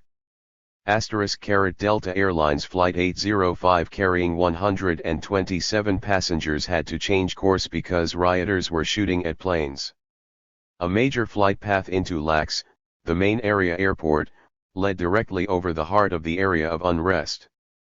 Numerous flights had to be rerouted because of sniper fire and billowing smoke. It has been suggested that the authorities fabricated the reports of sniper fire in order to justify the carnage they unleashed, however. County Supervisor Warren Dorn, testifying under oath at a hearing, recalled being grateful when his flight into LA from Santa Barbara was on a slow plane and a high-flying plane, since there were shots as we went over the troubled area. At that point he went off the record, registered there was a method to what was called looting. Often a number of persons would ride by a store in a car, get out, break windows, return to the car, and drive to another area. In their wake other cars would come by and begin to seize and load the merchandise. The McCone Commission added, the burning did not start until the looting was completed in most instances. Police radio channels were interrupted by clandestine radio messages, which the city council viewed as further evidence of organization. The McCone Commission concluded that the youth had some type of communication system because occasionally teenagers and young adults could be spotted using telephone booths. After making these calls, the youngsters would again get into their cars, headed for new locations. The destruction appeared to be organized by reason of the types of businesses attacked and the expertness of the burning. Some youth who had broken into stores donned clerks' aprons in order to fool the police. Those who entered Boys Market near 105th and Imperial had transmitter radios in order to intercept police calls. Robert Richardson, a light-skinned black who worked at the Times in sales, was recruited by management to cover the tumult. His added melanin finally was deemed to be a plus. In reporting from this quasi-war zone, he 67. Noted another form of organization. 1 finger meant he was a Watts man, 2 meant a Compton man, and 3 fingers meant a man from a Willowbrook area. The LA Public Library was reported to have received a huge number of calls for books dealing with explosives when it opened on August 13, and this continued until the library withdrew such books from circulation at approximately 11:30 a.m. on August 14. Lieutenant General Roderick L. Hill of the National Guard noticed that the events had an organized aspect. I feel certain that there were roving groups of a few people each employing hit-and-run tactics and mobile communications. Others suggested that some black youth wore a quasi-military uniform of black pants and dark turtleneck sweaters, which the Black Panther Party later adopted. Almina Lomax thought that this new spirit of unity and militance in devising tactics meant that though Negroes lost the battle, they had won the war. Despite the destruction, it was hard not to feel a certain sense of triumph. All over the city, Negroes feel this. There is a strange, hushed, secretive elation in the faces of the Bloods. Yet she too was taken by the organization of events. Everybody was listening in on their broadcasts and knew as soon as they did where the latest outbreak was. The sense of unity and seriousness was signaled by the fact that there had been but one report that anyone who talked to me called a family dispute. And usually, especially on weekends, there are scores. You know that white people will never take Negroes for granted again. This last point was premature though understandable euphoria. The main point was, however, that out of the uprising had developed forms of organization, bonds of unity, and deftness of tactics that were to be manifested in the Panthers and related groups. Unity came at a high price given in blood. Many in South LA may have felt they could seize merchandise with impunity in light of the initial reluctance of the police to arrest them. This impression proved to be false, but it did embolden some to the point of death. Ulysses Prince of the HRC staff was told by one black man at Avalon and Imperial late in the evening of August 12, "I've got my stuff ready. I'm not going to die in Vietnam, Whitey has been kicking ass too long." In the face of such sentiments, the HRC requested that non-black officers be withdrawn. When Deputy Chief Roger Murdoch reportedly replied that the only advan. 68. Tage would be that black cops could not be seen as easily at night, the credibility of HRC and the authorities was damaged even further in the eyes of South LA. Registered guns were rife, and this too unsettled the police. 2 men who were arriving for work late in the evening of August 12 were killed with a volley of bullets fired from a mystery car into the parking lot where they stood at 2015 East Olympic Boulevard. Neither was included, in the official toll of 34 deaths, said the Los Angeles Herald-Examiner. With the dawning of August 13, the land of oranges was to be drenched in blood. Most of this blood was spilled as a result of weapons fired by the LAPD, County Police, National Guard, and CHP. Of all these law enforcement authorities, the LAPD and the Sheriff's Force were feared most by the South LA community. In a study of coroner's inquests in the county from January 1, 1962 to July 31, 1965, Attorney Hugh Maney's found there were 65 inquests involving homicide by officers during that time, and only one ended with a verdict other than justifiable homicide, a case in which 2 officers playing cops and robbers in a Long Beach police station shot a newspaperman. Of these 65 victims, 27 were shot in the back, 25 were unarmed, 23 were suspected of theft or other nonviolent crimes, and 4 had committed no crime at the time of the shooting. The overwhelming majority of the cases involved the notorious LAPD. A volatile situation had developed. A black community with deeply held grievances was revolting.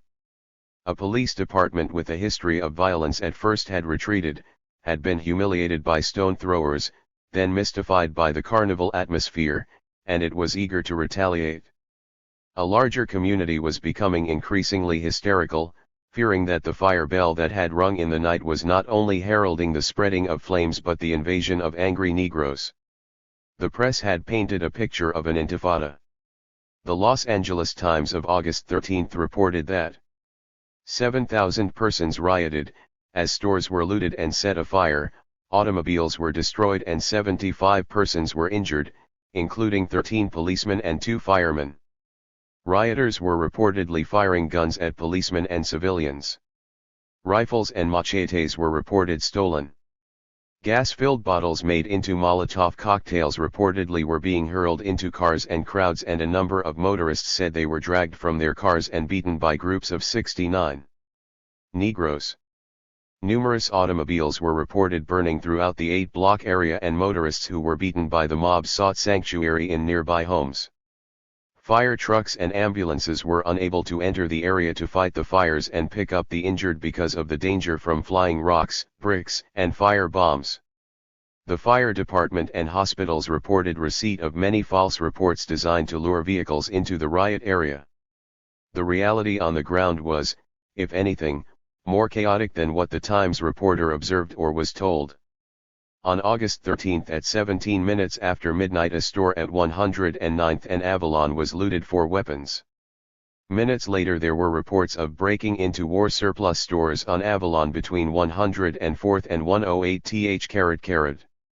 The governor of the state, Pat Brown, was in Greece on August 11. County Sheriff Peter Pitches was also out of town. It was clear that local police could not handle the situation, and the demand arose that the National Guard be called in. Yet moving thousands of troops to LA proved to be no simple task, particularly when key leaders were indisposed. LAPD Chief William Parker later recalled that he sensed that further help would be needed after he heard that a market was looted at 116th and Avalon on August 12 early in the morning. By 5 p.m. he was in touch with the Adjutant General suggesting that his forces might need support. 24 hours later 76 stores had been burned or looted and 18 vehicles burned. In the early afternoon of August 12, Lieutenant Governor Glenn Anderson, who was 90 miles north of LA in Santa Barbara, was informed about the trouble in Watts. He did not leave until 7 p.m., arriving in LA at 9:05. On the morning of August 13, he was assured that the situation was contained, so he left for Berkeley for a meeting of the Regents of the University of California. He was misinformed. By 12:45 p.m. he had traveled to McClellan Air Force Base to meet with National Guard leaders, and 3 hours later he made the fateful order to commit these troops. Richard Klein of the governor's staff told Parker on Thursday evening that Anderson was coming to LA for urgent consultations. But, Klein later admitted, the chief, in effect, cries wolf too often. I have a hunch if the 70 police of Oceanside had called up Sacramento and said, I need the National Guard, we would have sent it out. But Chief Parker called up and going though our mind is the question, well, is it serious? It was serious. Friday afternoon Claude Hudson wandered to 103 D Street, a major shopping area. This businessman was dumbfounded by what he saw. Even if an officer would take his revolver from his holster, some member of the mob would yell to him put it back, and in every instance as I observed they did put their revolvers back into holsters. This longtime civil rights leader felt that nothing short of martial law would suffice to halt this unfolding process. Self-interest did not motivate him to leap to this chilling conclusion, for his bank, Broadway Federal Savings, only suffered broken windows though buildings were burned and looted north of me and south of me. Official reports noted that on 103 D Street on Friday morning there was a group of about 3,000 persons ranging from very young children to elderly adults, in a 3-block area, engaged in general looting. Not far away at Broadway and Manchester, it was reported that 500 to 1,000 people were looting stores. More units needed. Carrot registered that evening the first official death by gunshot wound was recorded. Leon Posey was a slightly built 21-year-old African American. This native of Texas had a distinctive goatee in the fashion of his neighborhood. He lived at 126 West 93D Street. He died not far away, at the hands of the LAPD, at 6:30 p.m. at 89th and Broadway in a death ruled accidental by the coroner. According to Emerson Lashley, Jr., a witness to the shooting, Posey was standing outside the barber shop. They had gone there together, and serendipity dictated that Lashley was in a chair and not standing where his friend met his death. People had started gathering, further down, north of Broadway. So, he would go outside, to see, just what was going on. The next thing I knew, then I heard some shots. Then, I just saw him fall. Police were apparently firing wildly, and people were running. At the hearing investigating the circumstances of the death, or, as it was appropriately titled, the coroner's inquisition, Lashley was asked, "Didn't you tell LAPD that you saw a large group of Negroes throwing rocks and bottles at the police officers?" Lashley denied this, but he was not allowed to complete his impassioned rebuttal. Another witness, Leroy Simon, through his attorney asserted the Fifth Amendment and was excused. By the time this hearing OC 71 occurred October 13, 2 months after the slaying, the idea had spread that despite the global publicity, these deaths would be treated like countless others executed by the LAPD. Said Simon's attorney, "Well, my client does not desire to be a party to a whitewash." Edwin Lewandowski of the LAPD recalled people hurling rocks and jeering and shouting, yelling. "Somebody heaved a rock, which went through my window." As more officers arrived at this location, other officers were under fire. "We formed a skirmish line. Most of the officers there had guns and some officers were shooting over the heads of these people into the air, and there was firing going on at the officers from different directions." Philip Cox of the LAPD saw not only rocks being thrown but bottles and chunks of cement as well. Lee's testimony underscored the notion that the previously passive response of the LAPD had lulled the crowd into a state of false security. "I heard several people yelling, 'They can't shoot.' Mayor Yurdi told them not to shoot. They have orders not to shoot. They have got blanks in their guns." As the crowd's brio was surging, so was the officers. The crowd kept pushing down on us, and we appeared to be at a point of losing control. Shortly after that moment of apprehension, he noticed Posey dead on the sidewalk. Donald Joaquim Staler of the LAPD added, "People were in groups of 10 and 15, male Negroes would charge into us, throwing things at us. A fellow officer had been struck with a bullet on the top of his head. It was about an inch above the hairline, which might possibly indicate that the bullet came from a high angle into his head. Remains of a .38 caliber bullet were recovered, which, of course, is used by the police department. It remains unclear if snipers had been shooting at the LAPD at that moment." At 6:30 p.m. on August 13, rumors were circulating that the National Guard would be called because the LAPD could not control the situation. Some saw this as damaging to the police's organizational ego. Simultaneously, a black community weighted down with years of oppression and with encoded memories of resistance was striking back and accumulating the merit badges and necessities of consumer society: couches, food, fans. Leon Posey, the young black Texan, was the first victim of this historic departure. It did not take long for word to circulate among the crowd that Posey had been shot. Ulysses Prince of the Lee RC was at Imperial and Avalon at 8:30 p.m. on August 13, and it did not appear to him that the killing of Posey had intimidated the crowd. Things were going crazy. He recalled police cars 72 driving in an elliptical circle and an atmosphere of unalloyed chaos. However, he was a light-skinned black and thus was nervous about having been dispatched by his bosses to that area because it was getting dark and word was already out that the crowd's vengeance was including persons of his hue. He decided to leave. Thus, Prince was not nearby when Ronald E. Ludlow, a 27-year-old, 6'2" v2", 191-pound white male, met his death by gunfire at 8:55 p.m. at Imperial and Wilmington. Deputy Sheriff Ludlow was shot in the lower abdomen while struggling to hold 3 suspects in custody. It was thought to be an accident, though a young black, Philip Brooks, was prosecuted. The shooting of Ludlow was a turning point. It was at this juncture that a community revolt against the police was transformed into a police revolt against the community. 50 minutes later, Homer Ellis, a 44-year-old black man, was killed at a liquor store at 2800 South Central. He was suspected of looting a store, but he did not have a weapon. He was blasted in the chest, his heart was perforated, and his right lung suffered a massive hemorrhage. The officers wounded 3 others, though these suspects were not armed either.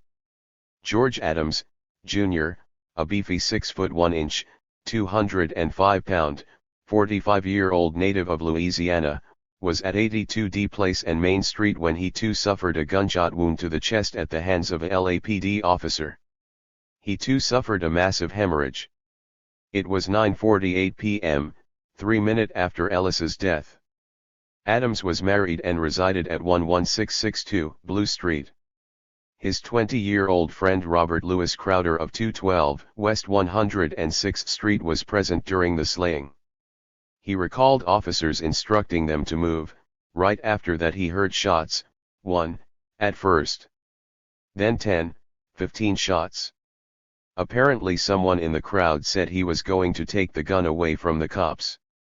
One shot hit Adams, who was then placed in a car and driven to the hospital. But he was dead by the time they reached Broadway and Manchester. Joseph E. Scanlon of the LAPD testified that he had just left a looted liquor store at 82D Street and San Pedro and had 3 prisoners from this store in the rear seat of the police vehicle with me. As we approached the intersection of 82nd Place and Main Street, we could see all these people. As we rounded the corner, they were shouting, and threw some missiles at us, some rocks and bottles. All of a sudden, my partner Davis yelled, "Look out, they are shooting." There was a man on the corner with a Panama hat on, and he was pointing a gun at our car and fired. My attention was drawn 73 to the left. And there was a man on that side of the street in a pink t-shirt. He also was pointing a gun at our vehicle. Scanlon felt his life was at stake. He fired twice at him and drove away. John Heen of the LAPD was with Scanlon and also heard shots fired by a male Negro, approximately 35, 6 feet in height. He too did not feel there was time to reflect. I immediately returned 6 rounds of fire. Richard Rankin of the LAPD was in a separate car. Adams, he said, not only fired but also crouched down and ran along the wall of the business. He claimed that Adams's shots hit a pickup truck. Rankin fired 3 rounds at Adams for good measure. With Rankin was Gary Bebby. He was the 4th officer to fire a weapon at George Adams. I dropped to one knee and fired 1 shot from the shotgun. Like the others, he did not stop to see what their handiwork had wrought due to a hostile growing crowd at the intersection and fearing for the welfare of our own lives and for the welfare of the officers that had been shot at. It was apparently Bebby's shot that killed Adams. His shotgun blast discharged 12 pellets. The man in the Panama hat, who was said to be firing a weapon too, apparently hit no one. The Adams family hired a lawyer to attend a hearing that investigated the death, and he objected strenuously to the attempt by LAPD investigator Pierce Brooks to justify the promiscuous firing by officers by suggesting that Adams had been committing a felony. Like the other deaths caused by the authorities, this deprivation of life was ruled accidental, despite fatal wounds in the chest and entrance wounds in the back. 2 minutes after the Adams slaying, Calvin Jones, a bearded, 31-year-old, dark-complexioned black native of Oklahoma, was hit at 110th and South Main with a shotgun pellet in the back that perforated his heart, aorta, and right lung and caused massive hemorrhage. Carl Charles Blackman of 121 East 111th Place, who was with him at the time on the sidewalk, about 30 feet away, said, "I was directly astride the police officers that were doing the shooting, though he was fleeing the scene. There were 8 shots. Jones appeared to have been shot in the right leg and stumbled, and came down, and then, there were 4 or 5 more shots, and he didn't move anymore." Alfred McGee of 142 East 126th Street was there too. "The officers pulled in, hit the curb right next to me, and when the officer stepped out, he shot in the air. Jones came out of the store behind me, and ran down the street, and one officer hollered, 'Halt, or I'll shoot,' and another officer was 74. Shooting in the air at the time. The deceased kept running and he fired again in the air. One officer hollered, 'Halt,' and he shot again, and went down." William Jackson of Compton and Frank Brown of 1425 E 123 D Street both refused to testify. Nelson Crow of the LAPD recalled 12 to 15 people inside a shoe store as he and his partner proceeded south on Main Street. "As we exited the car, approximately 4 or 5 of these persons inside the store came out of the window. He had detained them all when he heard the word 'halt,' he then decided to fire." His colleague Alvin Miller of the LAPD said, "All the suspects had hands and arms full of articles. He chased Jones and yelled, 'Halt.' At this point, the deceased threw down the articles he was carrying and spun at us from the waist. The fatal shots hit Jones in the back and buttocks. Frank Alexander of the LAPD fired his shotgun as Jones spun around from the waist up. His right hand was out of sight in the vicinity of his waist. Only the upper part of his torso turned. As the chase of Jones proceeded, a crowd of about 400 gathered, shouting, he recalled, 'Kill them. Let's kill the whites.' There were questions about Jones's death, like those of the others. Why didn't they shoot this unarmed man in the leg? How was he shot in the back, if he was running away and then spun his torso toward the officers who fired? Why shoot to kill for a box of shoes? But logic and answers were going up in flames, along with the City of Angels. Charles Shortridge, a tall and sturdy 18-year-old African American, had grown to 6 feet 4 inches and 185 pounds and lived at 61 East 87th Street in the heart of the black community. 40 minutes after Calvin Jones was slain, he was hit by shotgun pellets in the left side of his scalp and face and neck. He was said to be sacking a store at 8201 South San Pedro. Jones was shot for shoes, Shortridge for liquor, but no one was indicted or tried for either. Death as justifiable homicide was the coroner's conclusion in both cases. John Henry Nichols, the clerk at the Do-Right Market, like many had decided to remain at the store to protect it. Shortridge, he said, entered the store when all the windows were practically knocked out. The liquor section had been just torn up, cigar cases and everything. His co-worker, James Lawrence, fired the fatal shot. Another colleague in the store that night, Richard Jackson, saw Shortridge enter the store, walking in a slow kind of tipping manner. He walked past the cash register, going towards the beer box 75. And that is the time the shot was fired. Neither Jackson, Lawrence, nor Nichols knew if Shortridge was armed. The black teenager was hit with the full force of a 12-gauge shotgun, though he was unarmed and no one called out a warning. Despite the fact that there were distinct wounds in the back of Shortridge's head and that it is unclear whether Shortridge ever picked up the beer, the coroner's inquiry was typically perfunctory. Lawrence did not even receive a mild rebuke for taking the life of Charles Shortridge. The horrified LA Times told its predominantly Euro-American audience that blocks of businesses owned by whitey were burned. As the firemen began to control the blazes, the crowd became more brazen. "White devils, what are you doing in here?" they chanted to newsmen. The press descended en masse upon neighborhoods accustomed to being ignored and found that residents who had been forcibly denuded of the subversive language of class had no alternative but to use the language of race. One teenage girl shouted, "White men, you started all this the day you brought the first slave to this country." Another called out, "You created this monster and it's going to consume you. White man, you got a tiger by the tail. You can't hold it. You can't let it go. The next time you see us we'll be carrying guns. It's too late, white man. You had your chance. Now it's our turn." The Times v/TM on to tell of Frank T. Rose, presumably white, a 65-year-old resident at 618 107th Street, he was beaten by some from the crowd, though others from the crowd saved him. The mood in that neighborhood, the paper said, was ugly, almost hopeless, sickening. Carrot registered it had, indeed, been an ugly Friday the 13th. Many whites in LA had conjured up a monster image of blacks in the streets with guns seeking retribution for racial crimes. This was a perception. The reality was that the LAPD was busily moving in the streets of South LA with monster-like ferocity, guns blazing. The police were joined by shopkeepers and their friends willing to kill over a bottle of barley, hops, and water. Meanwhile, flames were leaping forth not just from guns. Flames were engulfing Los Angeles, which the novelist Edward Stewart called a city with a forest inside it. Happy face, 76. The authorities had unsheathed their weapons and decided to fire this time. In turn, some residents of South LA resorted to the antebellum tactic of fire this time. California was described by one analyst as the most flammable place on Earth.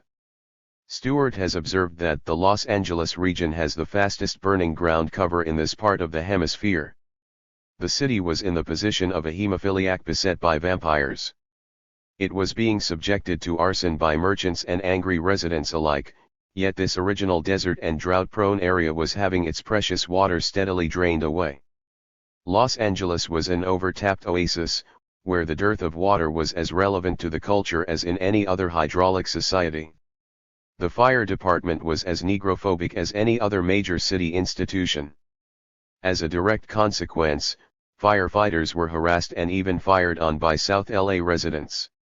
In 1952 there were 8 blacks in the department of 2,500, from that time on there had been a concerted effort to exclude Negroes. Blacks were barred by doctors manipulating arbitrary criteria in a discriminatory manner and by equally arbitrary training and apprentice procedures. In 1965 there were approximately 59 black firefighters, though 1,000 more men have been added to the force since 1952. Racially segregated fire stations exited in LA until 1955. Yvonne Brathwaite, then working for the McCone Commission and later a member of the U.S. Congress, found that the fire department had not even bothered to hire Negro clerical workers. If they made the civil service list, they were barred after oral interviews. Those hired faced ethnic slurs, daily taunts, and acts of cruelty. Paul Orduna, who by 1991 was assistant chief and the department's highest-ranking black, remembered that he worked in silence, ate alone and slept in a bed that was separated from the rest of the men. Yet when Watts erupted in 1965, the bias that was said to be too massive to attack frontally cracked suddenly. They wanted me to sit up front to make sure everyone knew they had a black firefighter, so they wouldn't get attacked. African Americans were now premiums. After the smoke cleared, some affirmative action did ensue. Insurrection had proved useful in melting patterns thought to be glacial. Happy face, the department later complained that intelligence during the fires of August was inadequate. However, the department was aware that black publications such as The Crusader of Robert Williams, published in Cuba, carried lengthy articles on how to construct the feared Molotov cocktails. Happy face. By one account 32 persons were arrested for arson during the uprising. 77. A small number not commensurate with the sizable fear and panic ignited by arsonists. Happy face, Father Samuels of the Westminster Neighborhood Association, who also had been involved with CORE, argued that the fires were the result of broken electrical connections and a decaying infrastructure. The authorities begged to differ. The Watts experience was studied for lessons in fighting insurrectionary fires, since according to Colonel Rex Applegate, Molotov cocktails were first used in quantity there. Registered Department Captain J. Slade Delaney recalled that our main concern was that the flames would get out of control.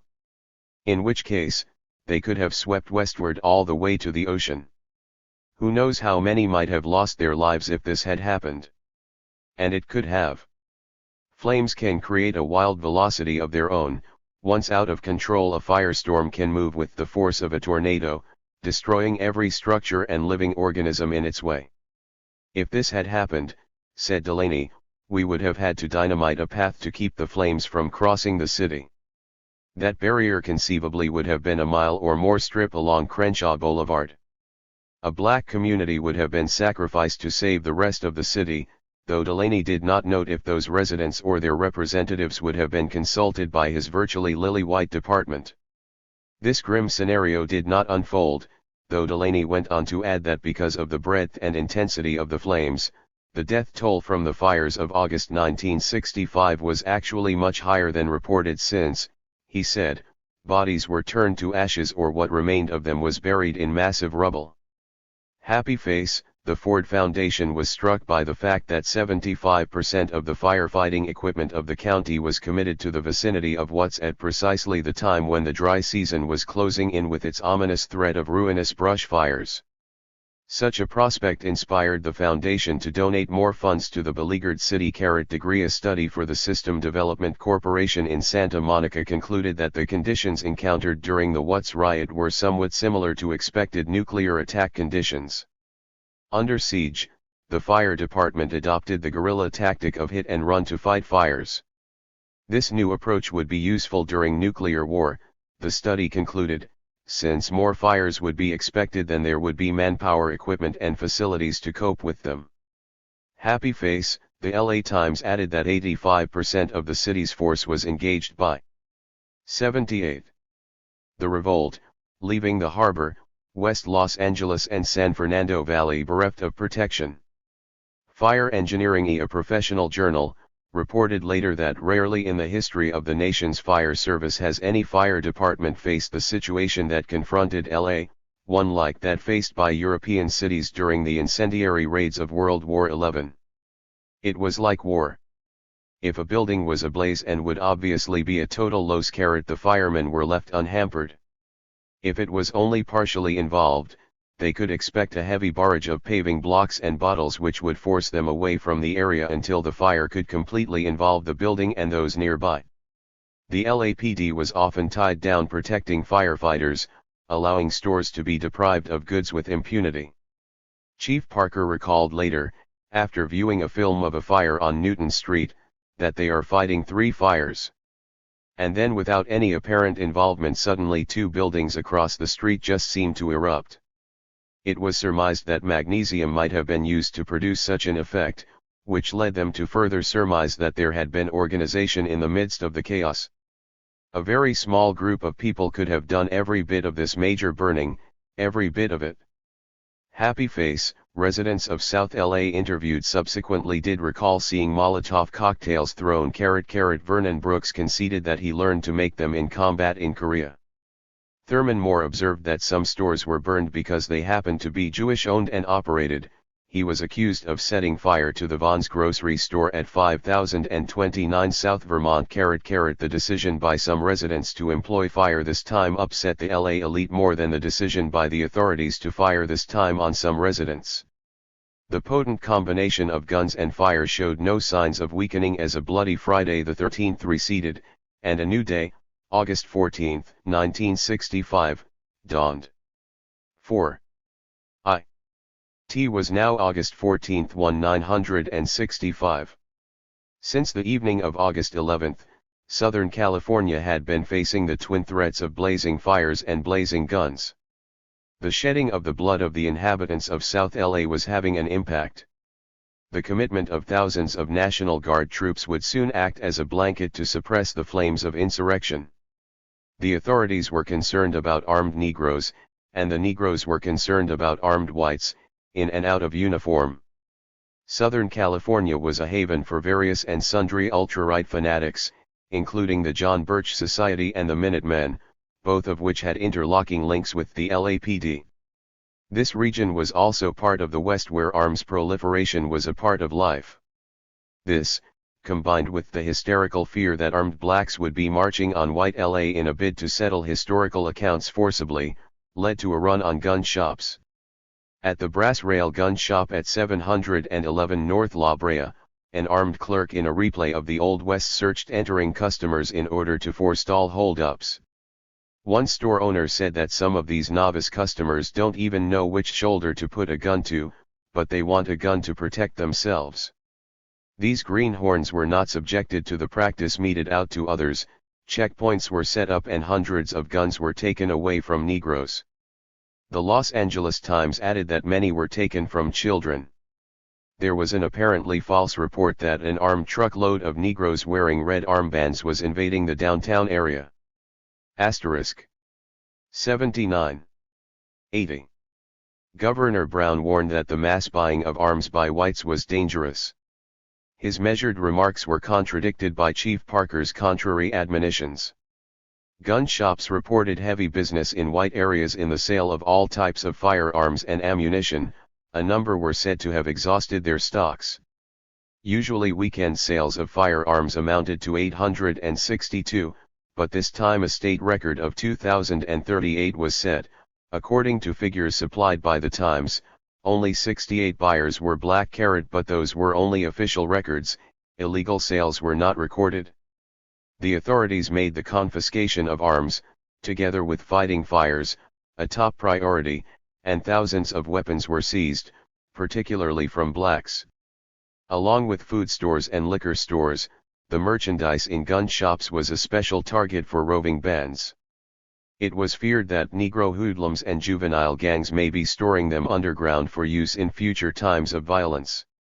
Life magazine said that guns were being cached in outlying areas for safekeeping. One result of the uprising was the placing of weapons in the hands of future Black Panthers, gang members, ultra-rightists, and lumpen elements of all colors. Gun sales in the state jumped 500% in the week following the Los Angeles riots, and less than 2% of the purchasers were Negroes, said Attorney General Thomas C. Lynch. KABC-TV believed that this pattern of gun purchasing reflected the lack of confidence in constitutional authority. Many of these newly minted gun enthusiasts may have been part of a developing trend, the formation of rifle clubs.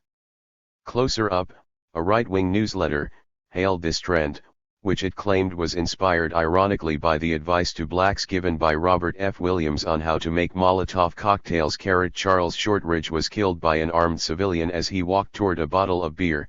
His death was a sign of this domestic arms race.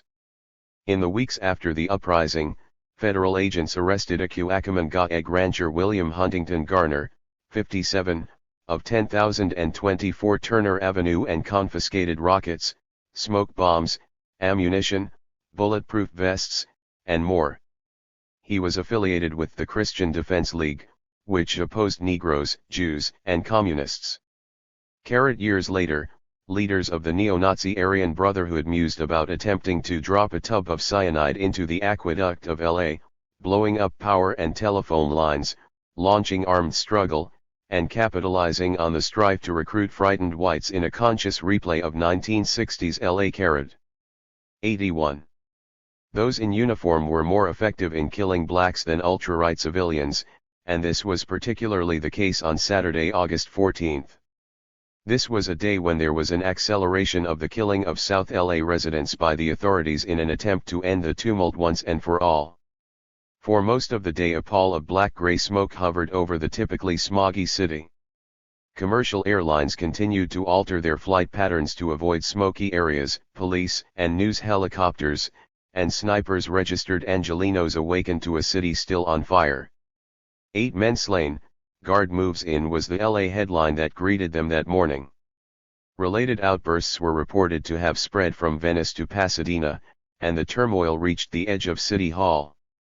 Fires blazed most consistently from 41st Street to 108th Street. The temperature on Friday had leaped to 94 degrees, Saturday it would rise to 97 degrees. Firefighters were having difficulty in suppressing the blazes, scores of fires raged out of control. Those firefighters able to reach the flames were assaulted with rocks, debris, and curses from angry residents. The Times reporter watched looters, including women and small children, grabbing everything in sight. The number in the street seemingly amounted to an estimated 7,000. Hostility toward authority and toward whites was evident everywhere. Mobs torched businesses believed owned by Caucasians. Though the LAPD was busily firing on residents in certain areas, it left some areas unpatrolled because they were too dangerous to enter. Police radios crackled with reports of emergencies. Manchester and Broadway, a mob of 1,000. 51st and Avalon, a mob of 1,000. A crowd penned down the LAPD by ringing the notorious 77th Street police station. Police and news helicopters hovering overhead were fired on. The Watts post office on 103D Street was invaded and ransacked. Chief Parker reported that his forces were nearing exhaustion. Little wonder. One detachment of 700 helmeted and shotgun-carrying officers fought a virtual guerrilla war during the night with mobs of frenzied Negroes. Registered panic had descended on the armed and civilian authorities. John W. Billett, an assistant to the governor, was at the corner of Avalon and Santa Barbara with other leading officials in the early hours of the morning of August 14. Suddenly, at 12:50 a.m. he noticed a gray car with doused headlights barreling toward them at 60 miles an hour. A National Guardsman was struck by the speeding car in a scene captured in Life magazine. The black 82 person who was driving was thrown to the ground, and he was literally beaten against the pavement by the guard, while his passenger was shot in the abdomen. V. Lieutenant General Roderick L. Hill, Adjutant General of the California Guard, was present, and this led to a change in his force's tactics, which to that point had ceded the shooting role to the LAPD. I was the one who personally gave the order to load the weapons at approximately 1 a.m. Saturday. But even here the influence of the LAPD was not absent, as the man leading the troops that night under Hill's command, a brigade commander, was a LAPD officer. The guns were loaded, then used, and the guard was credited with killing 8 of the official total of 34 slain. There were 5,760 guardsmen in the streets at 12:30 p.m., and less than 3 hours later there were 9,958. Ultimately, 60% of the state's entire force had to be called out. These numbers were leveraged by the imposition of a curfew over a huge 46.5 square miles, 2/3 of that in the city and the other third in the county. Over 25 years later, the Times conceded that the curfew was racially coded, in that it was not confined to the blocks on fire. It applied to any area in South Los Angeles where African Americans lived, 20 square miles, as far north as what was to become the Santa Monica Freeway. Any place blacks would be was officially deemed dangerous. Blacks were not oblivious to the way they were subjected to collective punishment regardless of their individual character or actions. In the absence of class consciousness, such sweeping punishments in turn generated a collective indictment and dislike of whites. The LAPD was deluged with calls, some designed to jam its phone lines and communications. Some officers were lured into buildings and ambushed by crowds.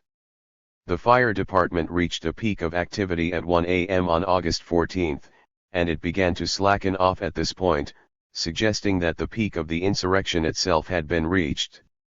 Yet that evening Division Chief George Brunton requested more flak suits and police protection in the face of increased sniper activity. By the end of the day, the death toll had exceeded the toll of U.S. deaths recorded during the same period in Vietnam and surpassed all the losses recorded in similar urban disturbances in the United States in 1964.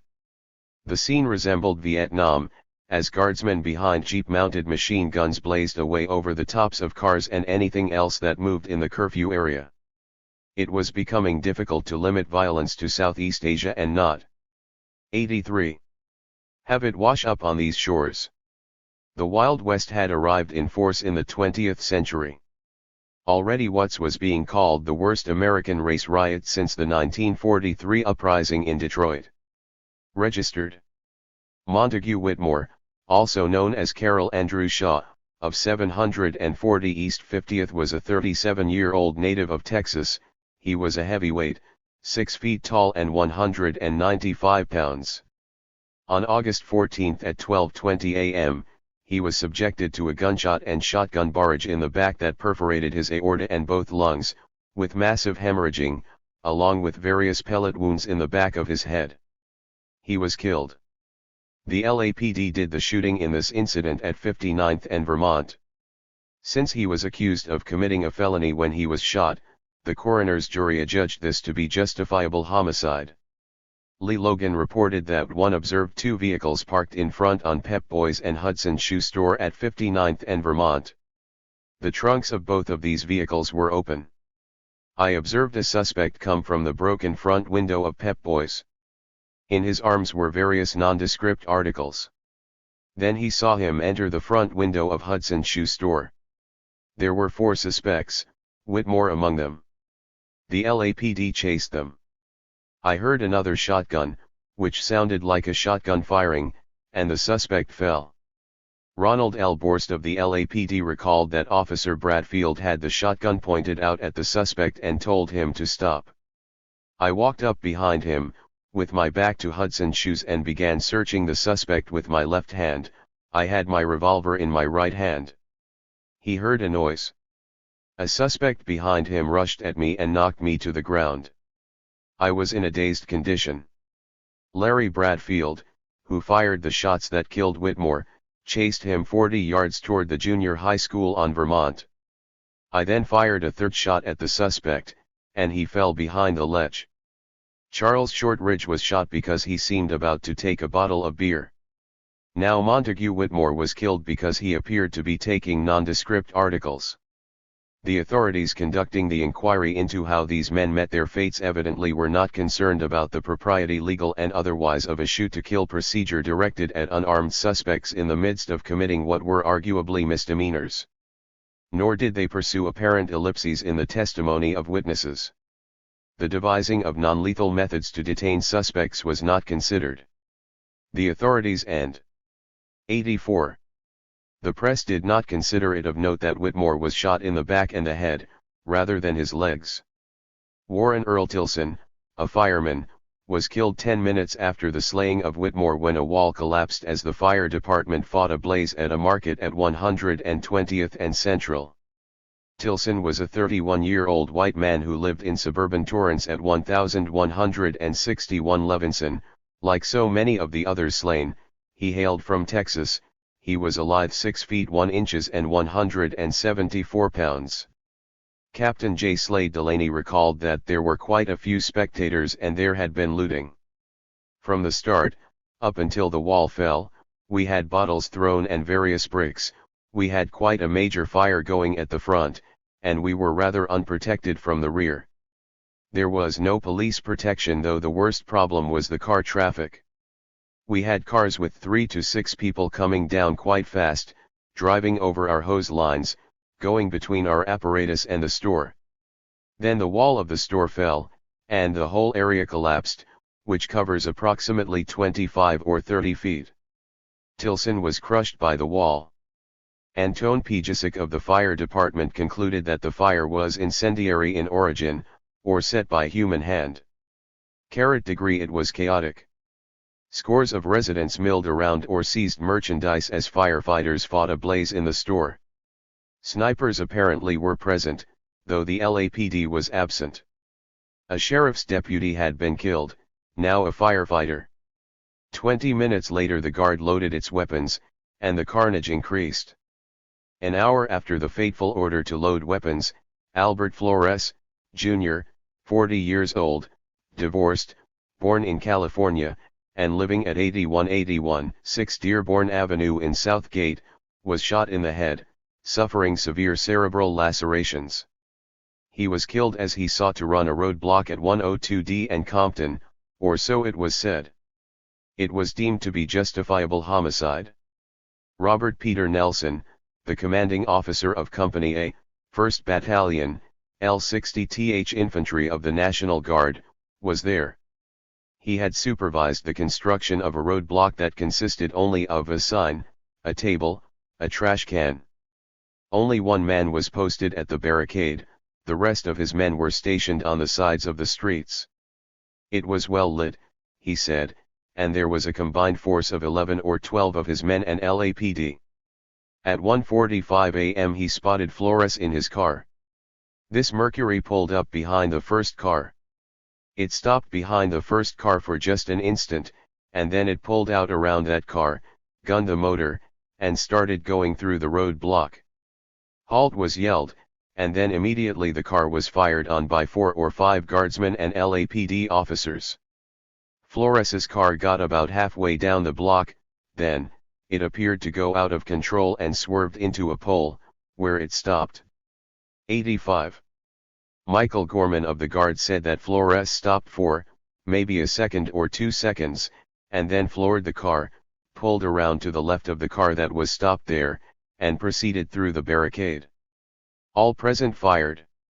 15 minutes later Michael John Patsakis, a captain and battalion surgeon of the 160th Infantry, arrived and found that Flores still had the smell of alcohol. The autopsy found acute alcohol intoxication and several gunshot wounds, one penetrating right cheek, another penetrating left eye and orbit, and one in the back. This Latino was listed as a Caucasian male. Would it have been possible to stop Flores without killing him? Was it necessary to shoot him in the face? A car going that fast with a severely wounded driver could have been a threat to bystanders or property. Why was the barricade so flimsy? Were the guardsmen trying to lure unsuspecting drivers into running past the solitary man at the roadblock so that they could unload a barrage? Was there a better way to halt the uprising? Thomas Ezra Owens was a single, 22-year-old black native of California who resided at 1911 West 43D Street. He was said to be running from a store with a box in his hand when the LAPD yelled, "Halt," to no avail. Ronald D. Rouse of the LAPD Wilshire Division saw Owens at 1 a.m. traveling eastbound on Vernon, when I observed 3 male Negroes walking west on Vernon from McKinley. 2 of the Negro fellows were carrying boxes. The third Negro fellow was pushing this shopping cart, which was loaded with groceries. He drove by the market with a shotgun, not issued by the LAPD, at the ready. I saw a suspect run from the market, northeast across McKinley, towards an awaiting vehicle, which was a 1958 T-Bird, white.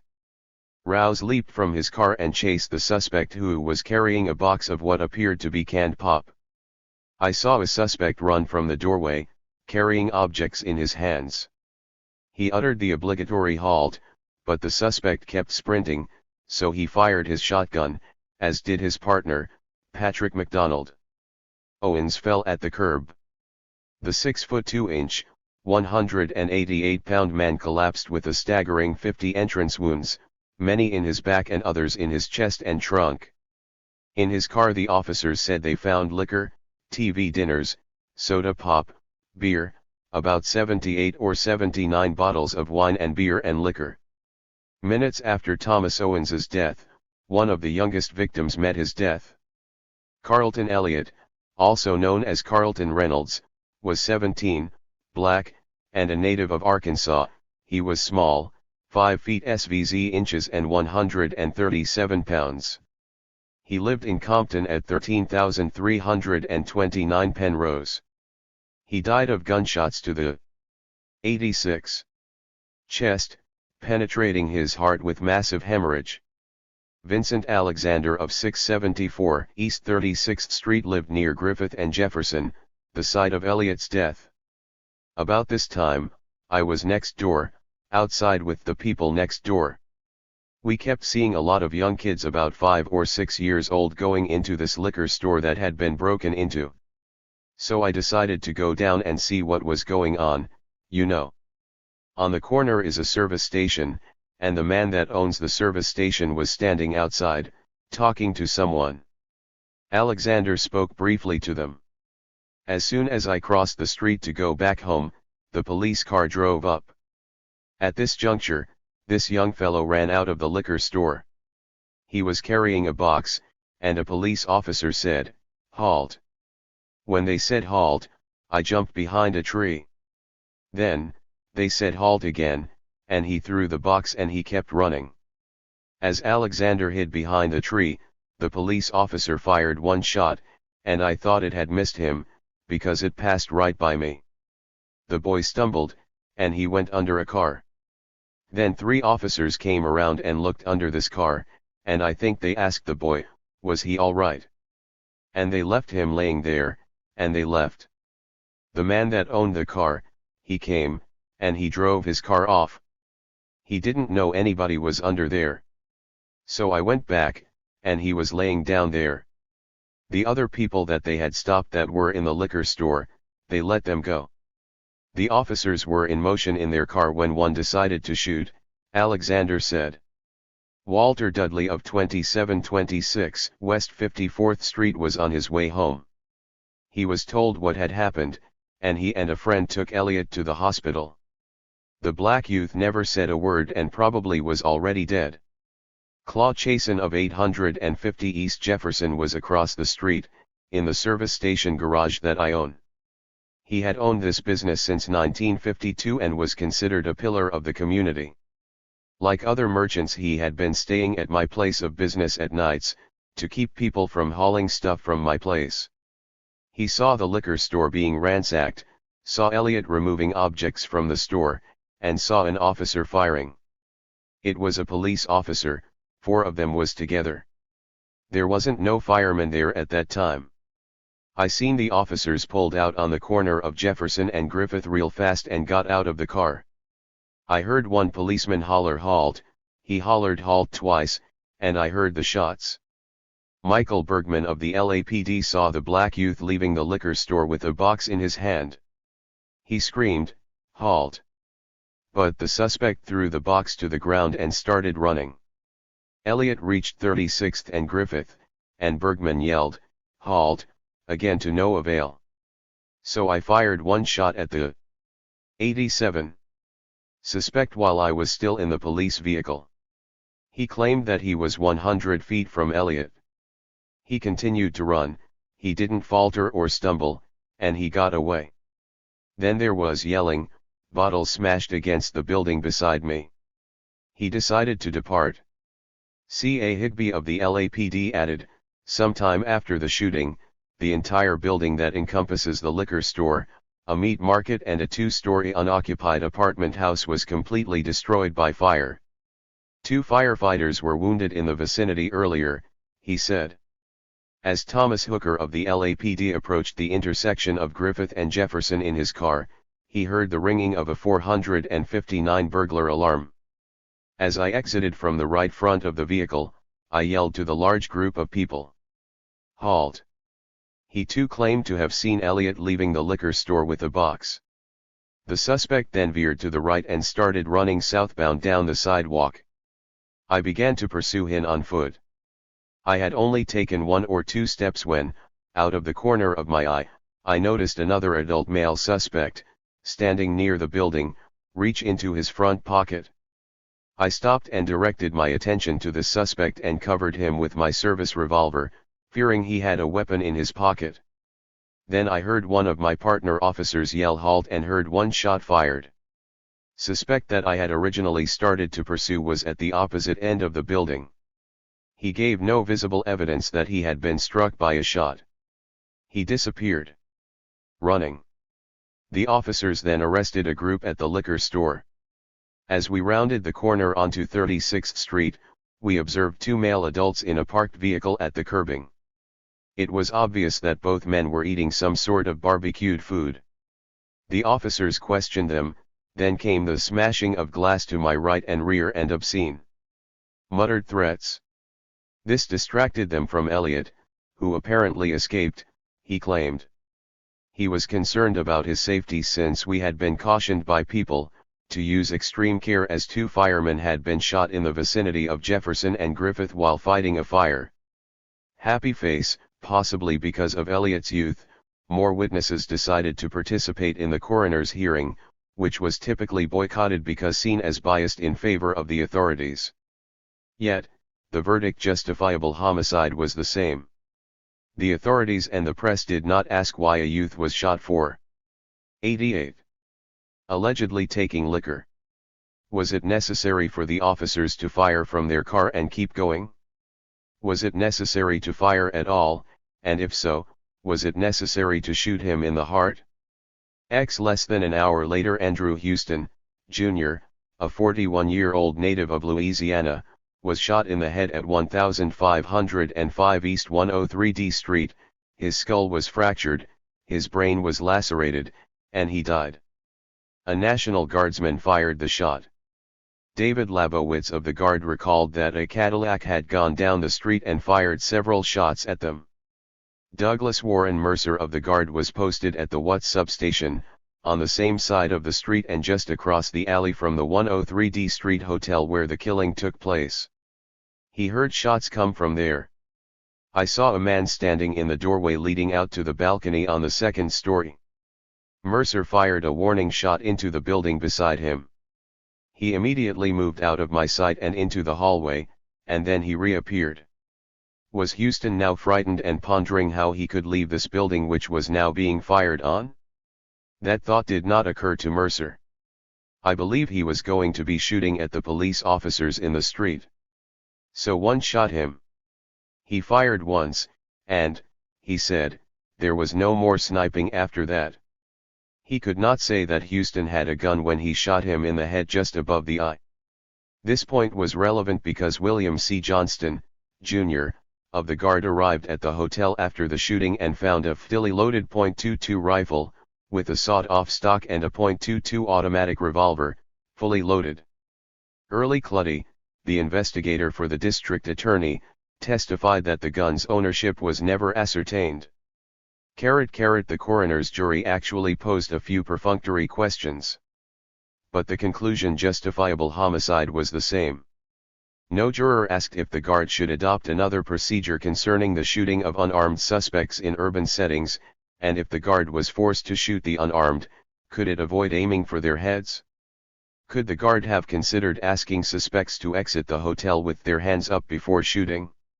With rumors spreading about crazed motorists running roadblocks, firefighters and officers being shot or shot at, and other authorities being pelted with blocks of pavement, a Guard and police corps unskilled in handling such urban insurrections was striking out wildly in a blunt attempt to bring back order. At 5:30 a.m., Leon Colley was shot and killed at 6120 South Vermont, then a retail store, now a library, by the LAPD as he was said to be in the act. 89.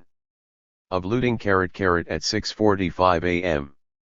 Miller Judson, also known as Miller Burrows, a 30-year-old black male of smallish stature, 123 pounds and 5 feet 9/inches, was hit with a shotgun wound in the back, perforating his aorta and intestines with a massive hemorrhage. He was said to be suffering from acute ethanol intoxication. 15 minutes before the slaying of Leon Colley, Fentroy Morrison George, a 21-year-old black man from Texas who lived at 621,014 South Broadway, was shot by police while looting at 62D and Broadway.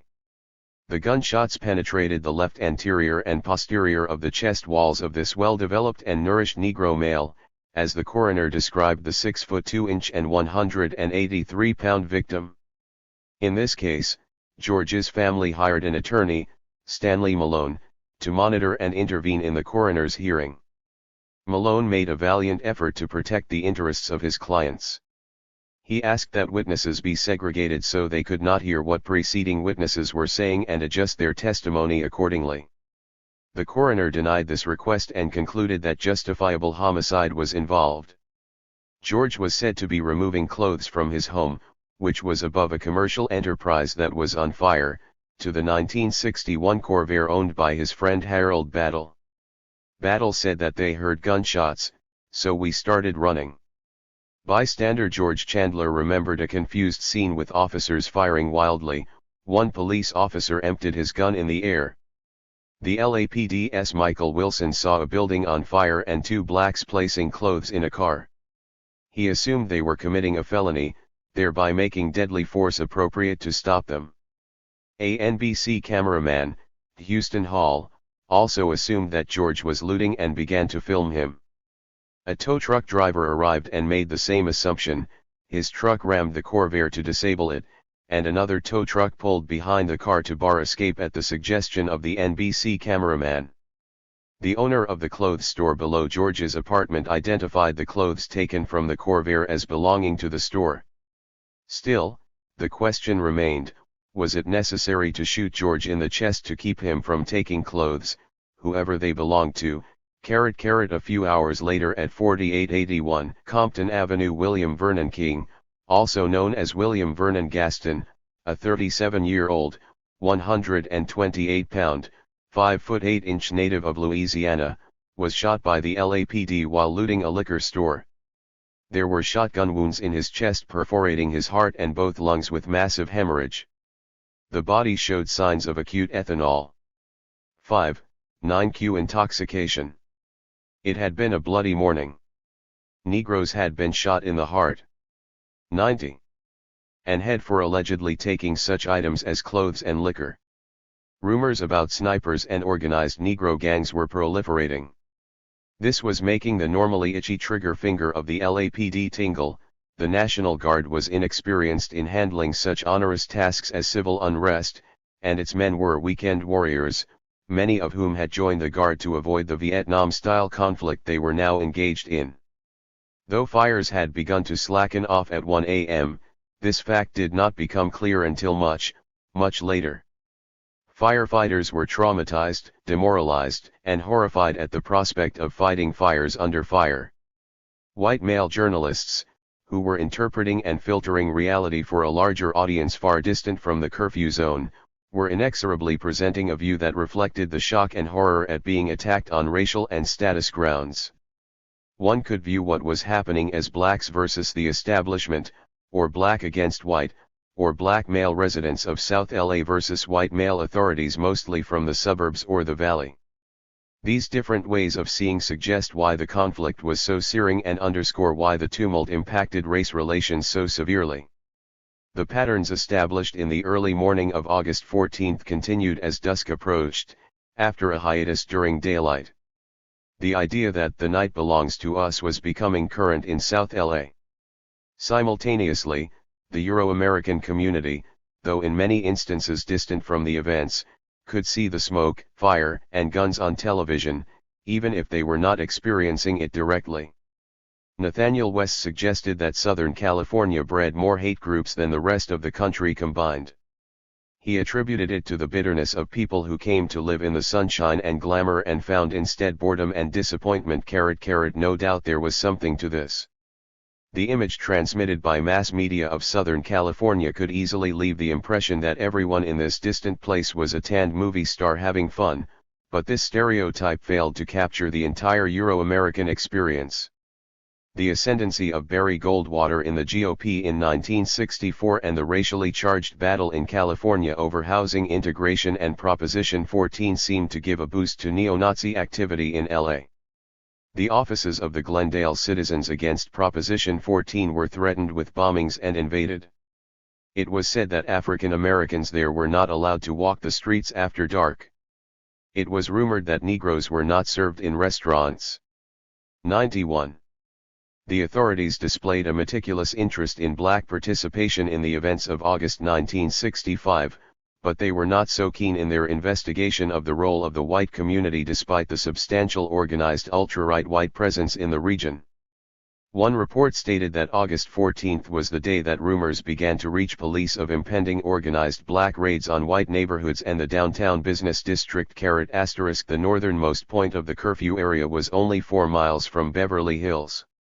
Apprehensive, the veteran screenwriter Henry Greenberg, who lived in this affluent area, asked his children to stay home and not go to the beach that weekend. Daniel Horowitz of Beverly Hills recalled the strange experience of watching the tumult on television while his black maid in uniform served them at a wedding. Fear and apprehension were only one side of the picture. One black man saw a 1964 or 65 Dodge with a Caucasian. It got stopped on Wilmington right at 105th. And they opened the trunk of that man's car. He had rifles for an army, he had machine guns. They opened up the back of his seat. He had so many bullets that he could start anything he wanted. He was over there selling that stuff low F to them colored peoples. Trains containing guns and other goods routinely traversed South LA and were waylaid at times. Other Euro-Americans had different purposes. Early on in the uprising, a yellow 1965 Buick Riviera, a rather large car, was driven into the mostly black Jordan Downs housing project by two white men who fired at residents. Rather than calling the police, whom they did not trust, some residents decided to break into a pawn shop, get guns, and respond more forcefully to the white men if they returned. This same source reported that it was white men in a blue Mustang who broke into the Watts post office and took things from certain mail bags inside, not blacks as officially reported. As the flames were still raging, the Times noted the presence in the curfew zones of a small band of Minutemen who rescued besieged white women from Negroes. The men were wearing green berets and boots into which their pants were tucked like paratroopers. The interlocking directorate between the ultra-right organizations and the authorities facilitated alliances, the validity of the Times tale aside. John Rousselot of the John Birch Society claimed in 1965 that 3 DA investigators, 25 LAPD officers, 15 sheriff's deputies, and other law enforcement personnel were members of his organization. He denied, however, the charge that 2,000 officers were members, though he 92 freely acknowledged that a number of retired judges, along with retired and active FBI agents, belonged whatever the size of the Birch faction, its ideas and those of the Minutemen seemed to be spreading among whites. An informant dispatched by President Johnson to the scene reported back that Sam K. Cooke, a director of California moderate Democrats, advised that he would furnish weapons to his group. Though his group was small, the fact that he was allied to the armed and dangerous Minutemen meant he had to be taken seriously. LAPD officers, deputies, and guardsmen were returning to their mostly lily-white neighborhoods with horrific tales about burning and sacking, whitebaiting, sniping, and more. They were also talking on television and radio. This was a factor in helping to spread white fear, which in turn was infecting the men in uniform. This miasma of fear and at times loathing assured that the evening of Saturday, August 14th, would be eventful. Willie Curtis Hawkins, a 31-year-old black native of Texas, 6 feet 1 inch, 165 pounds, and mustachioed, was shot and killed by the LAPD at 7:14 p.m. that evening. James A. Benton of the LAPD claimed that he saw Hawkins running from the vehicle which we were pursuing on 87th Place. He had spied Hawkins in the car and then saw him leap out and flee after helping to take items from a clothing store at 8750 South Broadway. He pulled out his 12-gauge shotgun after yelling the mandatory halt. Kenneth Neil Henderson of the LAPD, Benton's partner, observed one defendant placing an armful of clothing in the trunk of the vehicle. Another suspect was coming from the rear of the store with an armful of clothing. The back door was open of the store. I ordered the suspects to halt. He was armed with both a .38 caliber weapon and a 12-gauge shotgun but decided to fire the latter. Hawkins's niece, Daisy Pittman of 1364 East L 42D Street in Compton, testified at the inquest, but the intimidating atmosphere of an official hearing forced her to say little. Hawkins had been hit in the chest, causing hemothorax and laceration of the lung. There were also wounds in his face and his left upper arm. He too had acute ethanol intoxication. Curtis Lee Gaines, Jr., was a stocky 5 feet 9 v 2 inches, 198 pounds 24-year-old mustachioed black man, a church-going Protestant, living at 935 West Palmer in Compton. This native of Arkansas was shot in the 93 back by an LAPD officer with a shotgun. The pellets perforated his left kidney and intestines, inducing a massive hemorrhage, and penetrated his right buttock. He died. His death was ruled justifiable homicide. Eddie Harris, his first cousin, was circumspect at the coroner's hearing about what happened. Pearl Williams of 1026/6 East L4th, who was at the scene of the killing, a store at 1211 East Washington, gave a terse mixed message: "Yes, I will testify, one don't know anything about it anyway."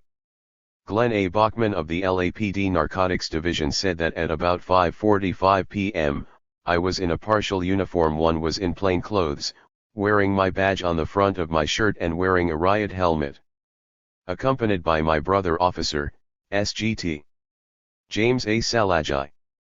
We were southbound on Central Avenue at Washington, when I intercepted a radio call: "Officer needs help, Washington and Essex." One noticed that extensive looting was taking place. There were fires, in fact, as one recall, the thrifty drug store directly across the street was burning. The plate glass windows on Gold's department store, which face on Central Avenue, were completely demolished. He took several people into custody for burglary and looting. He then entered the department store, which was in total darkness. Sergeant Len A. Leeds was there, both were unsure if anyone else was present. Suddenly, a person appeared to jump from the larger shelf. It appeared that this person was attempting to disarm SGT. Leeds. I could see this person holding onto the gun barrel of SGT. Leeds' shotgun, and appeared to be going through the door. At this time, I reached around SGT. Leeds with my own pistol and fired a shot. At the same time I fired my pistol, SGT. Leeds fired his shotgun. Sergeant Leeds corroborated this story. I had on a hard helmet, I had on khakis, I had my badge on my shirt front, and I had on the Sam Browne, or the leather goods of a uniformed officer. As he approached the store, he saw about 35 people going from the loading door to the vehicles with their arms loaded with clothing and other items.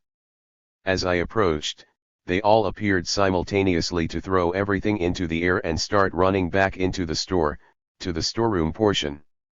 It was darkened. Then one person jumped from my right, from behind the doorway, and jumped onto my right side. I shook this person loose and continued into the room. A second person ran into my right side. At this time I discharged one round from the shotgun at waist level. He could have shot a fellow officer accidentally. 94. Undeterred, the intrepid SGT. Leeds proceeded. I could hear other persons in the room breathing and moving. I could not see anyone or anything. He called for surrender of whoever these apparitions were. A voice responded, "Hold it. I am coming out with my hands up." He was startled when this person materialized a foot away from me, facing me. My first reaction was to get this person away from me. I shoved out with my shotgun, striking him in the upper portion of his body. Stunned, the suspect fled. At that point, the officer said, "Bachman arrived," and a suspect, it was unclear if this was the previous one or one's, chose an inopportune moment to jump from the shelf towards me. He grabbed the shotgun which I was holding. We turned in a half circle, probably all the way around. We pushed back and forth for some time, struggling for the shotgun. The stock of the shotgun was captured. The suspect, who turned out to be Curtis Gaines, pulled away and ran. I fired with my shotgun, and Gaines, a black man with no previous record, died. Others unlucky enough to encounter the LAPD escaped scathed but alive.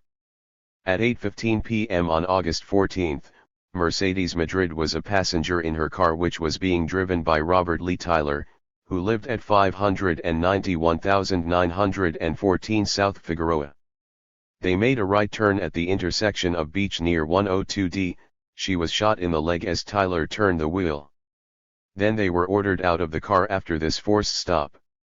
As she stepped from the car with her hands in the air, a LAPD officer choked her, until a guardsman made him stop.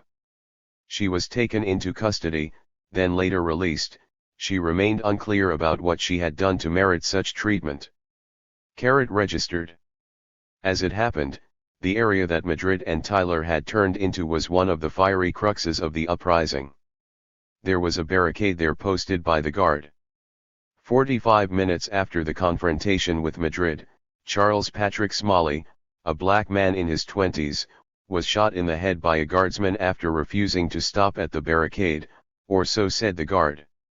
He was thin, 5 feet 11 inches and 138 pounds, and mustachioed with brown eyes.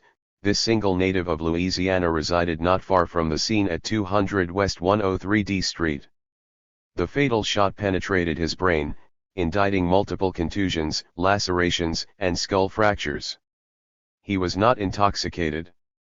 Sergeant John Sutherland of the Guard said, "At 9 p.m., we had a trailer in the middle of the intersection, several trash cans, broken glass and a car that we had previously stopped. That auto belonged to Madrid." He saw Smalley at 8:45 p.m. "We were still under heavy sniper fire as another car, 95, proceeded toward them.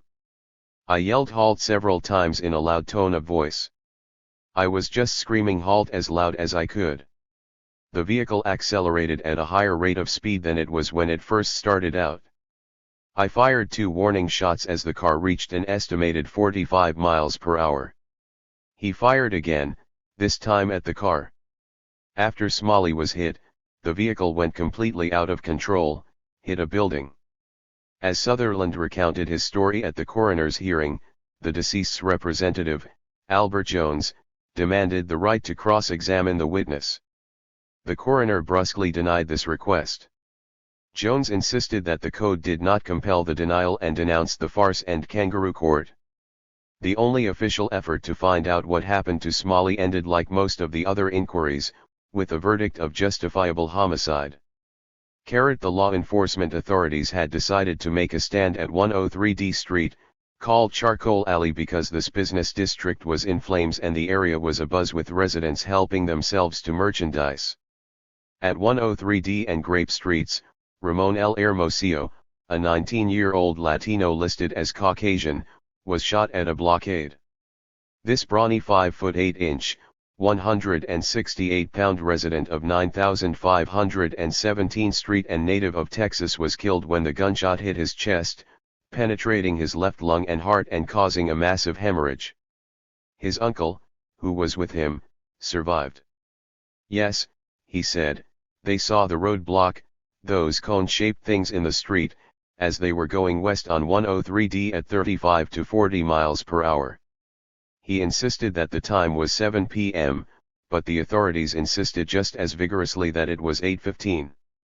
Randall Woods, the captain in the California National Guard commanding Company C, 1st Battalion, 160th Infantry, 40th Division, was patrolling the roadblock when he noticed Hermosillo's 1957 Chevy Bel Air heading toward him.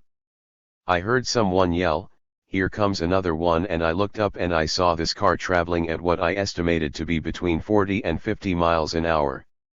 I heard another guardsman yell halt and then several guardsmen yelled halt, and then there was a shot. The vehicle swerved to the left and came to rest in front of a poultry market.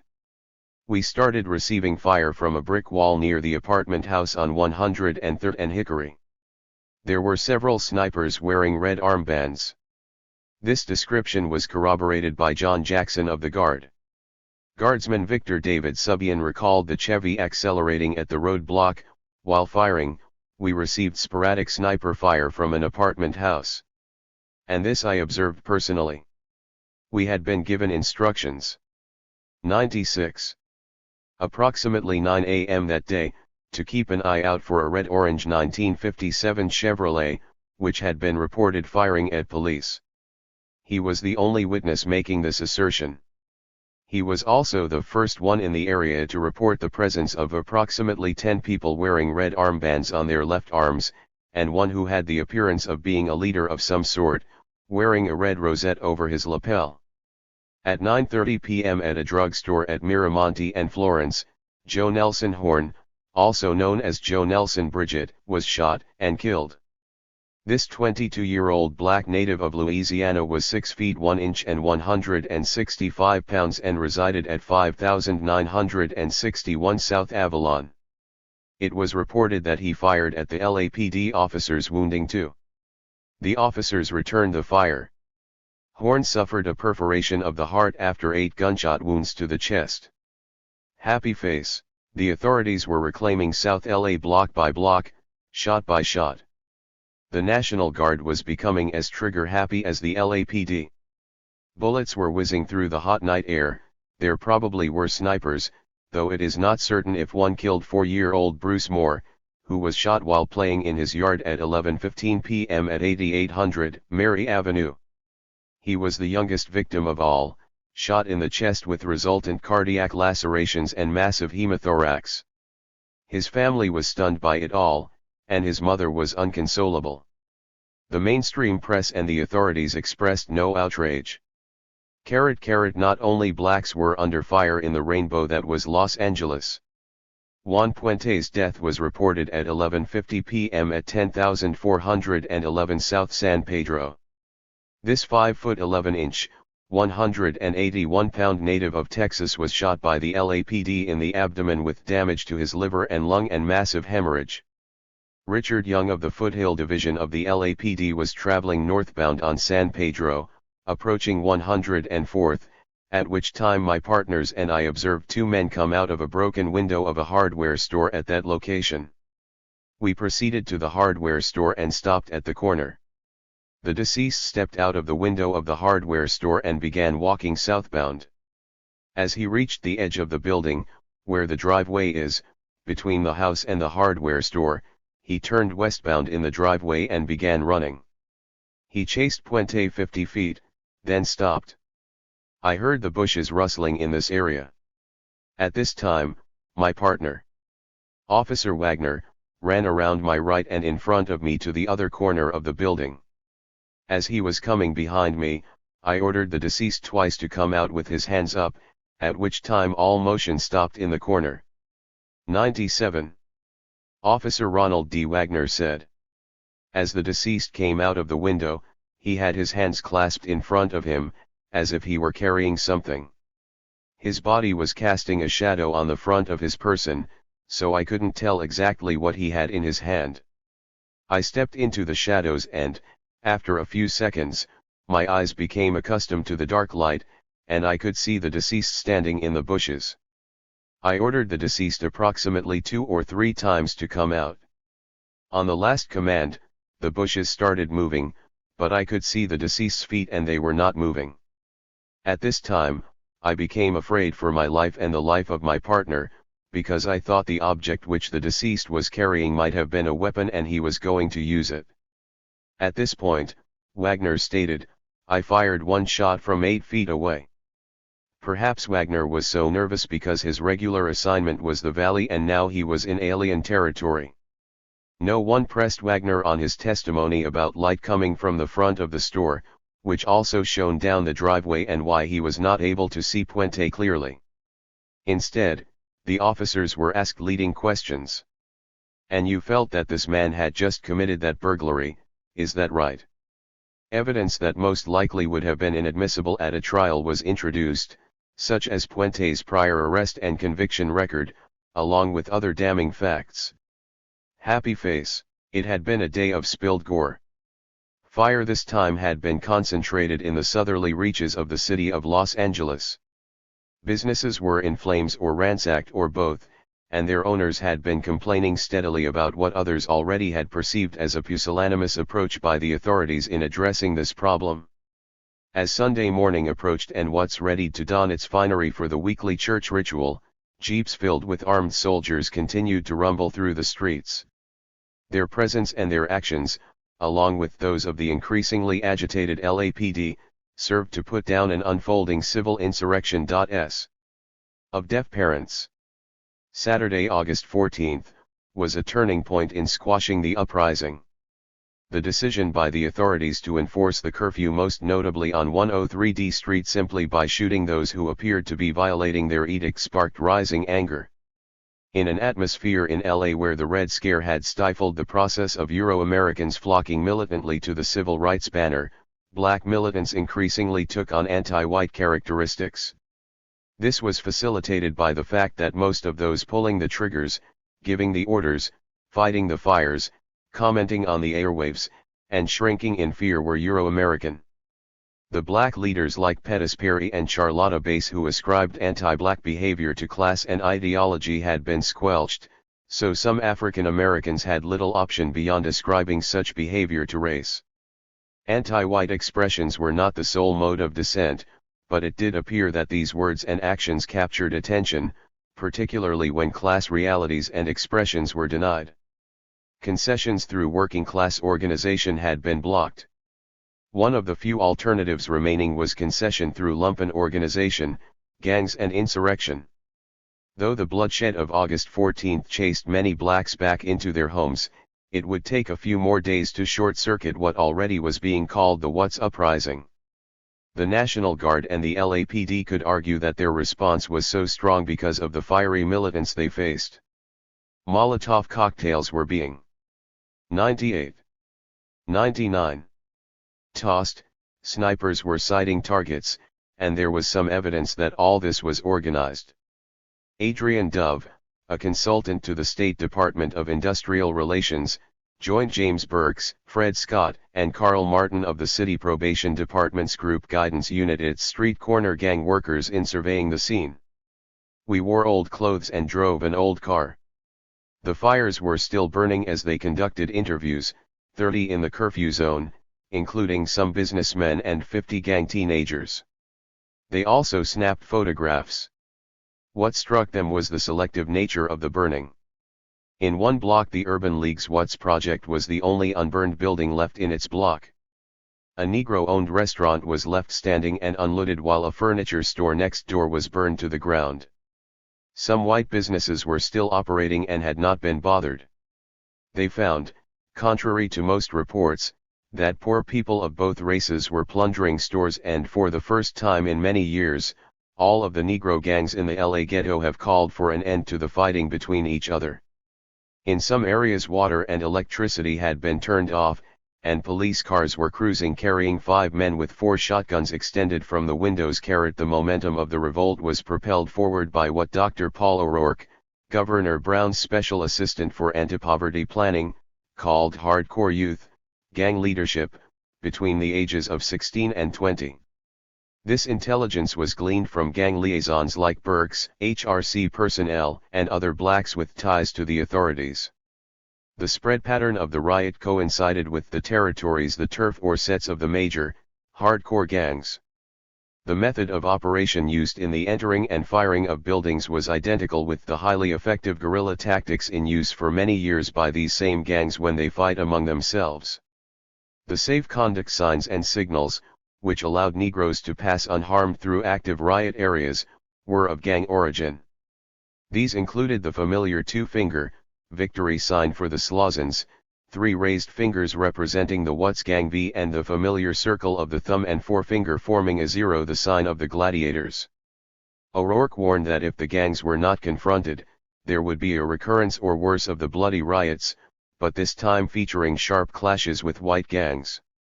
These black gangs had not received sustained attention. 100. As long as it seemed that their activity was concentrated on each other and other blacks, but when businesses, the police, the guard, and others were attacked, suddenly the gangs became public enemy number one. Sizable numbers of non-gang blacks were surging through the streets too. Sweet Alice Harris, now a leading community activist in South LA, has recalled, "We looted but didn't burn." Residents not in gangs took advantage of the situation to seize groceries or destroy credit records. Carrot. Leela Hodge, a black shopkeeper in South LA, noted that early on in the uprising she saw 2 black men running south of Jefferson Boulevard. The taller one was shouting, "The whitey has to go," and she was advised to put Blood Brothers Negro Owned on her window. When she asked why they burned, they told her, "We haven't got anything, our parents didn't have anything, we are not looking to get anything, and we just don't give a damn." She asked who they were, and they said, We are the brothers. We are not like Core. We are violent and we mean business. They assailed the philosophy of nonviolence, increasingly associated with Dr. Martin Luther King, Jr. As long as the Ku Klux Klan is rioting and burning, we, the Black Brothers, are going to also riot and burn. They wore armbands and carried walkie-talkies even when those affiliated with gangs or belonging to or identifying with the Nation of Islam were not in the streets in organized detachments. These two forces possessed the only organized, militant ethos left in the community in the wake of the ideological devastation of the Red Scare.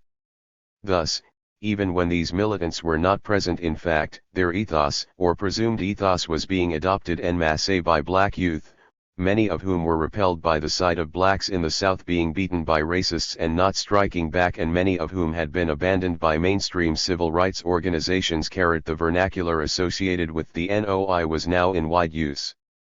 A Pacifica radio reporter recorded a black youth shouting during the time of the revolt that the whole atmosphere has changed. Everything is brother, brother. This language was being linked with disgust over the war against Vietnam. If this is a white man's world, let him fight the war. These statements from the streets not only reflect NOI influence, the militant tone and words that could easily be characterized as anti-white could also be deemed anti-imperialist, and it was this aspect, as much as anything else, that captured attention in an increasingly anti-communist United States. 101. Pacifica captured the bitter attacks on black clergy hypocrites, cuss em and spit on em, and black leadership generally. Negro leadership has been an incestuous middle-class affair. But overriding all else was the anger toward the police, those who cry law and order but kick down doors, make illegal arrests, and resort to beatings, while expecting blacks to be law-abiding. The signs were all about that this turn in the black movement was nigh. The historian Clay Carson, then toiling as a reporter, interviewed Woody Coleman of the Nonviolent Action Committee shortly before the revolt, who uttered words at odds with the philosophy of his organization. "I'm looking for a bloodbath this summer.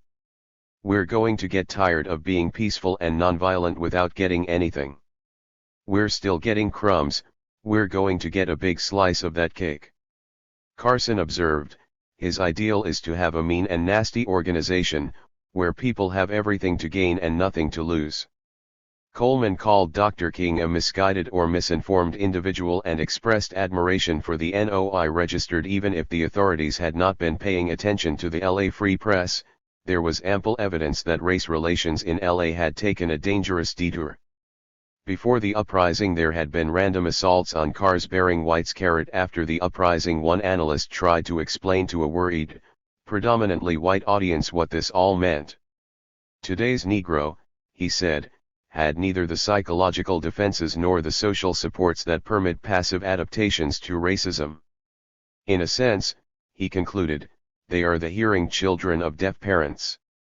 Coleman's words seemed to become reality during the uprising. Vengeance was taken, especially on the LAPD. At one point a black man was reconnoitering the command post at 49th and Avalon. He then walked to South Park, and shortly thereafter a crowd came out of South Park and attacked the command post, forcing it to move to 55th and Avalon. He was recognized as Muslim. The LAPD noted whether this man was with the NOI or not. The fact is that a new approach toward Euro-Americans and the police was developing in black LA. Rhett Jones has observed that historically black hatred of whites was muted and subtle in the United States, especially compared to other parts of the Western Hemisphere. Some scholars were so struck by this restrained attitude in the face of Negrophobia that blacks were termed dismissively the female of the races. 102. The nonviolence message of Dr. King combined with the publicized beatings of his followers, along with the new popularity of Malcolm X and the NOI and the decline of competing left groups, led to an erosion of this restraint.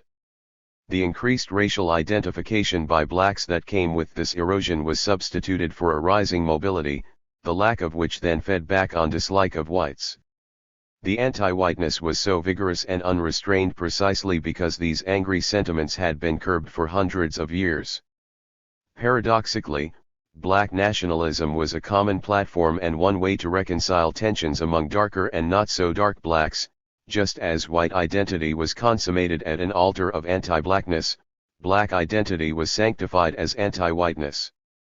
Some lighter-skinned blacks, men and women alike, could demonstrate their fealty to this latest stage of black nationalism by fiery nationalist advocacy, thus deflecting attention away from their own hue, which might have made their allegiances suspect.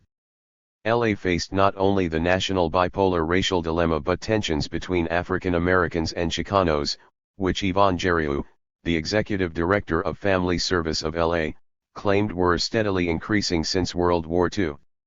There were also tensions between blacks and many Jewish merchants, between darker and lighter-skinned blacks, between recently arrived and already settled blacks. Geriou complained that there are also invisible barriers between living areas. The Vernon area Negroes don't go to the Crenshaw area. The Negroes west of Crenshaw don't go back to Watts. She had encountered the type of situation where one Negro has risen socially above his past and finds it too painful to associate with this past in his mind, and so refuses to tolerate socially those from his past social level.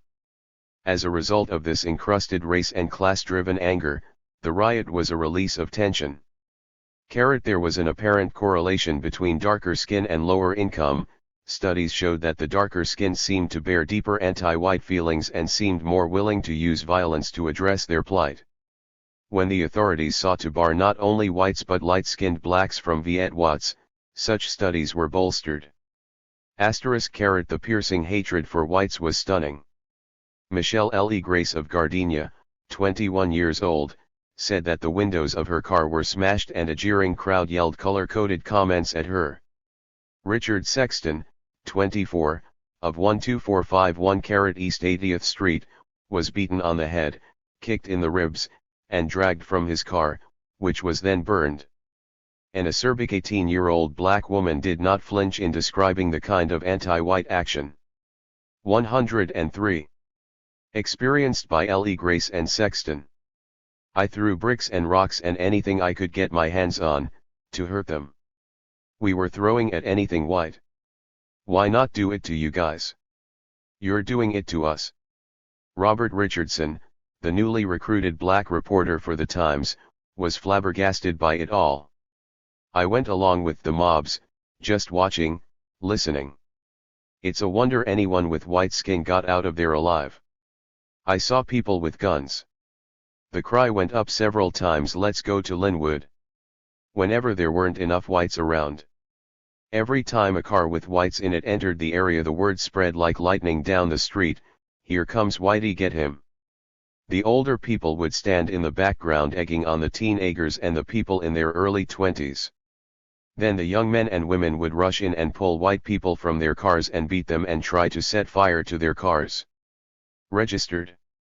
Another commentator remarked that some blacks would have marched on the all-white municipality of Linwood or other areas in the early hours of August 13, but it was getting late and many of them had to go work Friday. 19 morning. Carrot. Richard Mojica, a 40-year-old salesman who could be regarded as Latino, described an attack by 20 blacks. It was that look on their faces, a look of pure hate. They just kept coming toward our car and the Negro woman that led them kept screaming, kill them, kill them, kill them. You've never seen such hatred.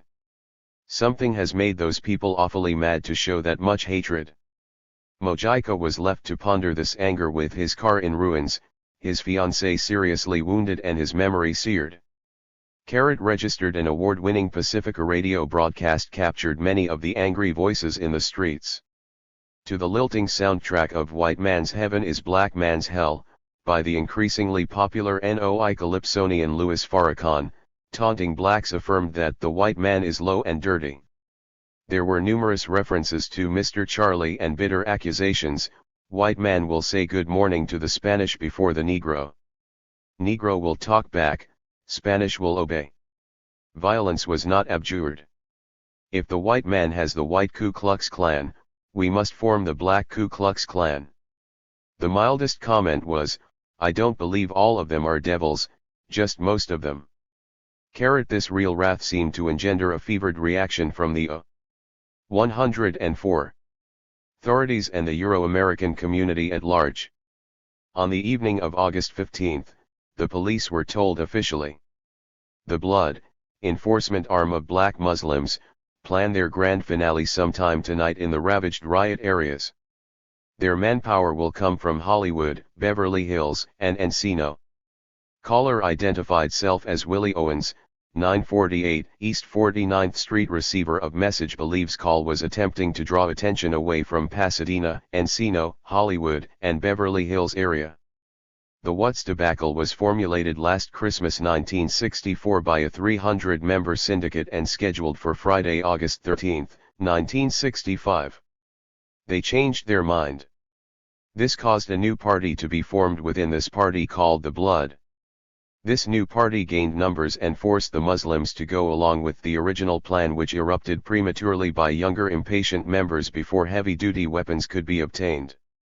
This report was largely inaccurate, but it reinforced the lurking idea that African Americans would one day seek retribution for centuries of racist sins, and that day was now.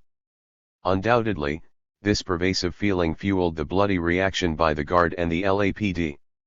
Along the same line, the repeated black comments about forming a black KKK were an indication that something had gone terribly wrong. Nevertheless, it would be a mistake to assume that anti-white expressions were evinced by all residents of South LA or all those who took to the streets.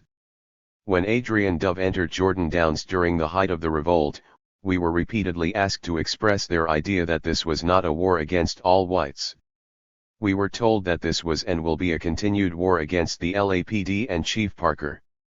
They pointed to the large number of white kids from Core and NVAC who are roaming about unmolested. White-owned businesses were attacked for being non-residents as much as for ethnicity. Nicholas Beck, the 32-year-old UPI reporter who was saved from a beating by one group of blacks because of the intervention of a Negro civil rights worker, could dispute the notion of unanimity of anti-white feeling among blacks. Still, the popular journalist Charles Silberman concluded that the riot dramatized a fundamental change in Negro-white relations. What is new is that Negroes have begun to reveal and to express, indeed, to act out the anger and hatred they have always felt, but had always been obliged to hide and suppress behind a mask of sweet docility. The hatred of 105. Everything white, he said, was much more overt and explicit in What's this year than Harlem last year. He added ominously, the young Negro radicals are also moving toward black nationalism, and, in response, Dr. King was being forced to turn his attention away from the Deep South. Some light-skinned blacks also felt in jeopardy during the heat of the revolt. H. Claude Hudson of the NAACP said in a matter-of-fact tone that my complexion is so fair, that when I'm stopped by a police officer he probably doesn't even know I'm connected with the Negro race until he has seen my identification or the neighborhood in which I live.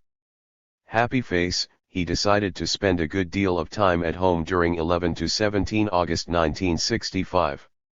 The light-skinned Ulysses Prince of the HRC was detailed to the streets. He decided to wear a sign reading "I am a brother" so there could be no mistaken reaction to him. Register John Buggs recalled that Prince didn't go the first night to the curfew zone. I didn't want him to go, because he is very light and I was afraid for him to go down there by himself. 25 years later, Frieda Shaw Johnson recalled that her then husband was fair-skinned with blue eyes. Another black mistook him for a white man and shot up his bus. Registered the light-skinned congressman from South LA, Gus Hawkins, decided he had to be careful going through his district because there was a strong hostility to whites in the neighborhoods at that time. It hurt me not to be able to get around the area, but he was afraid someone might take a shot at him thinking he was a white passing through. He recalled being in Will Rogers Park in the curfew zone walking from the clubhouse out to my automobile and some fellow ran down to attack me on the basis of "here's Whitey in our neighborhood." Hawkins said friends who knew he is black rescued him. He did not report the incident, he said, but it taught him a lesson. One lesson learned by some was that black nationalism could bind blacks of varying hues and, perhaps, forestall the recurrence of such tensions. Many blacks saw the revolt as an opportunity to settle scores with those of a different color who were perceived somehow as the enemy. This was not altogether rational, as evidenced by the fact that the light-skinned Louis Farrakhan, the poet laureate of the streets, might have been attacked on the basis of color in Watts by darker brethren who did not recognize him.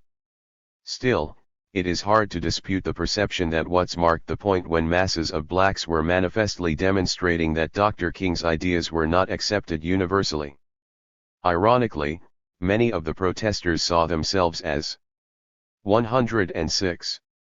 Realizing the ideas of Malcolm X when they attacked those of a different hue, though he had clearly taken steps away from such a philosophy in the wake of his Mecca visit in 1964, if not before. But what was buoying the protesters was not necessarily the doctrines of Malcolm X correctly perceived or not, but a lingering hostility to establishments deemed to be dominated by whites and perceived as bastions of bias. Few residences were burned down, or schools, or churches, and only one library was damaged. These were not targeted, but it seemed that firefighters were. While they were fighting fires, often they would see right down in the same block a car drive up with 4 men in it, and right behind them a truck.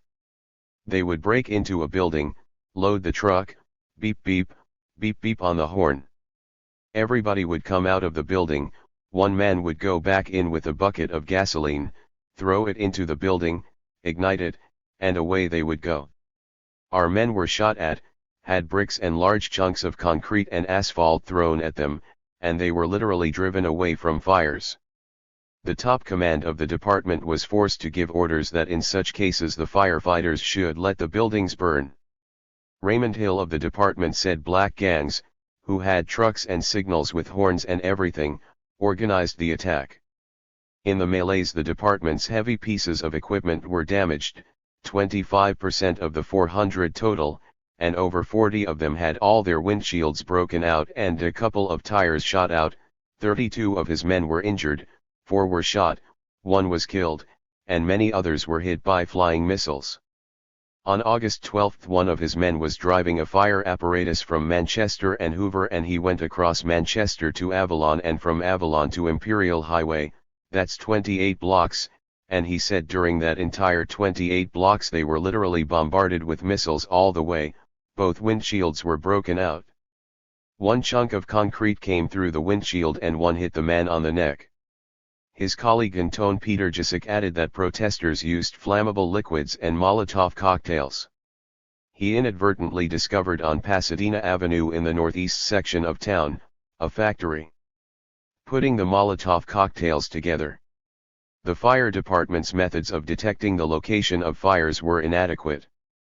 Bands of protesters running from site to site were starting fires, while the department received no formal authenticated information but had to 107. Rely on the mass media and the grapevine. The department tuned into television to ascertain the site of major fires. Its telephones were overwhelmed not only with calls of assistance but with calls designed to tie up its lines. Its radio frequencies were not up to the task. These handicaps are even more surprising when it is considered that the pace of events in the Deep South had caused the department to hold high-level meetings to plan its response in the event of a racial incident, riot, or civil disobedience. Days before the uprising it had met about such an eventuality. There had been a breakdown in communications between the city and county fire departments and related agencies. K.E. Klinger, an engineer, had made pointed suggestions about how to respond in the future, recommending better intelligence and technology. A helicopter for the department, the Bell 204B, was the very type machine and operation presently being used so successfully by our armed forces in Vietnam was deemed a top priority. Viet Watts was becoming more than a slogan. In a precursor of the high-tech approach to urban unrest, Klinger also suggested that the department purchase other aircraft that could detect and map fires, using airborne infrared scanners and associated electronic readout systems. Though the department was uncanny in making plans for the future, it was not so adept in interpreting the past. One of the reasons it had been meeting in anticipation of trouble in South LA was because over a 2-year period there had been sharp verbal exchanges, abusive language. rock throwing and the like by residents there. The department for many years had conducted fireworks displays in South LA on July 4th, but our firemen were abused to such a point verbally and physically that we stopped putting on these shows. And these attacks happened only at the hands of black people. According to Hill and Jessica, the August assault demoralized the fire department and ignited hostility toward protesters, yet firemen stopped fighting one fire in order to rescue looters who were trapped on the upper floor of a large retail establishment, and another crew delivered a baby in the heart of the curfew zone. The U.S. Army, which later studied in detail the star-crossed relationship between firefighters and protesters, also was surprised that the utility companies would not go into the disturbance area to disconnect services. On numerous occasions, fire personnel with inadequate training and equipment had to handle high-voltage electric lines. This posed a serious threat. The fire department was running out of patience and, worse, water. AM 108. Ambulances were refusing to enter the curfew zone, which was only increasing the ire of residents. By August 14, 200 fires were burning, including 40 deemed major fires of a second alarm nature. That day there were 20 large structural fires, as for an additional 20 minor fires in autos, sheds, and the like. The department elected not to respond. Department brass was concerned that there were not enough companies to cover the remaining 93% of the city. This department, with the third largest amount of fire equipment in the nation, had 7 engine companies in reserve but no personnel to man the 7 engines. A whopping 90% of all street alarms reported in LA were false under normal conditions. On 14-15 August this figure went even higher, so the department decided to ignore all street alarms. It could have been worse. There were no fires during this period in any manufacturing plant or huge structure. Though no major plant was destroyed, business, notably big business, did suffer grievously during the fires of August. The harm it endured was a central reason why these events were investigated so assiduously. With the atmosphere unsuitable for shopping or doing business, many businesses, particularly retail stores, closed down for this period. Employee absenteeism was high. Pacific Telephone and Telegraph, Richfield Oil, and Union Oil all had outposts in the curfew zone that were damaged. Thousands of phones were out of order, and severe damage was inflicted on lines, cables, and poles. Power distribution lines belonging to the LA Department of Water and Power were damaged, leading to a cessation of water. A power outage at the 99th Street pumping station was caused by the burning of cables. Registered. The major grocery chains were targeted, along with liquor stores. Whitefront, a leading retail store at 7600 Central, was set fire 3 times. Carried. On the other hand, commercial glass shops did landslide business, working day and night to meet the flood of orders. New police car windshields were in great demand. Carried. Registered. The San Fernando Valley was miles away from the heart of the curfew zone, but it was close enough so that major department stores there recorded a 50% decline in retail sales. Business along Sunset Boulevard and La Cienega also dropped by half. Tourism, a major industry, was wounded. Migration to the state was affected. James Stoll, Chief of the State Agricultural. 109. Department Inspection Station in Yuma, Arizona, estimated that 200 fewer cars crossed the border during this period. Despite the ferocious anger, it would be foolhardy to ascribe all the damage in South LA to the residents. Looking back 20 years after the fires, Marnisba Tackett, one of the residents, declared that many of the merchants set the torch to their own stores. I was in the real estate business at the time, and one of our clients said to a salesman of mine that it's too bad that the riots didn't come this far and take my store. Interestingly enough, that store did catch fire some months later. Tackett also noted the correlation between the growing anger and growing militance among African Americans. Not only did this lead to the proliferation of buying and ownership of handguns, many of which were turned by blacks on each other, it also led to the growth of a group that felt we should adopt scare tactics. This group tended to advocate separatism and narrow nationalism and fed the youth's need for militants to confront an often hostile society. As for Tackett, she was sufficiently cowed to the point where she reluctantly became quiet in terms of advocating integrated education, and there were others who felt the same thing and reacted in that 42 way. No class discourse was available to explain to the black masses what was happening. For example, grievances against grossly exploitative practices of some merchants were at times ascribed more to their Jewishness than to their class background. One analyst hypothesized that about 80% of the businessmen in the riot area were Jews, and they were the hardest hit victims during the riot. Happy Face, Jesse Robinson, a 53-year-old pillar of the black community, this UCLA alumnus worked as a postal worker, owned a management company, taught junior college, and served as president of the board of trustees of Compton Union High School, saw an anti-Jewish pattern in the events. Days after the conflagration, he went to Watts and talked to his old friends. He was told that there was much burning by individuals outside of the Watts area.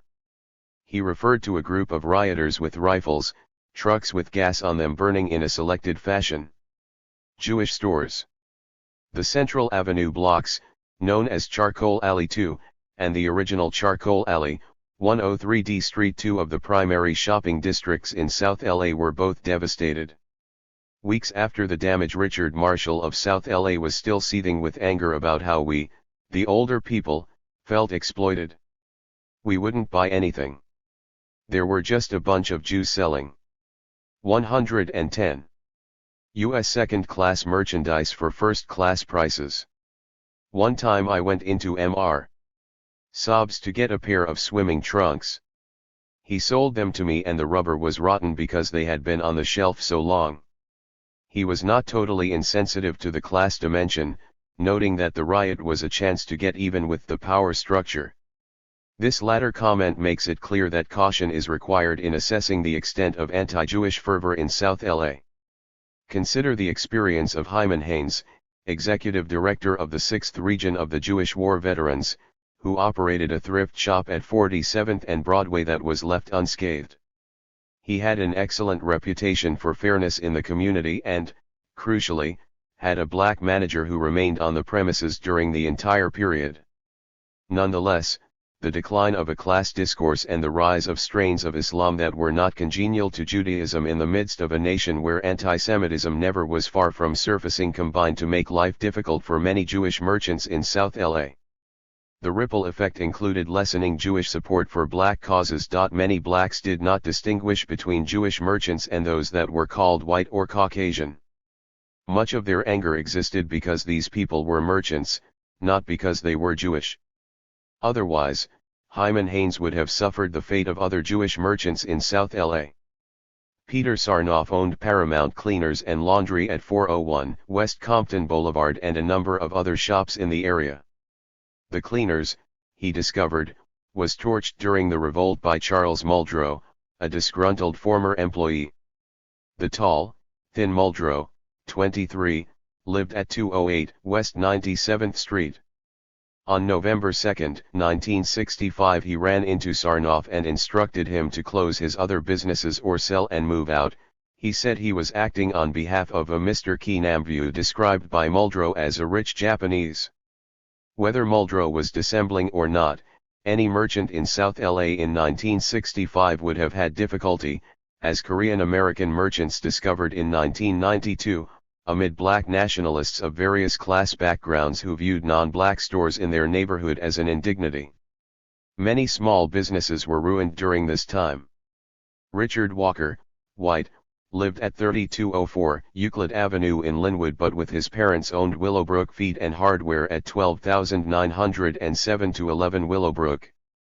He remained in the store the evening of August 13, guns at the ready, and he stayed until 4:30 p.m. the next day. By the time he returned at 9 p.m. on August 15, his store had been burned down completely. He suspected a young white man. 111. A local activist, was the culprit. Walker was gratified that some of his customers who were mostly black brought food and drink to him as he stayed in the store, Though to avoid incurring the ire of others, they did it at the back door so that the rioters would not see. Yet he was horrified by what he saw in the streets. They saw all the Negro community go wild. The people looked glassy-eyed as though they were under the influence of narcotics. Carrot registered it wasn't just white merchants that were touched. Cornelio Jacobs was a Filipino from Torrance who owned a barbershop in Willowbrook. At the suggestion of a police officer, he left his shop on August 13, returned the next day at 7:30 p.m., and stayed until 9:30 a.m. on the 15th. At 12:30 that afternoon he turned on his television and saw his shop burning. The $7,000 loss was too much to overcome. He went to work for another barber. Black merchants tried to ride the nationalist wave by placing signs on the windows of their stores reading Negro owners or, more fashionably, Blood Brother, Soul Brother, Negro Blood, or Black Blood Brothers.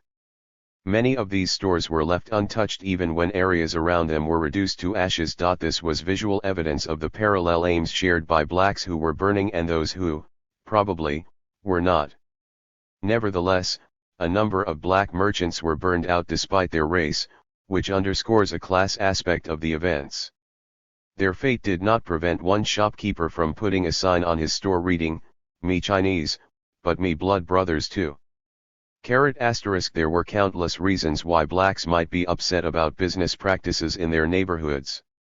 The 4,300 block of Central, which was destroyed, was an area where no Negroes were allowed to rent business fronts. The notorious savings and loans associations in South LA charged higher interest rates than their branches elsewhere did, redlined relentlessly, and treated their customers with scorn. Almost half of the high-credit businesses were totally wiped out, while only 3 out of 40 low-credit businesses suffered damage to the same extent. Much of what became looting was sparked initially by harried efforts to snatch credit files from businesses. To understand fully the breadth and depth of the revolt, it is necessary to understand the role of business. Some businesses overcharged customers or disrespected patrons, others were the repository of the commodities that were either necessities or the symbols of self-esteem. Thus, Bruce Michael Tyler has characterized what happened in South LA as a consumer riot with racial, political, and class overtones. There is something to this thesis. However, if it is intended to detract from the overall importance of the revolt, it is miss. 112. Guided. For these turbulent events had enormous impact, not least on the all-important bond market and the state's ability to raise funds in the capital markets. Perhaps because of the perceived threat of the uprising, a burning city, worried capital markets, slumping retail businesses, harassed firefighters, nervous Euro-Americans, and angry African Americans, the authorities sought mightily to smash it. And this often involved bloodshed, which flowed inexorably from the evening of August 14 to the morning of August 15. Frederick M. Hendricks, a 19-year-old black student, was living at 1406 Via Los Santos. On August 15, just after midnight, the slender 5'9" 133-pounder died after he was shot in the neck. Lacerations innominated his artery, causing a massive hemorrhage. He was shot while seeking to leave a store with liquor. James Cullens, manager of a nearby hotel, saw Hendricks walking to a liquor store on Utah. There were 3 boys altogether. They pulled out a trash barrel and started pounding on the window of the store. Suddenly police appeared, in plain clothes with white crash helmets on. Hendricks fled. An officer cried, "Halt," then shot him 3 times when Hendricks did not obey.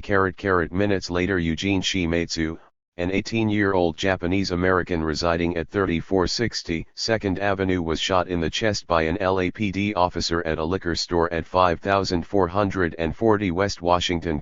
Registered at that exact moment, 12:55 a.m., in another part of town.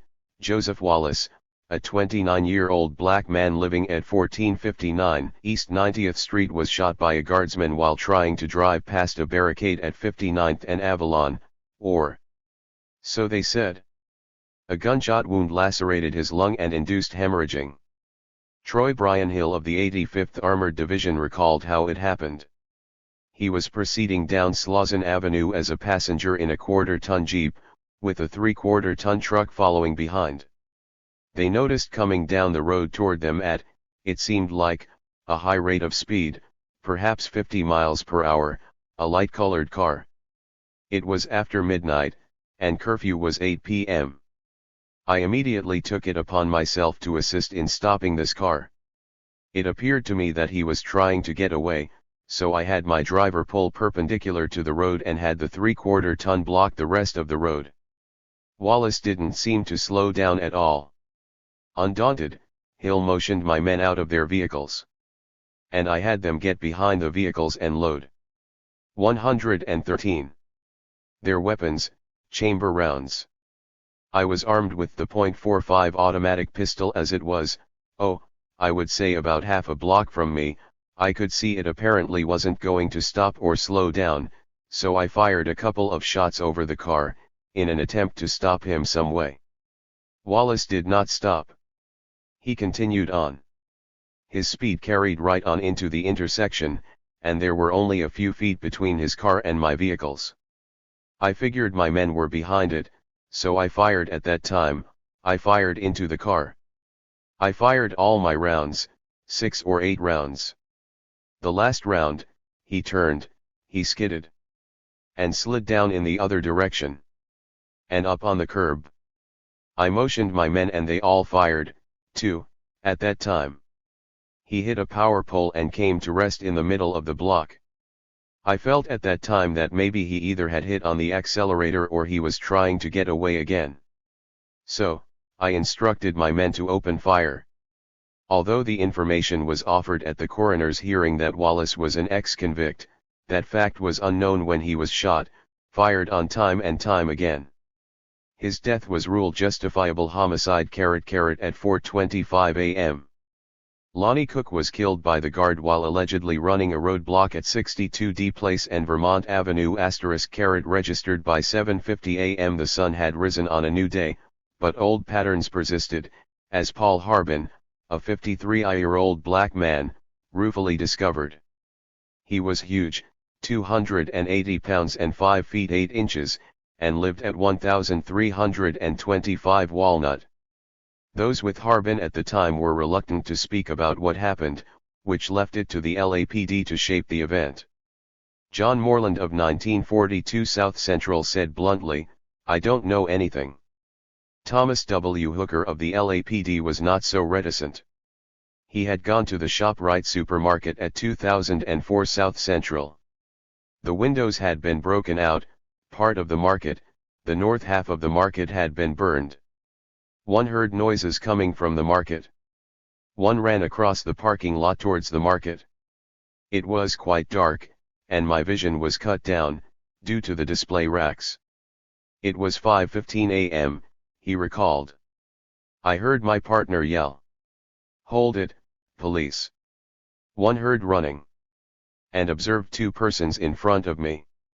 One heard my partner yell, "Hold it, police!"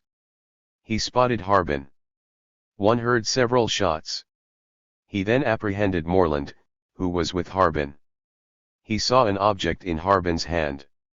Nathan Johnson of the LAPD said. 114. That Harbin then began to run. Harbin was 12 feet away and terribly overweight, but Johnson decided that only lethal force could stop him. He fired 3 shots at Harbin, who as it turned out had nothing in his hands. Apparently the hefty Harbin was taking meat to eat, though by the time he confronted the LAPD, he had dropped it. His death was deemed justifiable homicide by the evening of the 15th, things were simmering down but not totally under control. Blacks had been losing blood by the bucket, but they were not alone. Richard Lefebvre, a 23-year-old white man, was hit with a shotgun blast to the chest, perforating his heart and right lung with a massive hemorrhage. That evening the police received a call about the throwing of rocks and other things at cars by a crowd of about 300 at 15th near California. As the LAPD arrived at the scene, Lefebvre and a few others began to run away, with the police in hot pursuit. The LAPD contended that the suspects turned and began firing, and the officers simply returned fire. George Medic of the LAPD added, "As we stopped our vehicles, we saw debris flying in our direction: bricks, bottles." Another officer, Richard Lieslstra, provided a different wrinkle. "My partner and I attempted to effect an arrest on a female Negro. As we tried to assist her to the patrol car, a large group of male Negroes came up on us, yelling at us, throwing missiles, bottles, bricks. 3 female prisoners and a male Negro attempted to take the prisoner away from me. Finally, had to let her go, in fear of her own safety. Other officers responding to a distress call hurried to the scene, shotguns cocked. According to Officer Stuart Gordon, 3 men tried to take his shotgun. I held it in the air, I put my finger on the trigger, it was loose, as though it had been fired." Apparently LaFave was shot when he tried to wrest the shotgun away from Gordon. Here was a white man killed, shot through the heart with a shotgun blast, with officers' stories varying as to how it happened. Some said he was fleeing, and others said he was wrestling. Justifiable homicide was the decision, nonetheless. The same result obtained when Nada Love, a 67-year-old black woman, was shot at 51st and Avalon Ophiel, allegedly driving through a roadblock. She lived at 1523 East 23D Street. She was shot in the neck with the bullet severing her spinal cord. This native of Louisiana had been at a friend's house on 87th Street for dinner, and she was on her way home. She was traveling at a rate of 30 miles per hour, had not been drinking, and was accompanied by her husband. There was light traffic as she approached the 115 fatal intersection at 9 p.m. Apparently she knew of the curfew and had stopped her car when the shooting began. Lieutenant Robert John Geary of the Guard begged to differ. So did Sergeant Gerald Garcia, who argued that he yelled, "Halt," but the car kept going and then accelerated as the headlights were doused. Private Yasukita agreed, he was the one who opened fire. The lawyer, Leo Branton, who spoke for this gray-haired old lady, was irate. He insisted vociferously that the car had stopped when the shooting took place, contrary to the recollections of the guardsmen. He charged further that the district attorney had done an inadequate investigation, an accusation that bedeviled each coroner's hearing. The list of victims was widening from Latinos to Asian Americans, Euro-Americans, and senior citizens. The authorities were determined to enforce the curfew at any cost. Black LA had gone to church to pray on Sunday, August 15, in a ritual that stretched back decades. They prayed amid fire and rubble and jeeps with armed soldiers. A new work week was beginning on Monday, August 16, for a city that had been out of control since August 11. More blood would be shed before the authorities could resume control, and when they did, they discovered they were now dealing with a different community. It was now August 16.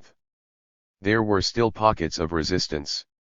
Conflagrations had spread beyond the boundaries of LA. As white Angelenos watched their televisions in horror, the fear began to spread, notably after the Athens Park meeting where it was promised that the fires would be brought directly to their doorstep. One Angeleno warned his compatriots that they should load the weapons and prepare for the worst, rather than being defenseless people cowering in their homes, hoping that the marauders will strike their neighbors rather than themselves. In Beechwood, a mostly white section of the county, there was concern that brush fires would be set intentionally that would engulf the entire neighborhood. Early on in neighboring Compton, Rosecrans Plaza, a wealthy shopping center built in 1963 and with 22 businesses, was rumored to be a target. On Saturday afternoon bands of black youth arrived there, but Leroy Conley, a black man who headed the Businessmen's Association there, organized a rival band armed with weapons, including shotguns.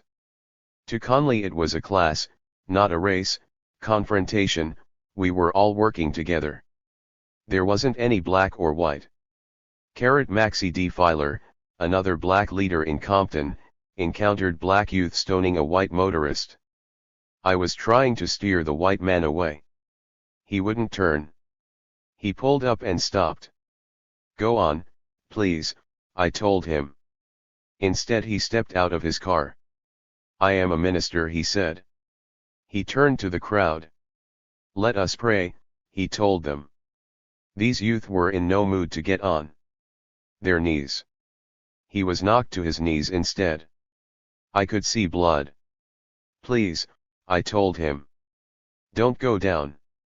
Get up, get in your car and get out of here." I helped him back in and he got away. These were scattered incidents. Compton was not a major battleground during the uprising. Many denied later that any disturbance had taken place there at all. Nevertheless, after the uprising, more whites there and elsewhere in the county moved farther south to Orange County. During the turbulent days of August, there had been only a few reports of disturbances in that conservative redoubt, and these focused on Negroes cruising in cars and bothering students at Orange Coast College in Costa Mesa. Some black families who lived in Orange County in August 1965 feared that the racist right wing headquartered in this fount of reaction would exact revenge on African Americans. In Buena Park, a Molotov cocktail landed in the backyard of a black family, striking apprehension that some whites might be assuming the role of avengers. An officer in Long Beach was killed. There was a related outburst in San Diego, and store windows were smashed in Pasadena. Reports of violence were received in San Bernardino to the east. In Bakersfield to the northeast, a dusty town of Okies, Molotov cocktails were tossed. There was an attempt to ransack a gun store, and white avengers sought to invade black areas with deadly weapons. There was concern that incidents would spread farther north to the San Francisco Bay Area. There was nervous reassurance that workers in this field don't think there is quite the degree of repressed hate against whites among Negroes here that was evident in Watts. Things may have been chilled up north, but in Des Moines the governor called out the National Guard to protect the Iowa State Fair. In faraway Washington, D.C., there was tangible fear that the predominantly black city would explode. Some Euro-Americans there were reported to have slept fitfully.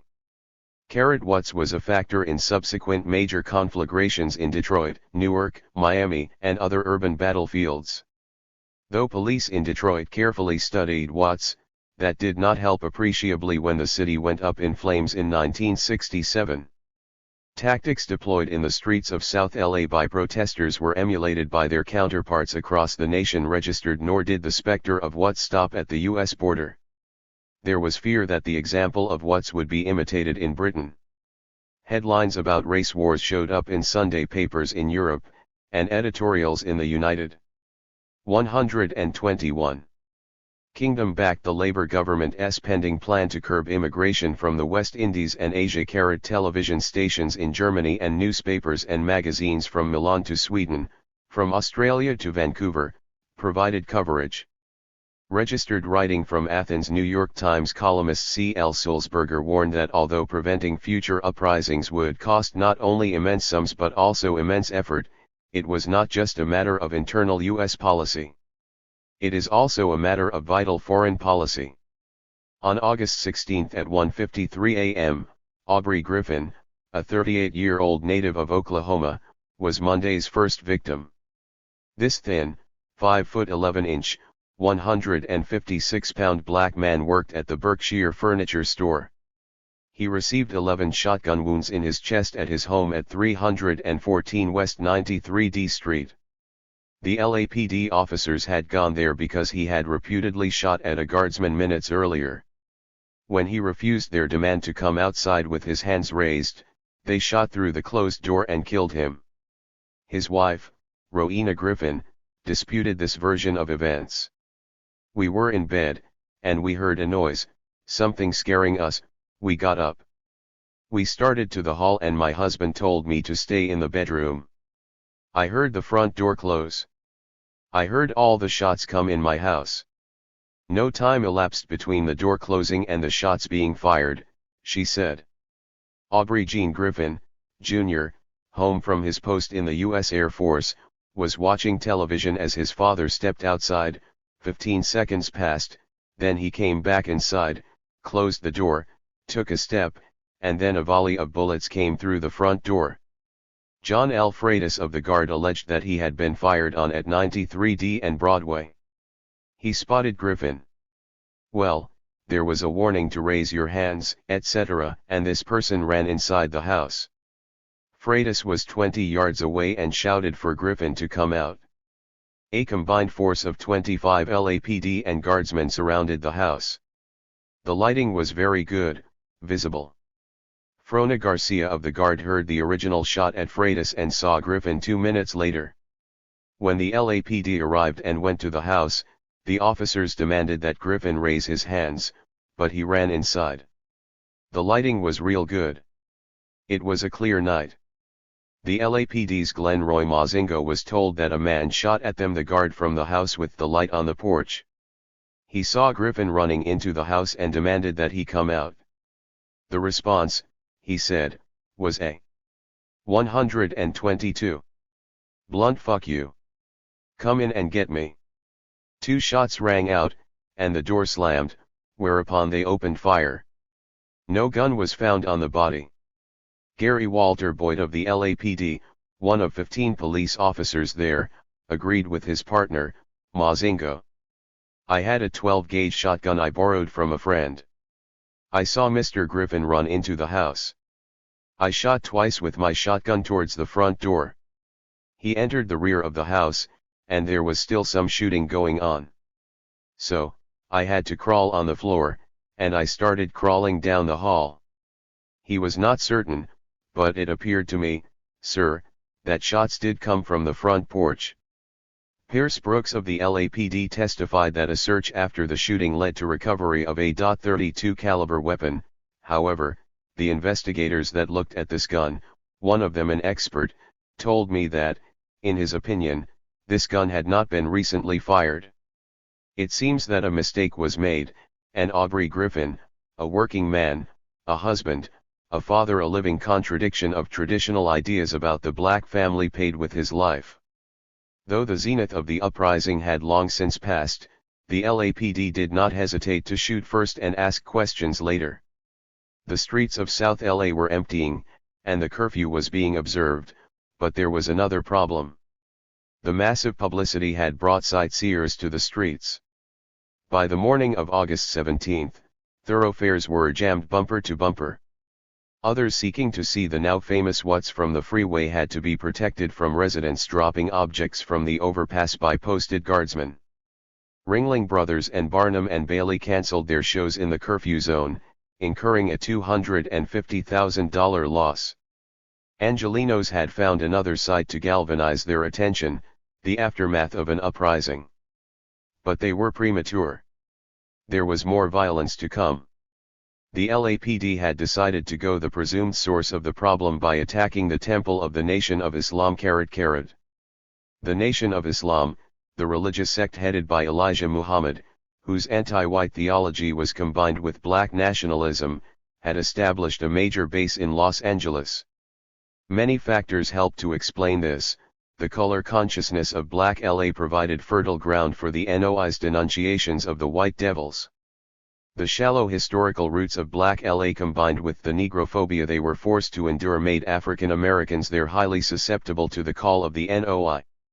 The Red Scare and the concomitant abandonment of class struggle, and blacks, by many unions led, Accord 123. Ing to Donald Craig Parson, to dissensions politics or the autonomous movement, unmediated by the party or state. This too helped to propel the NOI. As the 1960s dawned, the NOI stood as one of the few symbols of militance in black LA. The NAACP chapter had long since been identified as striving for middle-class goals with middle-class leadership, which automatically excluded the majority of African Americans, who happened to be working class. The thrust of the NOI program was middle class opening businesses, and it recruited heavily in prisons and among the lumpen proletariat, yet the abandonment of the black working class by unions and civil rights organizations made the sector susceptible to NOI blandishments also. The reputation of the NOI was burnished ironically because the LAPD tended to perceive it as a threat, hence, there was a rapid growth of that city's black Muslim temple.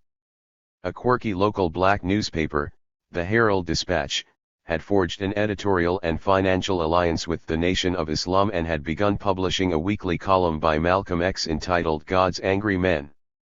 A biographer of Malcolm X, Bruce Perry, has stated the NOI got the idea of starting its newspaper, Muhammad Speaks, probably its principal device for extending its influence from its LA experience.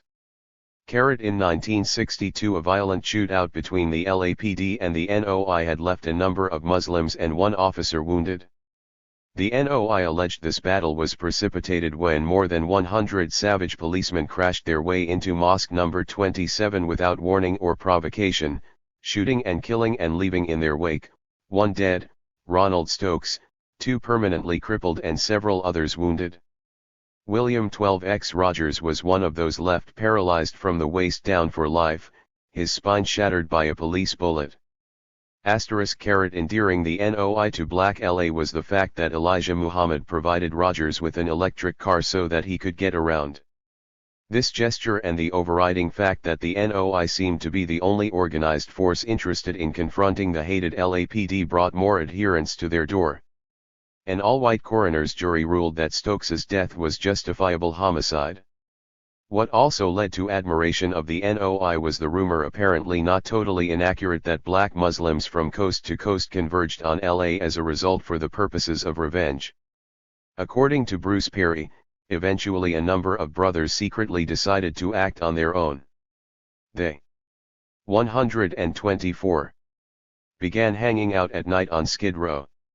Vengefully, they fell upon their inebriated, solitary victims, some of whom did not survive. This continued until Malcolm X called a halt to the bloodletting. Los Angeles proved essential in the evolution of Malcolm X and his split with the Nation of Islam. After this confrontation with the LAPD, Malcolm longed to concentrate further on the secular concern of police brutality. However, he was reined in by Elijah Muhammad, who feared such a confrontation with the authorities and steadfastly maintained that he was leading a religious sect, not a political organization. Still, rumors about NOI retaliation, true or not, inevitably reached the ears of the LAPD. It seems that the LAPD began to target the easily identifiable well-dressed NOI members with their bodies, closed-cropped haircuts, and Muhammad Speaks in hand. The resultant tensions confirmed some of Elijah Muhammad's worst fears. By 1965 the LAPD-NOI relationship had frayed. Weeks before the uprising, the Board of Police Commissioners was meeting to discuss the issue of NOI members hawking their papers at 8th and Wall Streets, near the traffic court building. The board requested an opinion from the city attorney, seeking to ascertain if this activity could be barred. Beginning in May 1965, a total of 5 man-hours was extended in surreptitiously photographing these persons with moving pictures at distances of from 30 to 100 feet.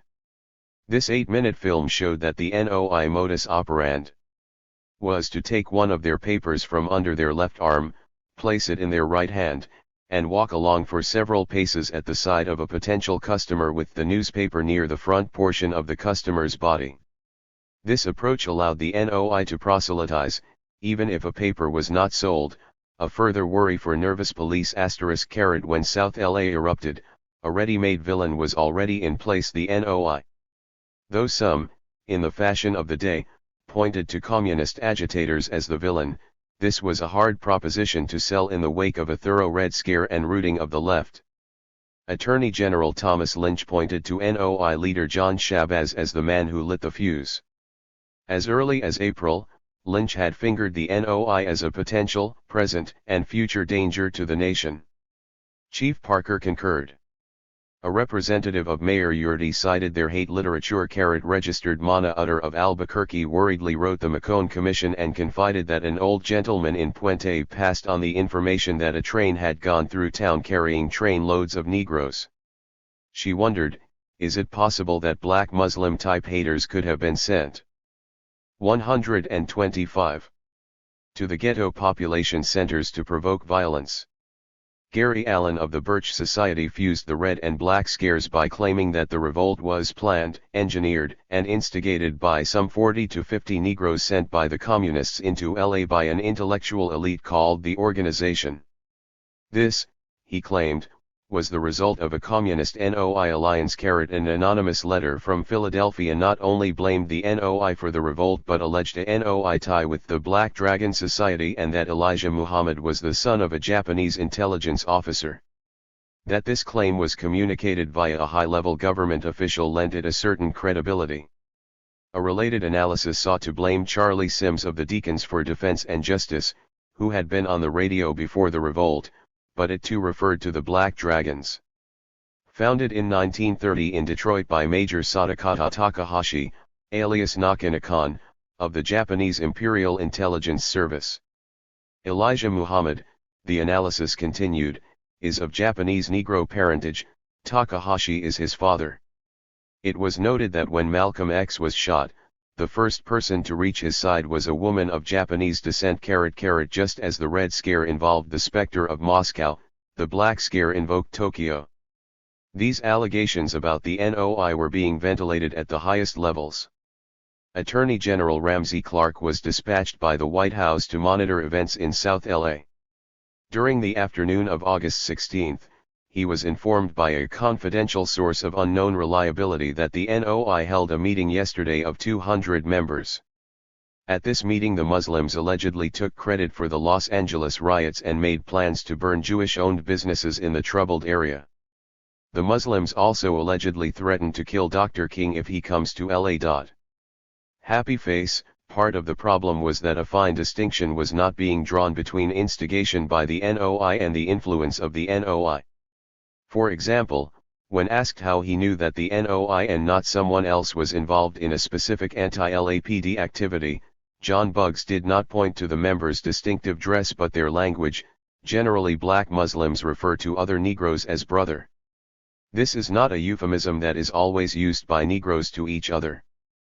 But Buggs should have known that things were changing. Soon many blacks were addressing each other as brother and sister, and certainly, all were not part of the NOI. However, his statement was suggestive of the ideological hegemony being established by the NOI.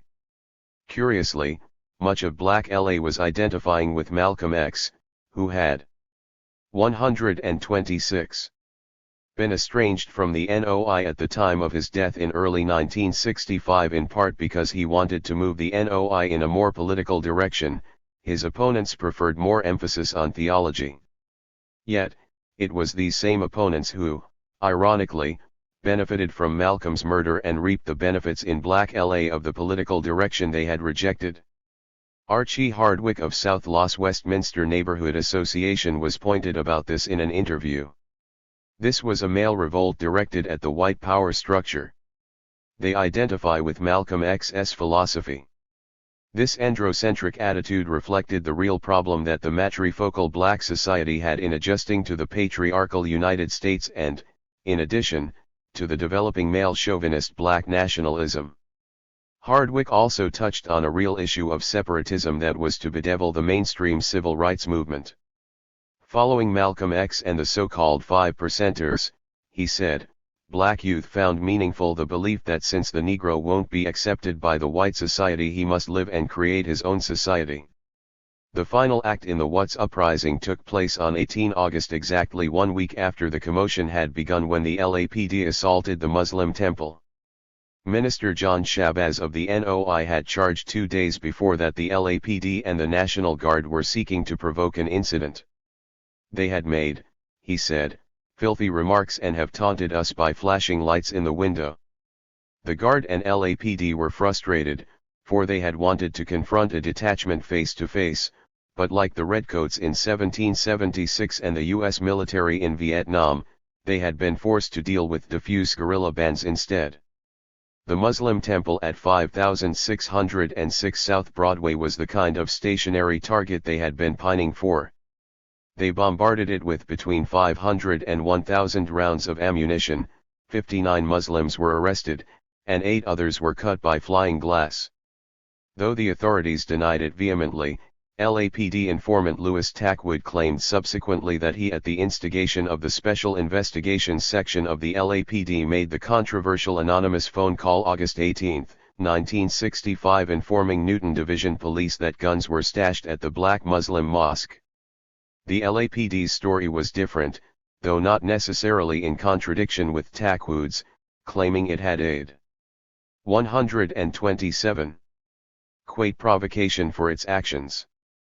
The point that could not be avoided, however, was that no arms were confiscated from the temple. The previous hours in the city had been typically turbulent. The Rams-Cowboys game proceeded, though the crowd of 31,579 at the 90,000-seat Coliseum in the heart of the curfew zone was noticeably on edge. In Maywood, a sniper fired at police from a second-floor surplus department store. Shotgun-carrying officers captured him minutes later. They had expected to nab an African American, but 26-year-old Nikolai Pakhomov described himself as Persian. This uproar was mild compared to what happened on South Broadway. The official report was that an anonymous call was made at 1:43 a.m. to the LAPD. By this time 12,400 guardsmen, the entire 40th Armored Division, were in the process of withdrawing from LA. The caller said there were arms and other illicit material at the temple. Said Sergeant William Biddle, "When we pulled up, pellets started pounding the car and we were immediately in a train of heavy fire. A sheriff's car reportedly was hit twice on the roof, and there were other reports of shots fired in the surrounding vicinity. The officers crouched behind cars, firing into the building. The two-story stucco building was besieged, soon it was riddled with bullets, and every window was broken. Officers entered the building. Files were removed, along with membership lists. Muslims were fleeing in all directions, including, it was said, into the sewers. Other Muslims were led away with shotguns aimed at their heads. The LA Times was pleased with the comeuppance doled out to the uppity Muslims. The fanatical black Muslims never have permitted a white man to enter their mosque. But, the newspaper announced, that taboo was broken Wednesday. There was seditious literature about.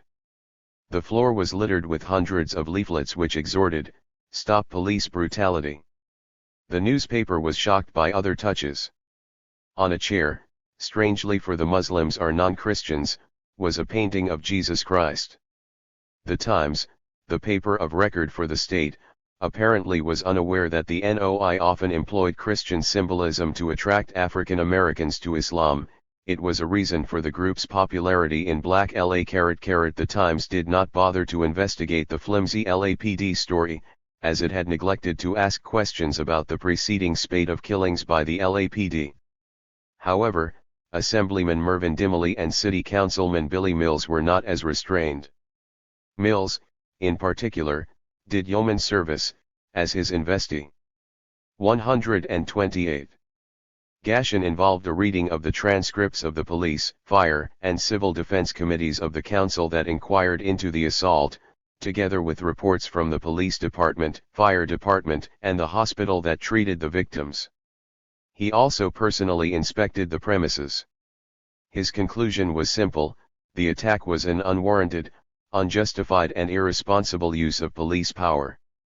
He was suspicious of why an anonymous telephone call would lead to the dispatching of forces from the Guard, LAPD, Sheriff's Office, and Highway Patrol. Registered Dimley wondered why the authorities shot into the temple before issuing a warning and why those taken into custody were quietly released.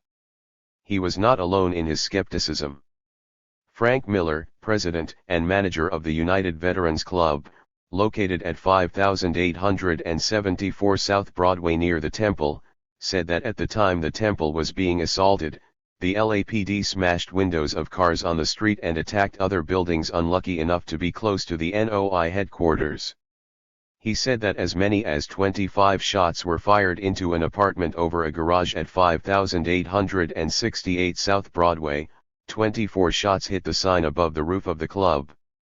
In all, approximately 300 shots hit the front of the club and the barber shop next door. Bullets pierced the walls of the club and the barber shop next door. What had begun on August 11 as a black uprising primarily against the police had concluded with a police uprising against blacks. Councilman Mills was incensed and sought to use this incident as a lever to reform the LAPD. The problem was obtaining cooperation. Witnesses were afraid to testify. News organizations were reluctant to give him footage of the raid. The normally somnolent Board of Police Commissioners that was duty-bound to ride herd over the LAPD made, in his opinion, a concerted effort to sweep the incident under the carpet to protect the image of the department. Yet he kept digging, revealing later that the LAPD may have set fire to the temple. The McCone Commission also raised questions about the police version of events. It relied heavily on the eyewitness account of Robert L. Brock, a 41-year-old black veteran originally from Shreveport, who lived nearby at 600 West 54th Street. At 1:30 a.m. he saw the LAPD without provocation fire on the temple. If his story was correct, Commission investigator William Gilkey concluded, this would refute allegations of testifying police officers as to the exact time of the gunfire in the area surrounding the Muslim temple. The NOI painted the scenario in apocalyptic terms. Elijah Muhammad, 129, answered his own question as to why the LAPD would do such a deed. For what? Just because they are devils and that is their nature. Allah revealed them as a race of devils. They were created to hate, deceive, murder and kill the black man. He told his followers that they desire an excuse to shoot and kill the Muslims, but vengeance is mine, saith the Lord, and I will repay. Muhammad Speaks predicted that the raid was the prelude to America's doom. The NOI rhetoric would have seemed out of place in LA 20 years earlier. In 1965 it fell on receptive ears in Black LA. One might think that the invasion and destruction of a house of worship by the state would have galvanized those who viewed the First Amendment at Holy Writ. But the local press yawned when it did not cheer. It was left to the LA Sentinel, the black paper, to warn, if we deny full protection of the law to the black Muslims, then we will soon begin bending our laws and protective powers to exclude Negro Catholics, red-haired Baptists, green-eyed Presbyterians, dark-haired American Legionaries and gray-eyed Shriners. Outside the black community, these words were falling on deaf ears. Inside the black community, the raid helped to propel the NOI to folk hero status. The Watts uprising was decentralized. It was a mass uprising and not organized in inception and conception. However, it was mostly hailed by a South LA community reeling from police brutality, unemployment, and other ills. It was scorned by many others, who sought to blame the NOI for the disruption. In response, the NOI's stock soared among younger blacks, particularly because the Muslims were one of the few organized forces who seemed to be confronting the authorities with militance. The apotheosis of this process came when Marquette Frye, the man whose arrest triggered the uprising, joined the NOI. It was ironic that one of the reasons for the falling out between Malcolm X and the NOI was the secular path he preferred, focusing on police brutality and related urban ills. Yet the NOI, at least in LA, was following the path of this heretic. On August 15, Frye spoke at the temple. The handbills advertising his appearance bore the slogan, "Stop Police Brutality." Frye's recruitment was a coup for the NOI and a sign of its heightened profile among blacks. Even Harlem Congressman Adam Clayton Powell, always alert to the direction of the prevailing winds, seemed to be edging closer to the NOI's banner. The hearings of his House Education and Labor Subcommittee held in What's in the Midst of the Rubble were trumpeted in Muhammad Speaks. The NOI continued moving steadily down the secular path, in its paper 130. Next to the photo of the ultimate radical, Che Guevara, was an article lambasting the KKK-type police brutality of the LAPD. Registered Minister John Shabazz of the NOI in LA was exhibiting the signs of celebrity, cited increasingly in the press and facing more threats and harassment from opponents. The only coherent explanation that seemed to make sense to black LA tales of mad scientists creating evil white devils and the absence of competing narratives aside was that of the NOI. Its concept of the white man as devil may not have been accepted in full, but certainly the tendency to engage in group stereotyping, the essence of Negrophobia, was being reversed and turned on Euro-Americans. Moreover, the behavior of the LAPD before, during, and after the revolt seemed satanic to many. This left LA elites in a quandary. Asa Call of the McCone Commission wanted to avoid witnesses who have extremist or prejudiced positions. By this I mean racists, Muslims, etc. Yet, he wanted the commission to examine the influence and leadership of Muslims in the Watts community as a priority. How it could perform the latter task without talking to the NOI was left unexplained. Registered. Similarly, the commission felt compelled to pay obeisance to the new nationalism that the NOI symbolized. Other commissioners wanted Minister Shabazz to testify in Watts in order to gain the confidence of the people. Moreover, they were advised to be sure to have colored lawyers present, that an all-white commission and staff would hinder the investigations. The presence of the NOI had become the touchstone of credibility in Watts. The new nationalism also had led to affirmative action decisions that at least benefited some black lawyers. The NOI faced its own quandary. After all, it was for separatism, which was part of its attraction in Watts, yet, it was increasingly being drawn into nitty-gritty domestic concerns, such as police brutality, a path that had led directly to the estrangement of Malcolm X. When a team from the commission met with Minister Shabazz, his lawyer, Edward Jacko, tried to place responsibility for the negative image of the NOI on misstatements by Malcolm X and added that, in any event, the NOI did not want to be involved in solving poverty and other domestic problems since separatism was the answer. Though thousands may not have been joining the NOI, thousands were supporting it ideologically. Mervyn Dimley, the South LA Assemblyman of Trinidadian and East Indian extraction, took note of the statement in the Sacramento Bee that the quickest way for a Negro to gain self-respect seems 131. To stand up to the white man or to taunt Uncle Tom at any Negro leader who does not voice hatred of whiting. Happy Face. After the uprising, Ron Karenga and other newly minted nationalists organized the first in what is planned to be an annual memorial service for Malcolm X at 5326 South Central Avenue. His widow, Betty Shabazz, was scheduled to speak shortly after that. Plans were bruited for the incorporation of Watts as Freedom City, an idea seen as consistent with the newly developed Black Power thesis of the Student Nonviolent Coordinating Committee and viewed as an aspect of the rapidly developing separatism. Symptomatic of the times was that the moderate Yvonne Brathwaite, who had just been working for the McCone Commission, did not frown at the idea.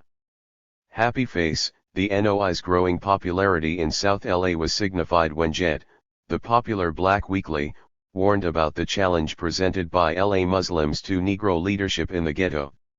Even Dr. King, it said, had to invoke the name of Elijah Muhammad to get a hearing in the riot-scarred community. Maurice Dawkins, black and a future Republican then serving as Associated Director of VISTA, an anti-poverty agency, warned bluntly that the choice was stark: we shall convert Muslims rather than let Muslims convert us.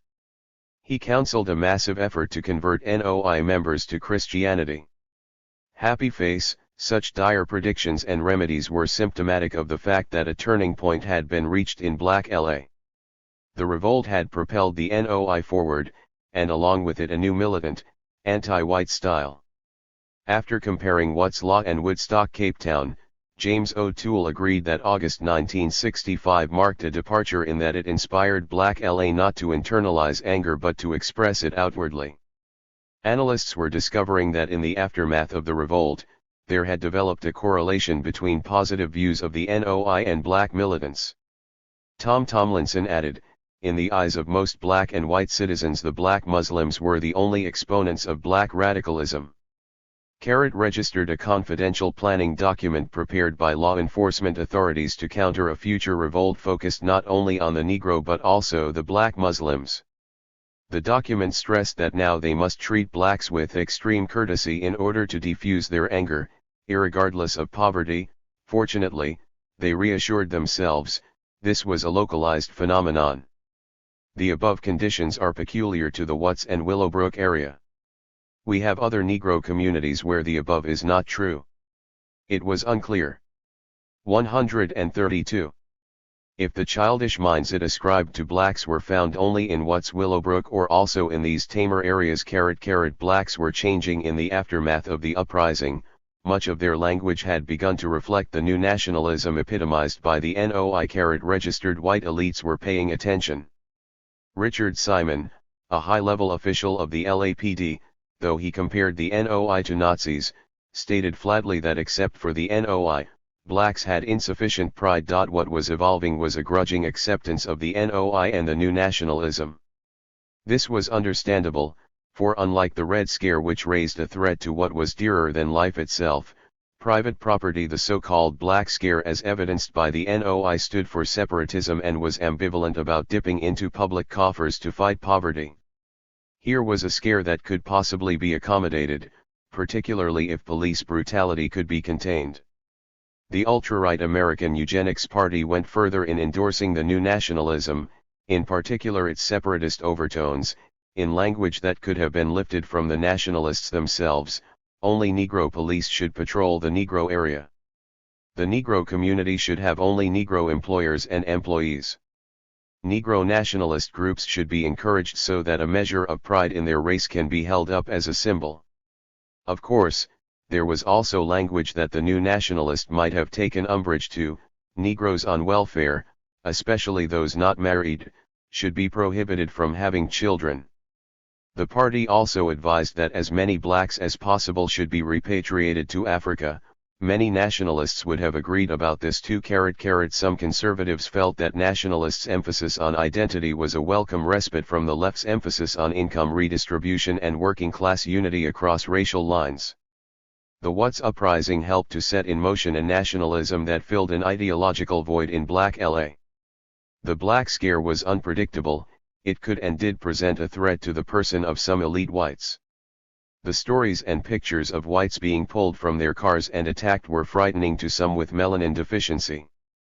But, akin to the old Jack Benny joke, where the comedian is torn when the robber demands, "Your money or your life," LA elites recognized that the nationalists could be accommodated in a way that their militant predecessors of the left could not.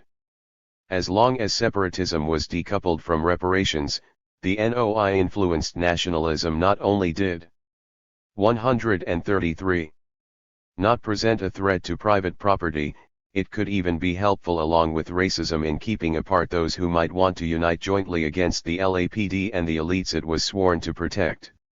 The problem for blacks was that the blows from LAPD batons raining steadily down on their heads overwhelmingly by white officers commanded by white elites made any notion of black and white unite and fight seem like a delirious dream not even worthy of Hollywood.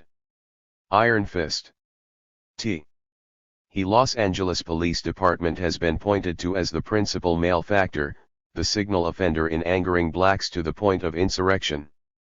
Yet the LAPD was not a thing in itself. It did not operate autonomously but at the behest of the political and economic elites who administered the city. It is true that the LAPD had a certain amount of leeway because of the structure of the city's charter, but as the crisis in LA of 1991-92 over the beating of Rodney King and the firing of Daryl Gates demonstrated, this autonomy could melt when elites decided that it was engendering a counterproductive police brutality. Still, it cannot be denied that under the leadership of Chief William Parker, the LAPD seemed to take to the task of hammering African Americans with a macabre relish. This was particularly so during the week of 11 to 18 August 1965. The brutality of the LAPD was so obvious that it had not escaped the attention of usually circumspect journalists. In 1961 Theodore White called the force the most cruel in the nation. 30 years later Lou Cannon of the Washington Post was prompted to call LA a police state because of the depredations of the LAPD*. Even before the 1960s the LAPD's reputation for lawlessness had been well established. In the late 1930s the LAPD organized a bum blockade near California's desert borders far from its jurisdiction to discourage dissidents from entering the state.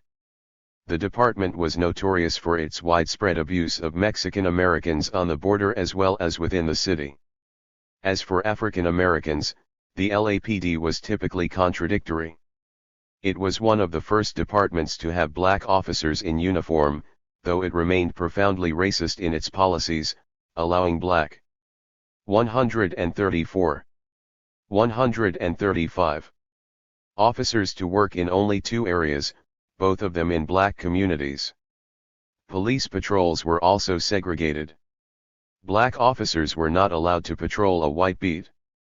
The LAPD was venal. It had a reputation for being one of the more corrupt departments, notably in the 1930s and 1940s when it countenanced the involvement of mobsters in gambling and other illicit activities. Like Tom Bradley, Earl Brodie of the McCone Commission, then serving locally as a judge, had been one of Law's early black officers. In 1965 he reflected on a time when all Negro traffic officers worked on Alameda Street, and you got that exhaust and smoke all day long. All of us had to work on Alameda Street. There was a great stink about this thing.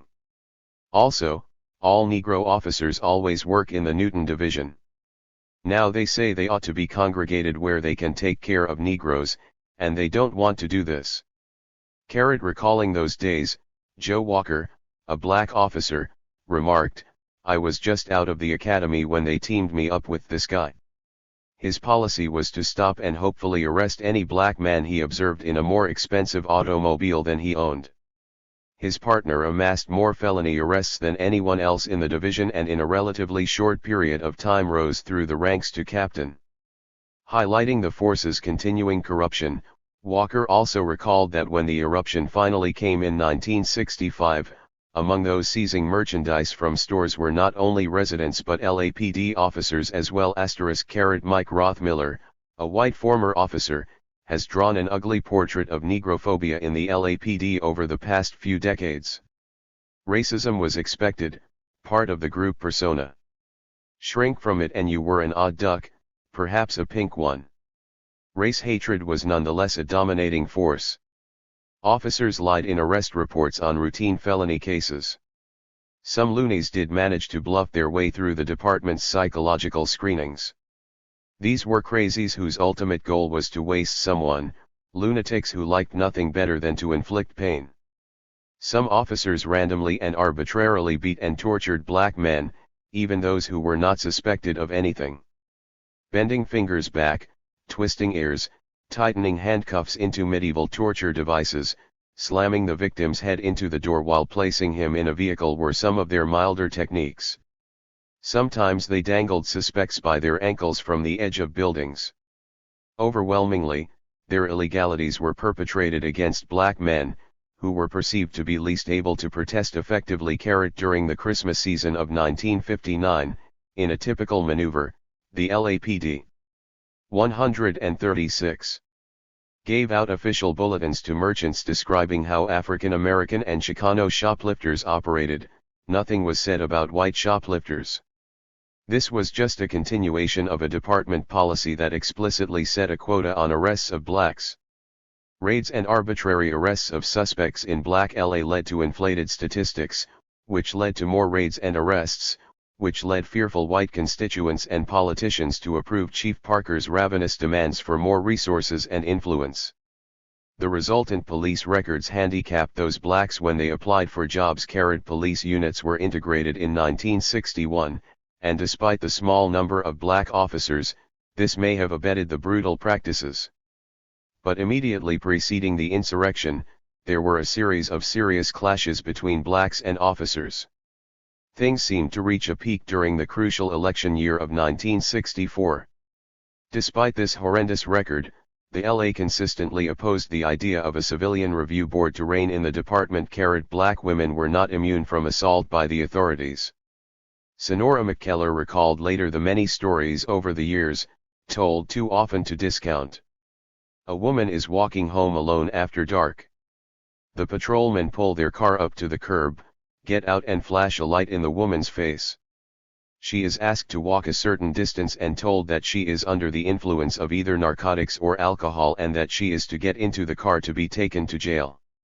She is next driven to a secluded spot, assaulted and beaten. Registered. Why was the LAPD so brutal?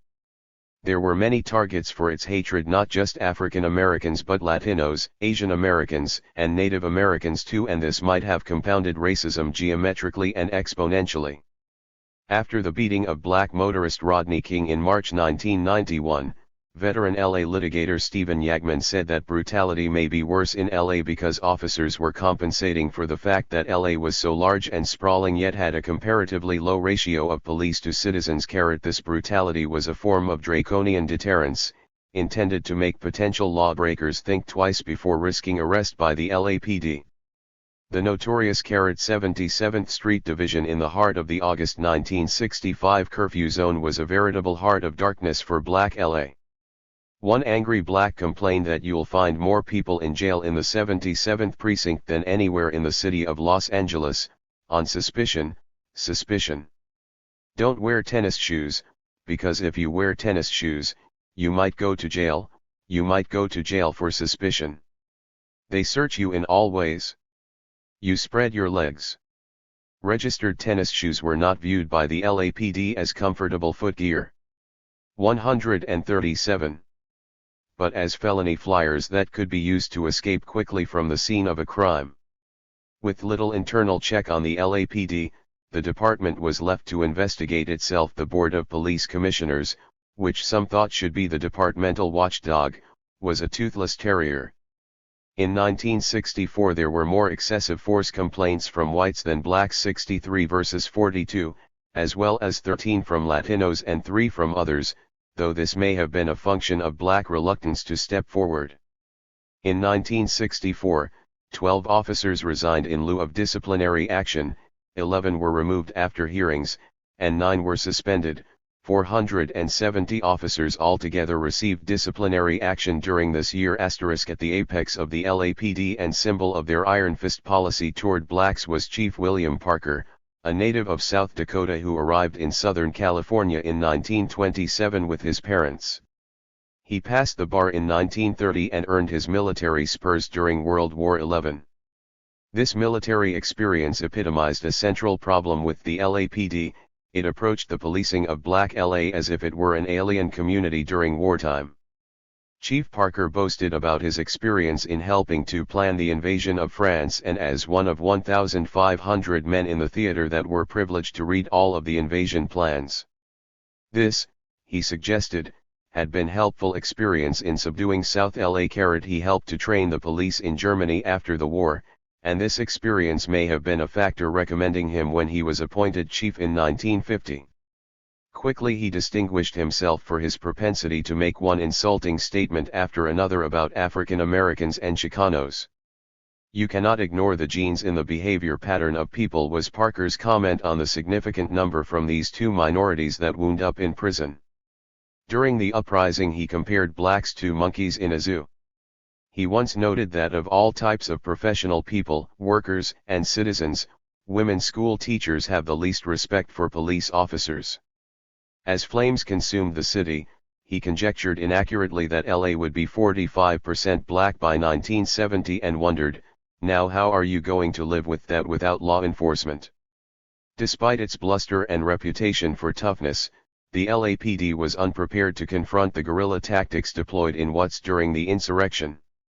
Yet at the hearing before the McCone Commission, weeks after the raid on the NOI Temple, Parker was typically cantankerous and unapologetic. He 138 blamed the California Highway Patrol and its initial handling of the arrest of the Frias for the conflagration. He castigated tacticians of civil disobedience such as Dr. King and the communications media for their presumed role in generating conflict. Corps and the NOI came in for special condemnation. Yet he could not avoid admitting being bewildered about the turn of events. "I had never read about a riot that ran this way, where the people rested the first night and then the next night. Our men were, I think, as perplexed by this spectacle as anyone else, and if you look at the film, you will see their hesitation to move." This bewilderment did not prevent his legions of supporters, especially in the San Fernando Valley and among whites, from praising his savage crushing of the uprising. He was inundated with commendations. However, there was no white united front backing the chief. Republicans in the state assembly failed in a bid to praise him officially over the stalwart objections of Democrats. Winslow Christian, a former Superior Court judge then serving as executive secretary to the governor, was caustic in his evaluation of Parker, taking pointed exception to the chief's notion that they are underneath and we are on top at this point in reference to South Law police relations. Even the Federal Bureau of Investigation expressed concern about his stewardship, relations were so icy that officers were not allowed to go to the FBI's training academy, though Parker maintained the reason was because he resisted the effort to establish a national clearinghouse on organized crime, as occurred under Attorney General Robert Kennedy. There was an organized presence of ultra-rightists within the department. Michael Hannon, who worked there for 7 years, pointed out in 1965 that at the Newton police station in a district where relations with blacks were less than ideal, the lunchroom resembled nothing so much as a Birch Society Americanism center. Rightist propaganda such as Lifelines, Human Events, Dan Smoot Report, and American Opinion abounded. The department allowed Fred Swartz and his rabidly racist Christian anti-communist crusade to hold meetings at stations and encouraged officers to attend. Yet Hannon was subjected to disciplinary action because he worked with the Socialist Party. When Major General Edwin Walker, the rebellious and racist officer who had stirred up much strife in the Deep South, appeared at the Shrine Auditorium in July 1965 to support Proposition 14 and other racist policies, a number of police officers attended. Registered 139. The John Birch Society had a foothold in the department. By some estimates there were 2,000 members in various area law enforcement agencies. By other estimates there were 2,000 members in the department alone, or roughly one-third of the membership. Registered high-level political leaders who knew about this infiltration apparently did not consider it important enough to question publicly. Though a law and order mentality dominated the department, LA during the 1960s led the nation in bombings conducted mostly by neo-Nazis and the ultra-right, and few of the perpetrators were brought to justice. The community relations branch of the department made sporadic efforts to rein in the ultra-rightists.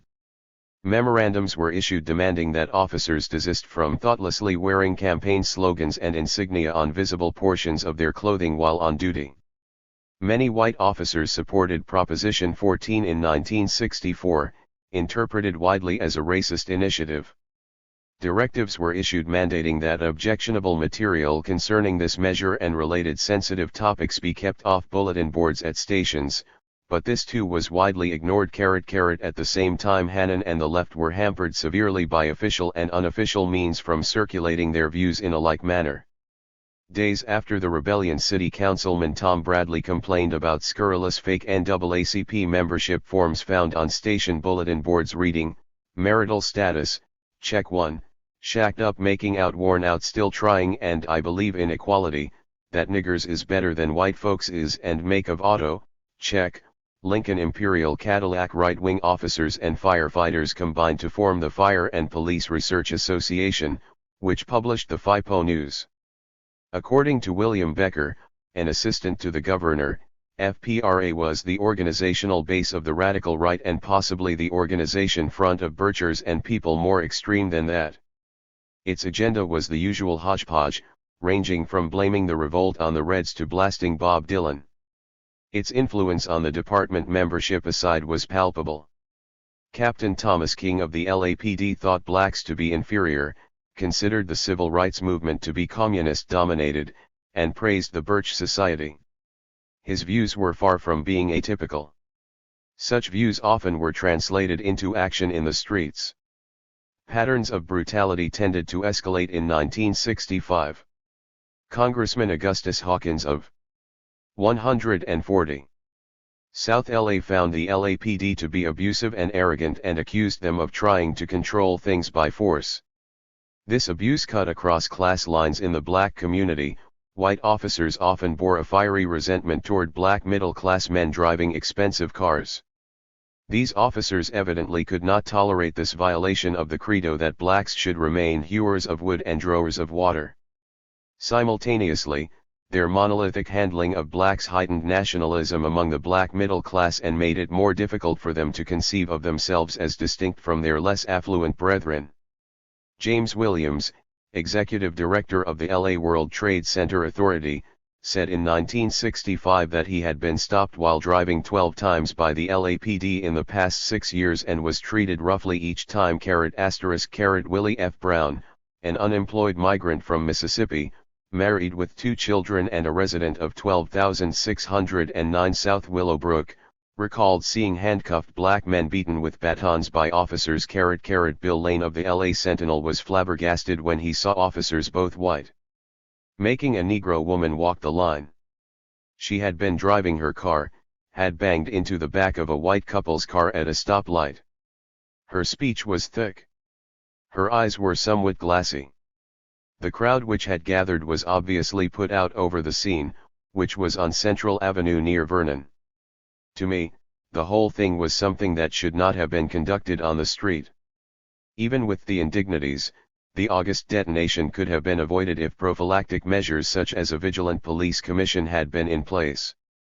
However, the United Civil Rights Committee, a mainstream grouping, had filed numerous complaints with the Board of Police Commissioners that were met with pro forma and hostile investigations designed to clear officers of culpability. A report by the local American Civil Liberties Union affiliate concluded that police malpractice is a very real thing, a routine of false arrests, illegal searches, rousts, beatings, intimidations, verbal abuse and official sanction by inaction, and no Negro is immune. The roust, or illegal arrests to get people off the streets, was frequently used in South LA. This was accompanied by disparate treatment. Along Central Avenue, when officers pulled a traffic violator to the curb, they approached the car with drawn guns, but the guns were bolstered in similar circumstances in the Valley or West LA or Hollywood. Traffic violators were frisked as a matter of course in Watts, not so in predominantly white areas. Yet police illegality was not directed against African Americans solely. The ACLU concluded that illegal searches, 141, and seizures and illegal arrests were rampant in LA, and blacks were not the only victims. Registered thus, what began as a black riot aimed principally at the police became quickly a police riot aimed principally at blacks. As the flames were still leaping, a Sentinel editorial complained that too often white policemen come into minority neighborhoods reflecting a chip on both shoulders by their attitudes. The tactics scored by the ACLU were used with promiscuity, along with invading homes to make arrests without benefit of warrants. In short, by August 1965 South LA was under paramilitary siege. It worsened with the Fry arrest. Richard Bryce, 30, a shop owner at 11701 South Avalon, agreed with those who recalled seeing an officer jamming a club into Marquette Fry's stomach. When that happened, all the people standing around got mad. So did he. Bobby Daniels, 23, a maintenance man living at 8521/2 West 61st Street, had just returned from fishing. We got out of the car and these 15 officers ran up to us. They jabbed us in the back with clubs and told us to get off the street. They jumped on us, laughing about it. Happy face. The consensus in the neighborhood was that the blatant behavior of the LAPD triggered the revolt. Things got worse on August 14 and after. Bobby Daniels provided a sworn statement that the shotgun wounds in his chest and arms came at the hands of the LAPD on August 12 at 9:30 p.m. at Imperial and Avalon. The next day he saw 30 officers at 88th and Broadway fire into a crowd of 50, standing 75 feet away. I saw one boy fall and learned later he had been shot in the back of the head. At about the same time, I saw a woman dragged from her house with blood covering her back. The police fired indiscriminately into the house. 2 hours after Daniels was shot, Leslie Lackey was beaten mercilessly by 4 officers at 118th and Avalon. Sarah Mae Barker of 10301 East 46th Street was arrested on August 13 and taken into custody at the Sybil Brand Institute for Women until August 29. When she returned home, she found that her home had been burglarized and all her furniture and clothes had been taken. She suspected police officers as the culprits. Her neighbor Emma Nieves corroborated this suspicion. On the afternoon of August 17, the LAPD came to her home claiming they were searching for stolen goods. Then other officers went to Barker's home, took her belongings, placed them in a guard truck, and drove away. That same day Jesse Staton was at his apartment at 762 West Golden when two officers knocked on his door and said they wanted to look around. 142. He let them in. They inquired about the provenance of his television and asked for the receipt. He did not have it. So he was dragged off to the 77th Street station. Then he was released but had to walk home. On Manchester and Broadway I saw a shirt on the sidewalk and I picked it up. He was stopped and arrested again and taken back to the 77th, then downtown to the Glass House. He spent 7 nights at the Lincoln Heights jail before he was released. Deloise Wilson, a 31-year-old, 5 foot 4 inch, 130-pound black woman residing at 3039 Shrine Place was arrested on August 14 at 12:30 a.m. for looting. On her way to the store that evening, 4 police cars and a wagon approached. The officers knocked me to the ground. One choked my neck between his legs and 2 or 3 started beating me with their nightsticks on my legs, chest, back and hip. I lost my wig, shoes, and purse. Later that day Leo Sanders was driving by Florence and Broadway but was stopped by heavy traffic. 3 officers approached. One hit me with the butt of his gun, a shotgun, and another cop hit me with the butt of his shotgun on my left side. The other officer hit me on the right side. I fell in the street behind my car. I lay there in the street approximately 30 to 45 minutes before I was able to drive to a doctor. I have never been arrested nor have I had any previous encounters with police officers. Other sources substantiate the broad point that a random, racist, arbitrary violence was unleashed against the residents of South LA during a hectic week in August 1965. Roadblocks were the site of a number of killings, and one photograph shows officers at one of these venues with an ominous sign reading, "Turn left or get shot." Suppose a driver was illiterate or could not read English well.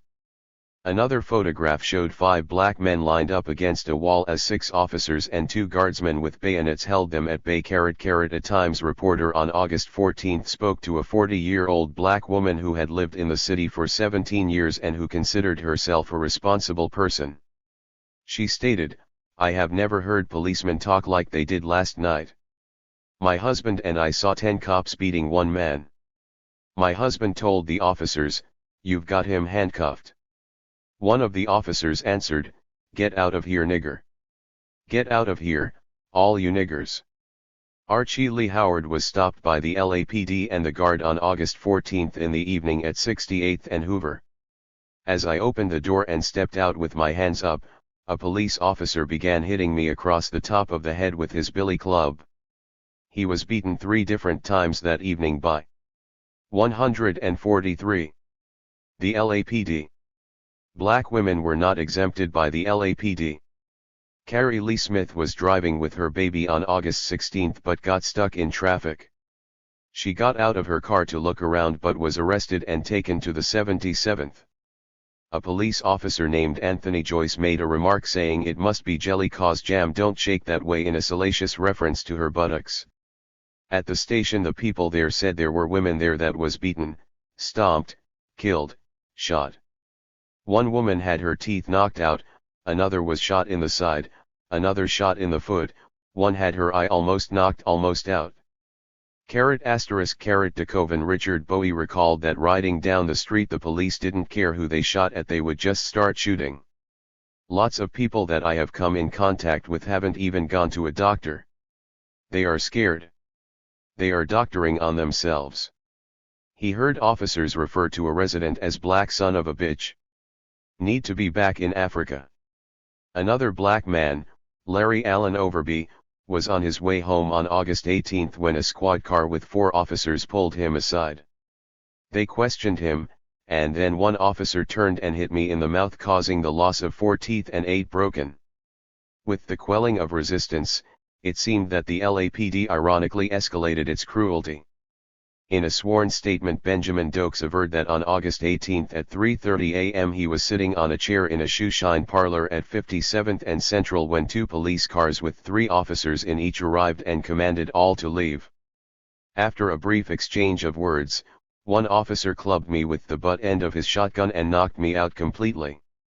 My nose was broken, my cheekbone was cracked and 4 of my ribs were broken.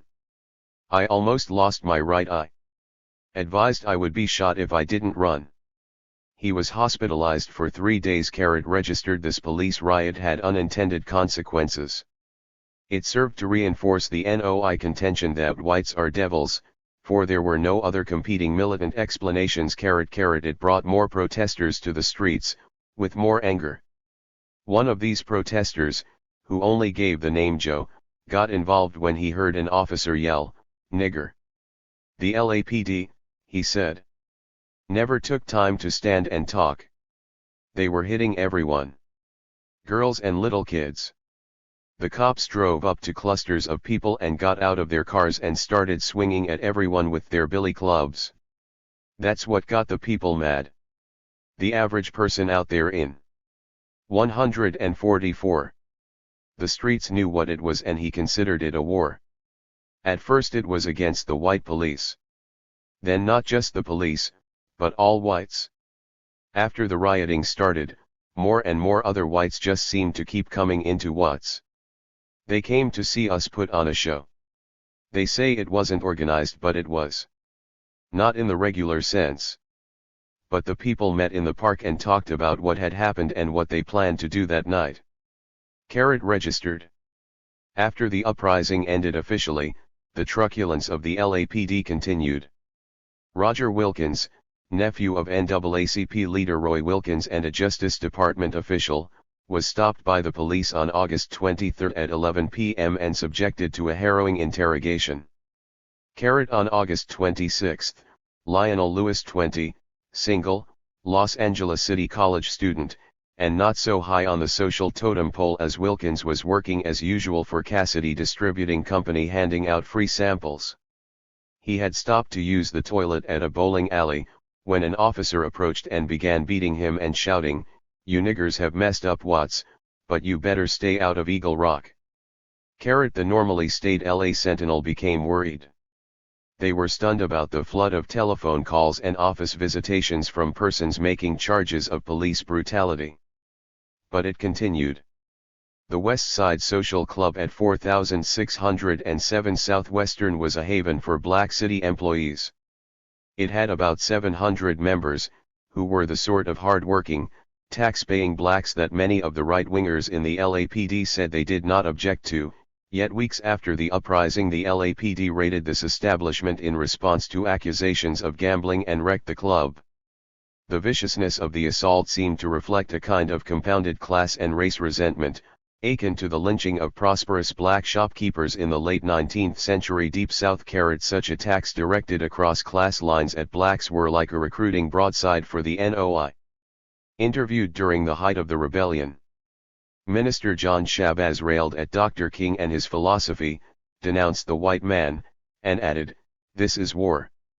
He linked it all to the conflict in Vietnam and contributed the idea of the black man being an Asiatic, fighting an Asiatic war.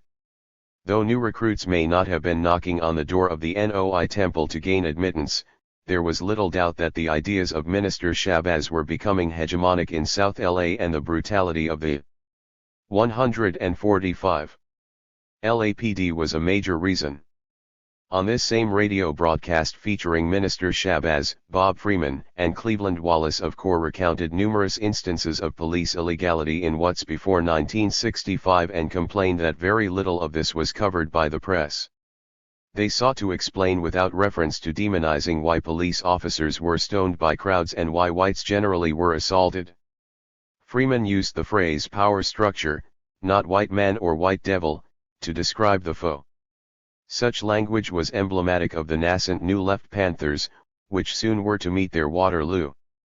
Councilman Tom Bradley on September 30, 1965 mourned the fact that so many blacks were still fearful of reprisal at the hands of the LAPD. He criticized the labors of the McCone investigation, which he said had not been active enough to ferret out this information and other issues. Referring to the revolt, he noted that some of his former comrades in the LAPD confided that there were a number of cases where in their judgment there was no sound basis for shooting, and, in a word, they said it was murder. They were just taking advantage of a situation. I talked with this woman who said that she was in a building and observed the officers actually shooting at people without any justification. Bradley said bitterly that we have never had a Negro captain in the LAPD and lamented that there is no Negro lieutenant today. He denounced departmental segregation and the continuing difficulty in ensuring that Negro and white officers could work together in a radio car. Happy face, social scientist Gary Marks has explained that the behavior of some social control agents, such as the LAPD, seemed as much to create a disorder as to control it. Given the racial tensions in LA in 1965, using ethnically alien police to stop an ethnically inspired riot may be equivalent to attempting to put out a fire with gasoline. The LAPD had lost critical legitimacy among many blacks, and its officers were viewed not as neutral representatives of the state upholding a legal system but as armed representatives of their ethnic communities. In its defense, the LAPD could argue, as it often did, that no municipal police department in this country has ever been called upon to cope with a situation of such magnitude as that of August 1965. This was true. Extreme situations often bring forth extreme reactions. Nor had the LAPD escaped. 146. Unharmed, 90 officers had been injured, and at least 2 police cars were destroyed and 178 of them damaged. To H.C. Sullivan, a high-level LAPD official, the relatively sparse ranks of the LAPD plus the injuries created a manpower shortage that was intensified by the necessity of repressing the riot and still affording the necessary police protection to the citizens in the remainder of the city. Happy face, the force of the uprising gathered strength in part because of the LAPD's lack of preparedness. It did not have enough vehicles of various categories, according to Sullivan, and when more and more of those it did have were disabled, the department was weakened further. It had no mobile jail capacity, which impeded taking away people the officers apprehended. This may have led to shooting or otherwise disabling large numbers of suspects on the spot as officer frustration grew. Similarly, there was an inability to make mass bookings in the field. Sullivan was also upset about the communications problems. Various frequencies on the radio spectrum used by the LAPD, National Guard, CLIP, and Sheriff's Office were limited. Leaving only one command and surveillance frequency curtailed airtime to a point that endangered many officers. Walkie-talkies were in severely short supply. There was a dearth of shotguns, and so some had to be donated by local merchants or borrowed. The LAPD may have been the leader of the police riot by design. The overall strategy was to turn over the positive, repressive actions against the rioters to the LAPD and let the Guard hold areas over which control had been established. After all, the LAPD knew the terrain and should have known some of the people in the neighborhoods. Registered. Given the designation of the LAPD as the attacking force, it is easier to comprehend the brute force of its approach. This approach juxtaposes neatly with the department's initial timidity. Protesters were stunned and confused when timidity was supplanted by ferocity. One of those milling about in the streets on the afternoon of August 13, Leon Smith, felt that the lethargic approach of the LAPD in those early hours convinced some that there was a de facto license granted to take merchandise. Happy face. One reason why the LAPD was ill-prepared to deal with race conflict was because it was embroiled in a class conflict, the policing of a labor dispute at the Liervay Aluminum Company at 190th and Normandy. Deputy Chief Roger Murdoch said this detracted from the department's ability to confront South LA. On the other hand, the high level of mobilization and tension that the strike brought may have ultimately harmed South LA. 147. Murdoch arrived on the scene after the friars had been taken away, on August 11 at 10:15 p.m. He felt the situation was becalmed because by 11:30 or earlier most residents had drifted away. But by 8:30 p.m. on August 12 he was called back to South LA, because the protesters had just taken a good night's sleep before returning to the fray.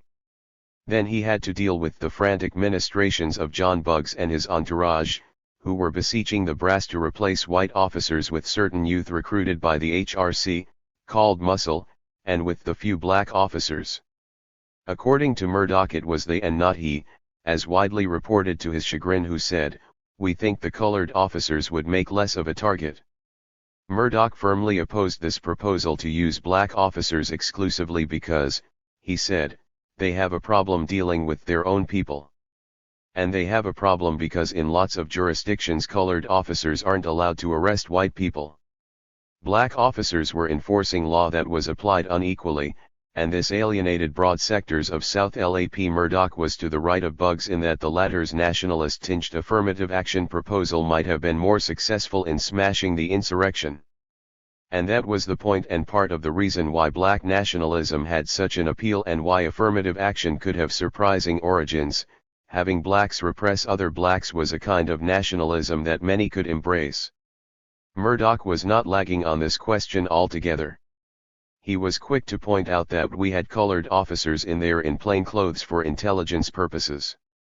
It was obvious that the revolt could proliferate or be extended unless more black officers could be deployed. Deputy Chief Thomas Redden also was baffled by the starting and stopping of the uprising on 11 to 12 August, which had not occurred back east in 1964. The 77th Division was at the point of the counterattack partly because of the criminality of 77th Division residents, he argued.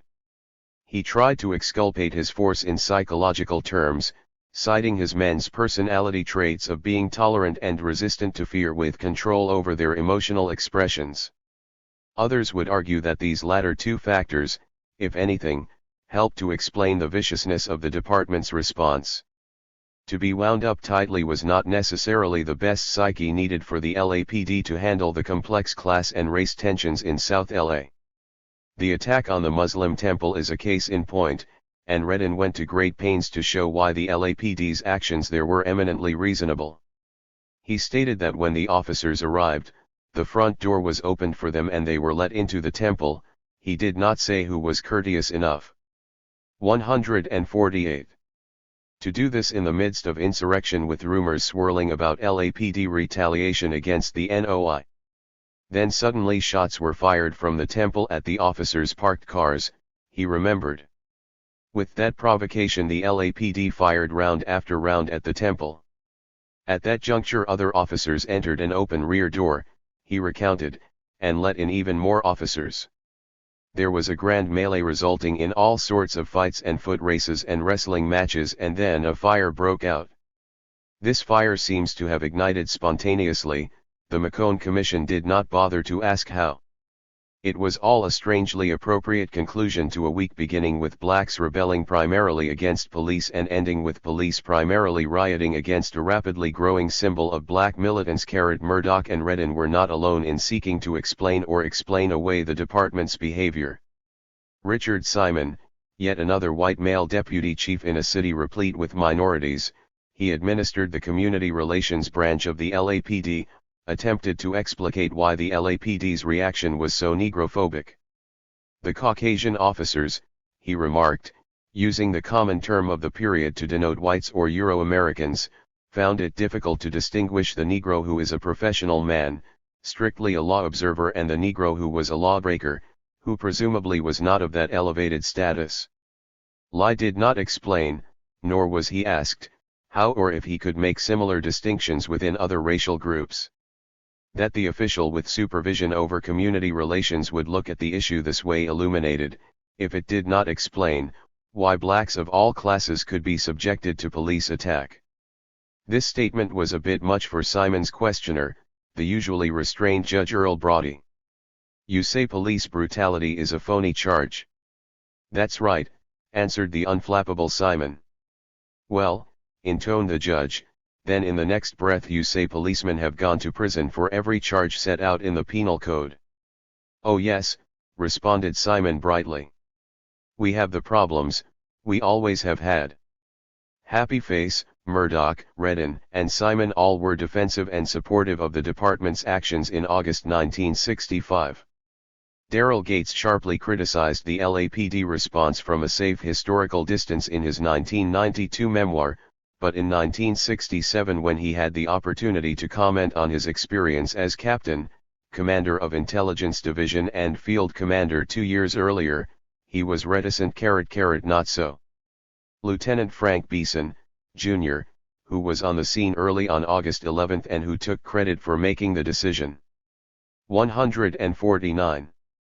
Not to shoot looters. He lambasted Parker and lamented how he had tried repeatedly to get a decision on this matter at a higher level but ran into constant delay and bickering over many hours. Sure, there were deputy chiefs on the scene, like Murdoch. However, no one relieved Beeson of command, though department rules state that suggestions are not to be made by superior officers in the field unless they assume command. In fact, similar situations prevailed throughout the 5 days of rioting. Some had the authority, others took the responsibility, and this uncoordinated approach may have fed the inchoate departmental response. The lawless tactics of the LAPD that contributed to the uprising were not unknown to local elites before August 1965. In a confidential communication, Judge J.B. Lawrence of the Municipal Court in San Bernardino told Warren Christopher, the influential attorney working with the McCone Commission, that he would do well to investigate to see if a disproportionate number of cases in which there has been proof of illegal searches or seizures or of confessions extracted by force or fraud have arisen in Los Angeles. I have twice heard from reliable sources, that is, law enforcement officers, that the LAPD maintains a robbery squad or commercial burglary detail which, when a tip-off enables them to stake out the scene of a crime in advance, habitually prefers to kill the offender than to arrest him. When I review a person's criminal record for any purpose, I give no weight whatsoever to a Los Angeles felony arrest unless it is followed by a conviction, since in my opinion, it frequently means merely that the defendant was in the wrong place at the wrong time. This is said to be particularly applicable to Negroes. He sharply questioned reports about snipers and instructed Christopher bluntly, I am suggesting that there are reasonable grounds for the hostility which is felt by the lowest economic class toward the LAPD. The eminent judge provided Christopher with a road map so that he could discover the shady side of the LAPD, but there was no adequate follow-up. The problem was left to fester until the 1990s. On Saturday, August 14, the LAPD headquarters itself was under siege and had to be patrolled, which tied down more officers. Inside, for the first time in the memory of Carol, Spud, Corliss of the Times, Dean of the Police Press Corps, policewomen took their guns from their handbags and strapped 150 them on. Officers reported for duty carrying their own shotguns and hunting rifles, at their superior's suggestion. A request for the short-barreled riot guns went out over the statewide police teletype. Response came from far away as San Francisco. Officers were being shot, 2 in Long Beach on August 15 alone. Stations throughout the region were being deluged with threatening phone calls promising fires and bombings in an apparently organized campaign of terror, proclaimed the Times. Other callers were claiming that the freeways were being assaulted by snipers. This rumor terrorized travelers and hampered the transport of officers to scenes of conflict. The number of officers injured jumped dramatically from August 13 to August 15, mostly because of the tossing of brick and rocks. The majority of these injuries took place up and down Avalon from 103D to 113th. The department insisted that the situation had to be considered before accusing it of rioting. Black officers and personnel of the LAPD were in an anomalous position. They lived in communities under fire, their neighbors, their friends, their families were the ones being frightened by or participating in the spectacle of an insurrection in their backyard. But the black authorities were obligated to follow the orders and edicts of superiors in the force who often held openly negrophobic attitudes. Sergeant Vivian Strange, a black woman, an NAACP board member, and a member of the force since 1942, was shocked at how Chief Parker's office became discombobulated when it heard that 43 NOI members had landed at the main LA airport in the midst of the uprising. Panicked, the officers called the airport and inquired about descriptions of Negroes arriving at the airport. It turned out the black males observed were from a post office workers' union. Sergeant Strange, a dignified black woman, was often treated by her fellow officers like a prostitute or a drunk.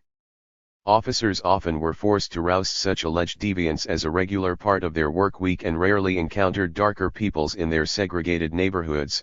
This made them susceptible to perpetrating such stereotypes against Sergeant Strange. Strange complained to the division commander, who regarded it as nothing. She too complained about police training, indicating that too much time was spent on how to shoot weapons but little on human nature. The paramilitary LAPD was not composed of amateur psychologists and held no yearning for such an orientation. Its job was to subjugate neighborhoods, not win them over. 151. The Parker mentality mixed uneasily with that of Strange and other black professionals. She admitted candidly to being stirred by the civil rights movement as it crested in Selma, and she said that the emergence of independent Negro nations in Africa has had the same effect.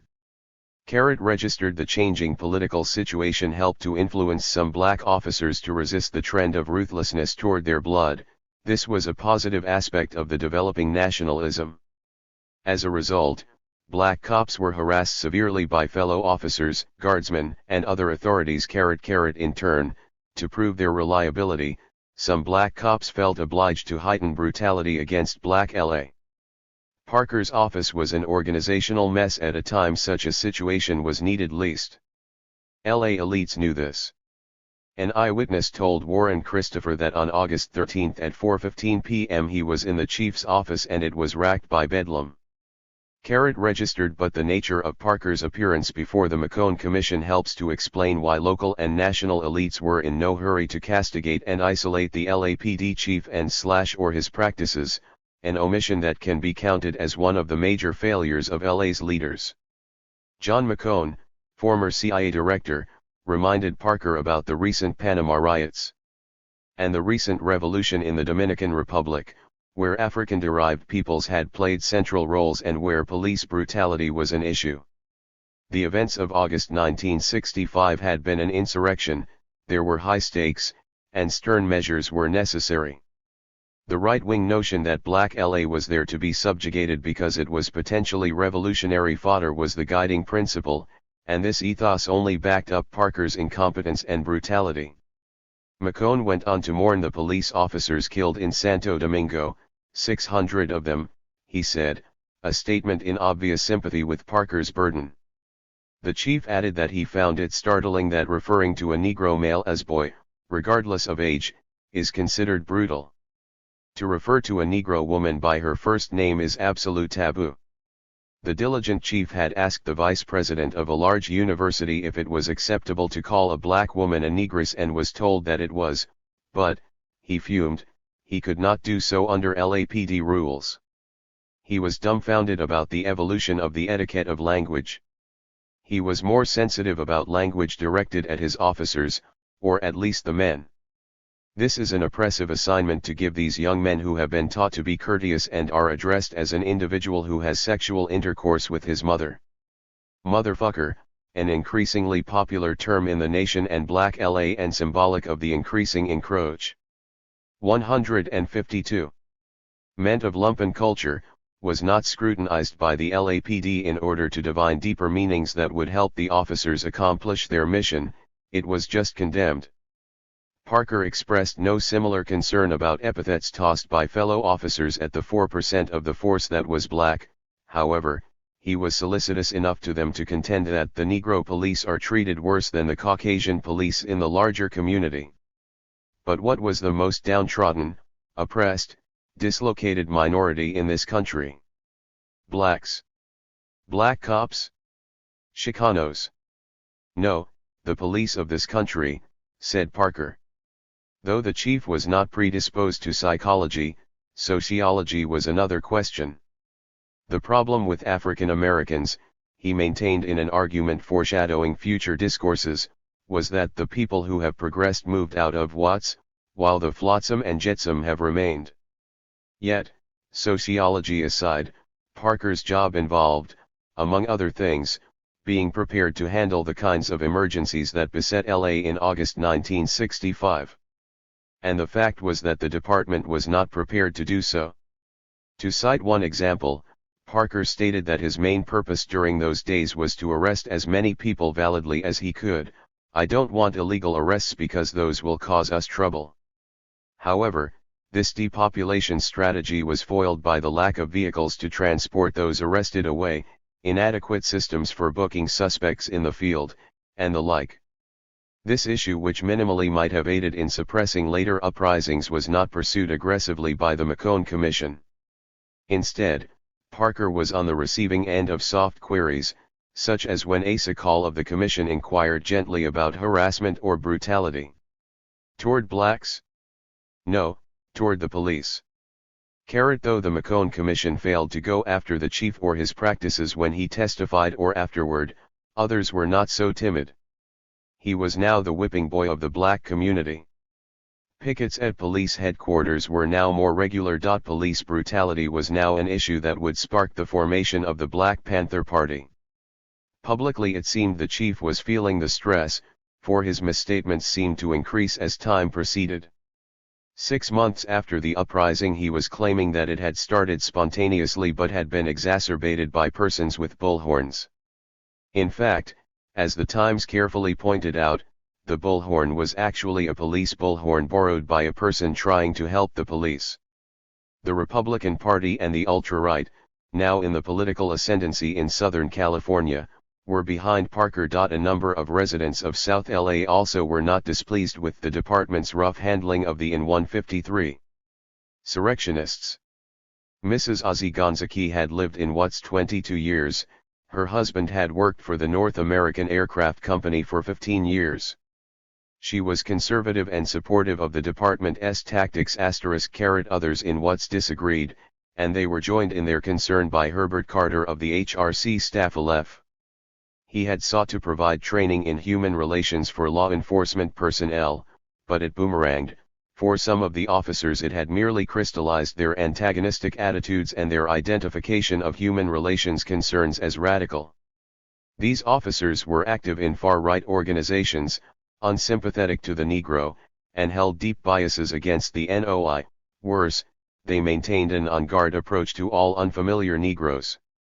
City Councilman John Simpson was not alone in his opinion that the officers supervised by LA County Sheriff Peter Pitchess were hated less by blacks. Certainly, they were more sophisticated. Pitchess had coordinated the production in January 1963 of a detailed disaster law enforcement instructional guide for crowd and riot control that covered a huge swath of territory from San Luis Obispo County, 200 miles to the north, to Orange County, LA County's southern neighbor. Unlike the LAPD practice, this document did not disdain psychology and, in fact, made interesting points about the psychology of mobs, in a manner not dissimilar from that of academicians. It isolated such factors as novelty, anonymity, contagion, and panic as helping to spread mob activity. The mob leader is of great importance in inciting a crowd to mob action, it explained, and should be dealt with forthwith. The guide gave a flexible definition of what constituted a riot. It simply involved 2 or more persons acting together lawlessly, which served to facilitate heightened mobilization by the department early on. History was even consulted, for the document included an instructive and detailed exposition of the Whiskey Rebellion of 1791-94. What the sheriff learned from history and law was that there were 3 basic principles in riot control: have a plan, rapidly execute it, and be firm. The LAPD failed, in the estimation of some, on all counts. Like the reviled Chinese government, Pitchess suggested that there was a symmetrical triad of tactics as well: dispersing forces rapidly, preventing assemblies, and arresting leaders. Pitchess mirrored Lenin, who argued for firmness in executing insurrection, by arguing for 154. Firmness in pulverizing insurrection. Never use blanks. Organize forces thusly: 1/3 force attack, I/3 reserve, I/3 support. Crowd and riot control formations were highlighted, including the wedge, diagonal and line, with refinements like the squad wedge, squad diagonal, and squad line. From the point of view of military tactics, Pitches and his cohorts did not sufficiently explore the question of adapting such formations to guerrilla maneuvers. But there was a lengthy section on the creative use of the baton and the Japanese strangle. Employment of this measure eventually was to cost the city thousands in damage claims. When the baton is on the right side of the opponent's neck and against the carotid artery on the left side, the supply of oxygen giving blood to the brain will be shut off, causing temporary unconsciousness. The American strangle was also explained. Pitches displayed his cool realism by even making reference to the Cold War to explain why insurrections occur. We live in a Cold War climate, but one that engenders hot emotions. Such an analysis placed him miles ahead of most historians and other analysts at the time. When this document was updated in April 1963, as the Cold War waxed, it included listings county-wide of radio frequencies of various law enforcement agencies, along with numbers of rifles, shotguns, sedans, and wagons. The June 1963 version had a lengthy discussion of alternatives to pursue in case of nuclear attacks, chemical and biological warfare, and the like. Registered. But with all this planning, when Watts blew up, Pitches was on vacation, and the bumbling LAPD took the lead.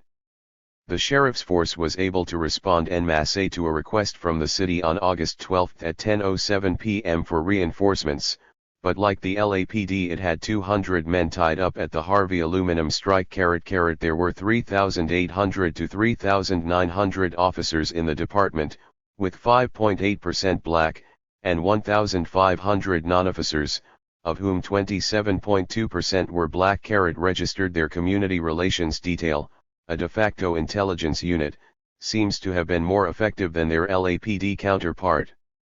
Though the sheriff's force seemed to be more in tune with the times than the LAPD, its record was not without blemish. Willie F. Brown, a black man who came to California from Mississippi in 1940, was stinging in his rebuke of county officers' frequent harassment of African Americans. Tellingly, the novelist Chester Himes focused on the brutality of the sheriff's men, and not the LAPD, in his angry lonely crusade. 7. Pitches was honest enough to note that within the past year or two, 155, there had been police and community conflicts that could have reached the level of Watts but had not for various reasons.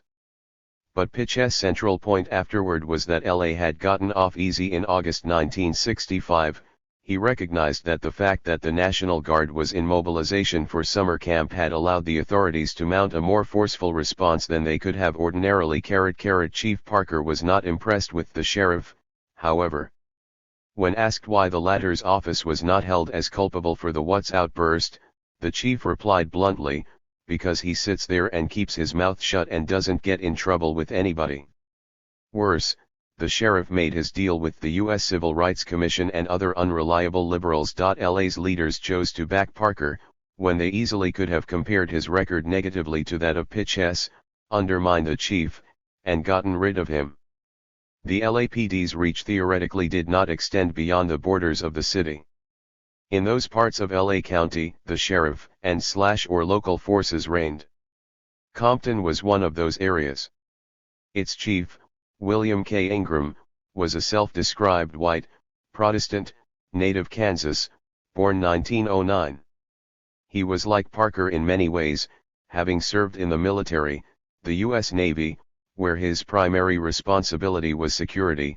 He performed so admirably that he moved up to work during the early stages of the Red Scare with the new president's loyalty program background investigation of employees. In 1953 he came to Compton as chief. Though many may have forgotten the inroads the left had made among blacks before the Red Scare, this was well within Chief Ingram's memory. Blacks as revolutionary fodder was not an alien concept for him.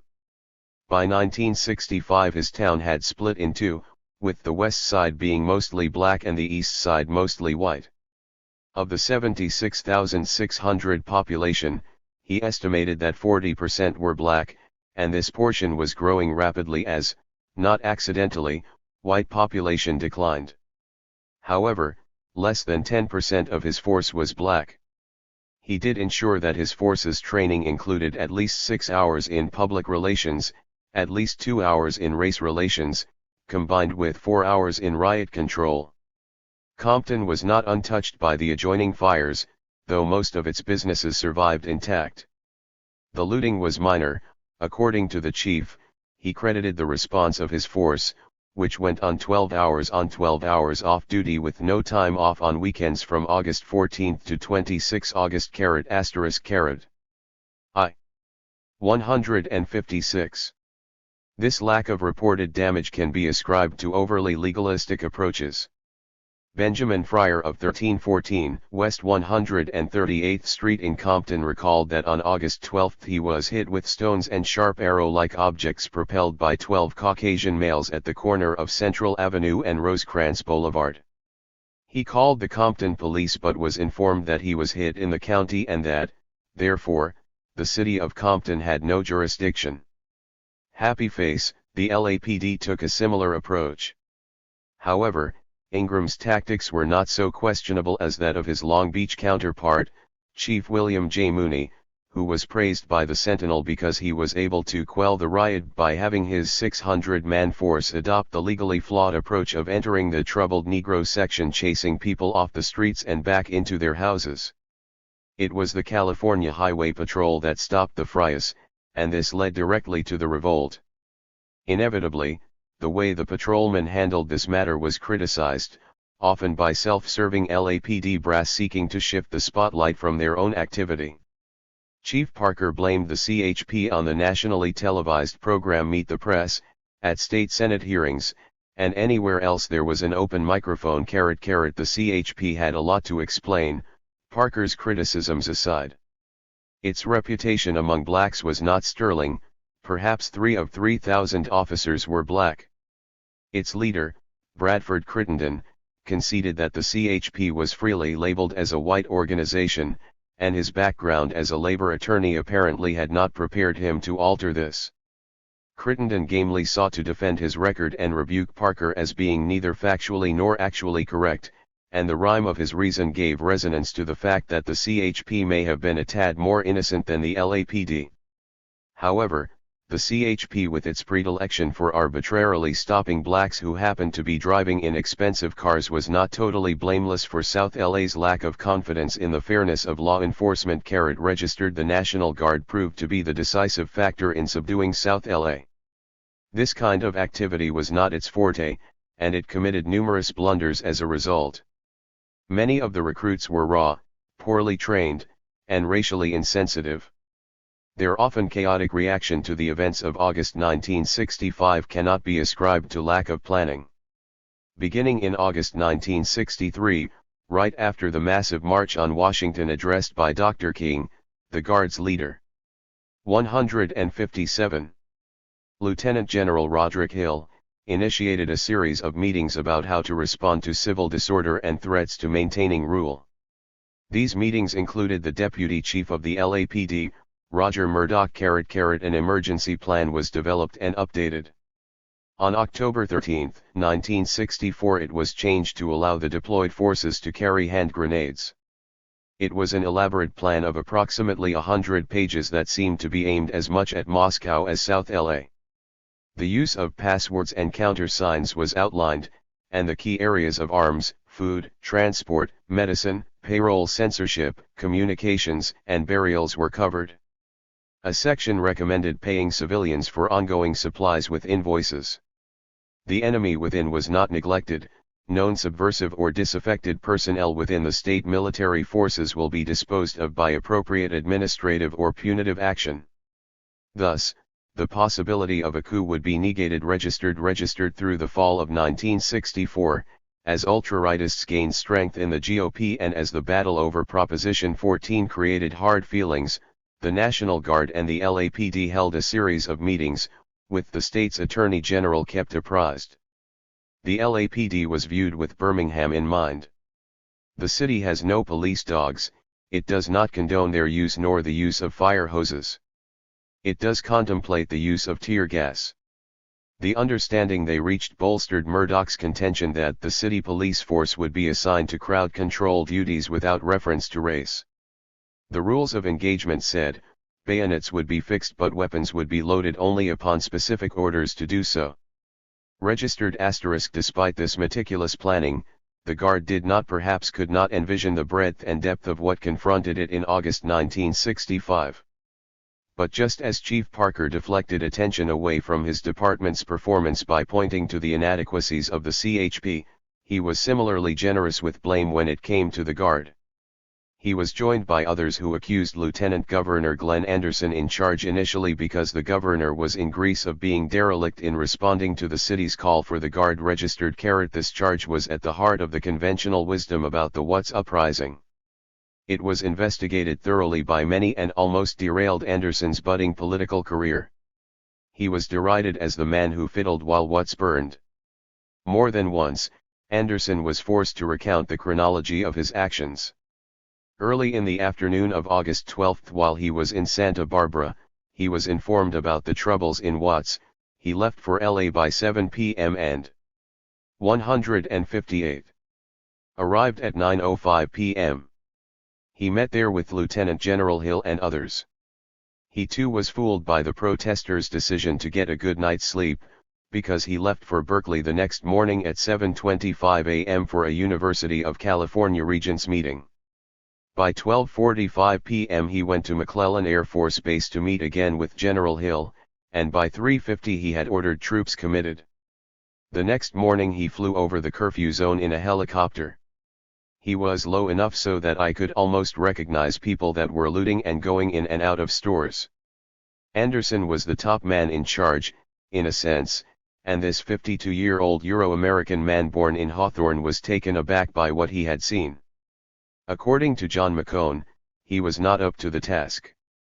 The McCone Commission subjected him to a grueling and minute examination of his actions and his presumed lethargy in calling out the Guard. In a sense this was unfair to Anderson. Not only did he have to worry about the wildness of a birch-infested LAPD, even black leaders like Rev. Brookins were said to be demanding that he declare martial law throughout the county. He had to deny committing the ultimate sin of meeting with the highly influential minister Shabazz. McCone was not persuaded that such pressures were exculpatory. He chided Anderson for being critical of Chief Parker and consulting insufficiently with him. Anderson countered that he was concerned about the chain of command and the fact that the Guard, once deployed, remained under Hill's control and not Parker's or Pitchess's registered. Anderson mistrusted Parker, and so did most of those surrounding Pat Brown. One McCone Commission staffer was told off the record that members of the governor's staff, with which Anderson was in close touch, were intensively considering the political implications of actions, including calling or not calling out the National Guard. Particularly Vis-Avis Yurdi's political plans. They were concerned that the peripatetic right-wing mayor would be bolstered by a display of the iron fist. On the other hand, they were concerned that if they did not send in the Guard and Watts continued to burn, they would be accused of being weak-kneed liberals. Anderson drew analogies between his actions and other emergencies, such as the general strike in San Francisco in 1934 and the Zoot Suit riots during the war. He tried to explain that the number of guardsmen called out in 1934 was a fraction of the 13,000 dispatched in 1965, thus making comparisons of approaches inappropriate. Moreover, strikers were more likely to proceed. 159. In organized formations, which made them easier to contain than fragmented guerrilla bands. He painstakingly explained that calling out the Guard would denude Northern California where there was equal concern then, for that was the morning that the troop train for Vietnam was going in through Berkeley. He refreshed recollections about protesters who reclined on train tracks and the way this activity might veer beyond the control of local police. But all his interrogators wanted to know was why it took him so long to call out the Guard registered. Anderson sought to ward off his assailants. He insisted that within 2 hours of Parker's request of 1,000 guardsmen, he put in a call for 3 battalions. This deployment was done at a quicker speed than any similar assembling of troops to put down civil unrest in the entire history of our nation. Within 24 hours 13,000 troops were dispatched, and the inevitable happened, the state had to call the White House for federal troops. Because the rest of the state was being drained of National Guard forces. Richard Klein, an assistant in charge of the governor's LA office, backed Anderson and refuted Parker. When he called the chief in the midst of the turmoil, he too detected bedlam. Worse, when I mentioned the Negro community, he became very agitated and, in effect, exploded and said he didn't want to have a meeting with any Negro leaders or with anybody. Parker, he said, not only objected to Anderson, he was angry at Pitches too. It was simplistic just to blame Anderson, Klein said. We found ourselves floundering a little bit in not being able to determine, really, whether we should take more of an initiative than we did or whether we should make the police department make the decisions. The chief, he continued, was the culprit, not Anderson. He scared whites and blacks when he went on television and told people in the curfew zone, this vast area, to please stay in your homes. The problem was not Anderson failing to call out the guard quickly enough but Parker not redeploying officers quickly enough from other beats in the area of disturbance. Klein accused the chief of worsening the situation on August 12 by pulling back some forces. The problem, according to this former reporter, was that Sacramento had a hard time taking Parker and his opera bouffe seriously. Registered Carrot but Warren Dorn, a powerful LA County supervisor, echoed the prevailing elite line that it was not Parker but Anderson who was responsible because he did not want to take the responsibility or suffer the political consequences. 160. Of calling out the guard. Registered the Parker versus Anderson debate was a typical elite diversion, avoiding the central fact that deteriorating socio-economic conditions, more than the actions or inaction of any person, caused the What's uprising. Trying to portray Anderson as a scapegoat was misleading analytically and factually. The San Francisco Chronicle claimed that 1,750 guardsmen were called out the last time on July 6, 1934 for the general strike. Registered Carrot by 1965 the guard was rusty and unprepared for the magnitude of its job. Emergency plans aside, it had been preparing for something else altogether, something akin to what the U.S. Strike Command organized in 1964. The USSC had deployed 100,000 Army and Air Force men to stage the largest peacetime war games in American history, as two mythical countries, Calonia and Nizona, fought for weeks to control the Colorado River south of Needles. Uncounted thousands of living things got destroyed, along with 36 young soldiers. Carrot registered anticipating an assignment overseas. The Guard was less prepared for its central task of holding down neighborhoods in LA while the LAPD was dispersing and confronting protesters. At its peak on 2 p.m. on August 14, there were 13,393 guardsmen on duty in the curfew zone. This group included a closely knit structure of senior Guard officers, many of whom had served together as a team in Korea, supervising raw-boned recruits. Michael Harris, who is black and lived in Watts during this period, recalled 25 years later that the vast majority of guardsmen were from such places as Redwood City and Eureka and had little or no exposure to or understanding of African Americans and our problems. Registered this was partially true. Lieutenant Colonel Thomas Haken commanded the 1st Battalion, 160th Infantry, composed of men from Glendale, Burbank, Pasadena, and North Hollywood, which was the first to go into riot-torn Watts Friday. Some were 18, and the average age was 21 or 22, most were white, some were African American or Chicano. Haken viewed this experience in the context of past maneuvers. It was like taking a village. It was tough and it was isolated. But tactics and training are not war, and Watts was war. However, none of his war experiences or the maneuvers he had participated in prepared him for what he faced in Watts. When our relief, the 49th, came up Sunday night, we absolutely could not pull out. We 161 were in a running firefight, and we had to stay in there and battle it out until midnight. In warfare, this just doesn't happen. The feelings of his inexperienced troops ranged from incredulity to pity for the innocent people involved. Many in South LA could not believe the rampaging of the Guard, either. One analyst concluded that Central between 22D and Slauson was not so bad, but in what's proper the guards seemed as if they were under a different set of orders. They rode down 103rd Street with their guns pointed directly at the people. The worst roadblock of all was at 103D and Wilmington.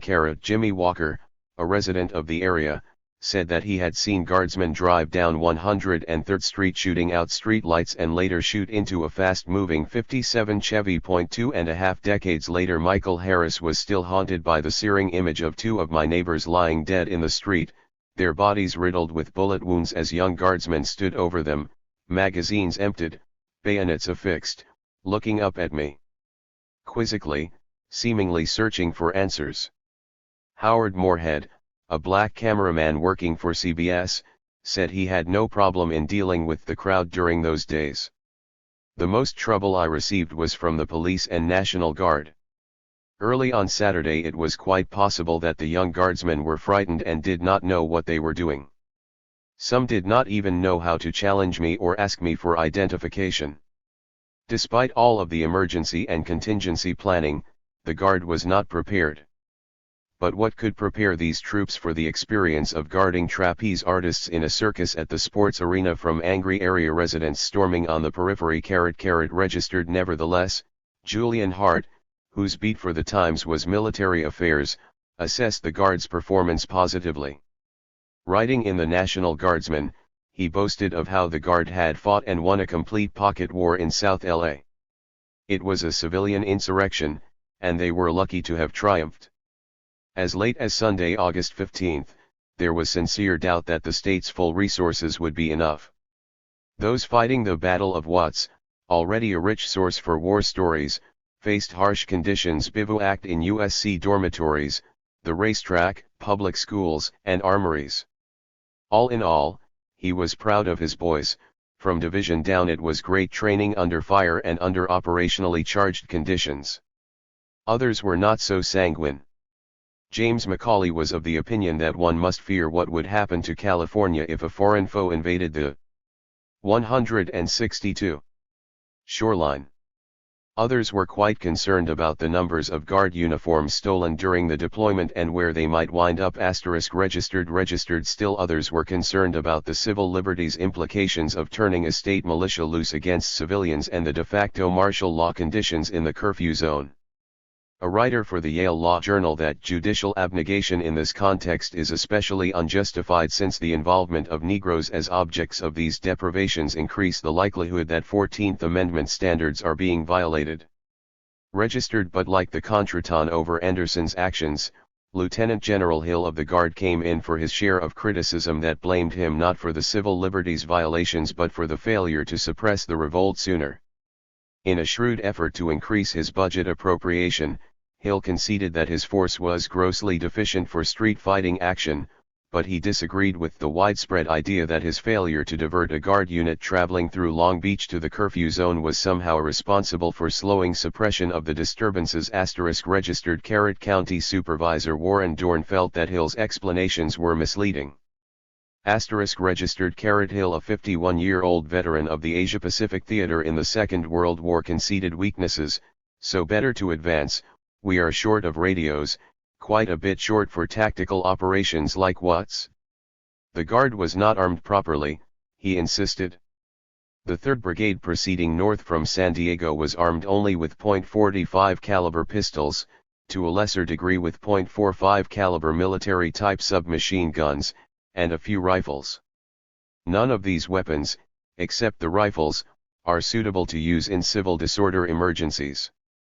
The submachine guns were a very poor choice of weapons. The Guard had prepared for the wrong kind of conflict, and disaster loomed if the mistake was repeated. This kind of argument was not so persuasive to LA elites as Parker's bluster. They continued to press Hill as to why the Guard did not arrive sooner and whether he would back their charges against Lieutenant Governor Anderson. Registered. LA elites seemed to be more trusting of Major General Charles Adamot, a commanding general of the 40th Armored Division of the Guard. His credentials suggested his reliability, resident of Santa Barbara, Stanford BA, class of 1941, and president of Ott Hardware. he was appointed by the governor in a decision concurred in by Congress. There were 111 units and 10,800 men under his supervision, though they were primarily weekend soldiers and only 150 were full-time. 163. Like others, he tried to maintain that he was prepared for the uprising. 1 year earlier he had designated a rifle battalion in mostly white Glendale 550 men for such contingencies. He was in touch with the LAPD then, and at the department's request he augmented its complement of rifles, bayonets, and gas masks for tear gas. But he too insisted there were logistical problems that hampered an effective response by the Guard. His troops stretched from Bakersfield and Taft on the north to Barstow and Calexico on the south, and you couldn't expect a unit from Atascadero to be in the Los Angeles metropolitan area in less than 6 to 8 hours, in any kind of effective strength. California was simply too large an administrative unit, overwhelming the transport capabilities of the Guard. Even if they had gotten enough airplanes, there were other problems. Yes. We flew over the riot area, but because of the continuing news reports of aircraft being shot at, I did not allow the pilot to go down below approximately 4,000 feet, and we circled the area once before landing at Long Beach. They had to rely on air transport aid from the Arizona National Guard and the U.S. Army. The official Guard evaluation raised the specter that rioters planned to take over the 97th Street Police Station at midnight August 13. Considerable concern about what might happen should the looters turn their attention to the parking lot of the Coliseum, where thousands were attending a circus. It was like anti-guerrilla combat replete with kamikaze attack. This was not just hyperbole, as guardsmen were involved in the seizure from residents of an Armalite AR-15 automatic rifle, of the type being used by U.S. forces against the Viet Cong, along with 2 boxes of ammunition.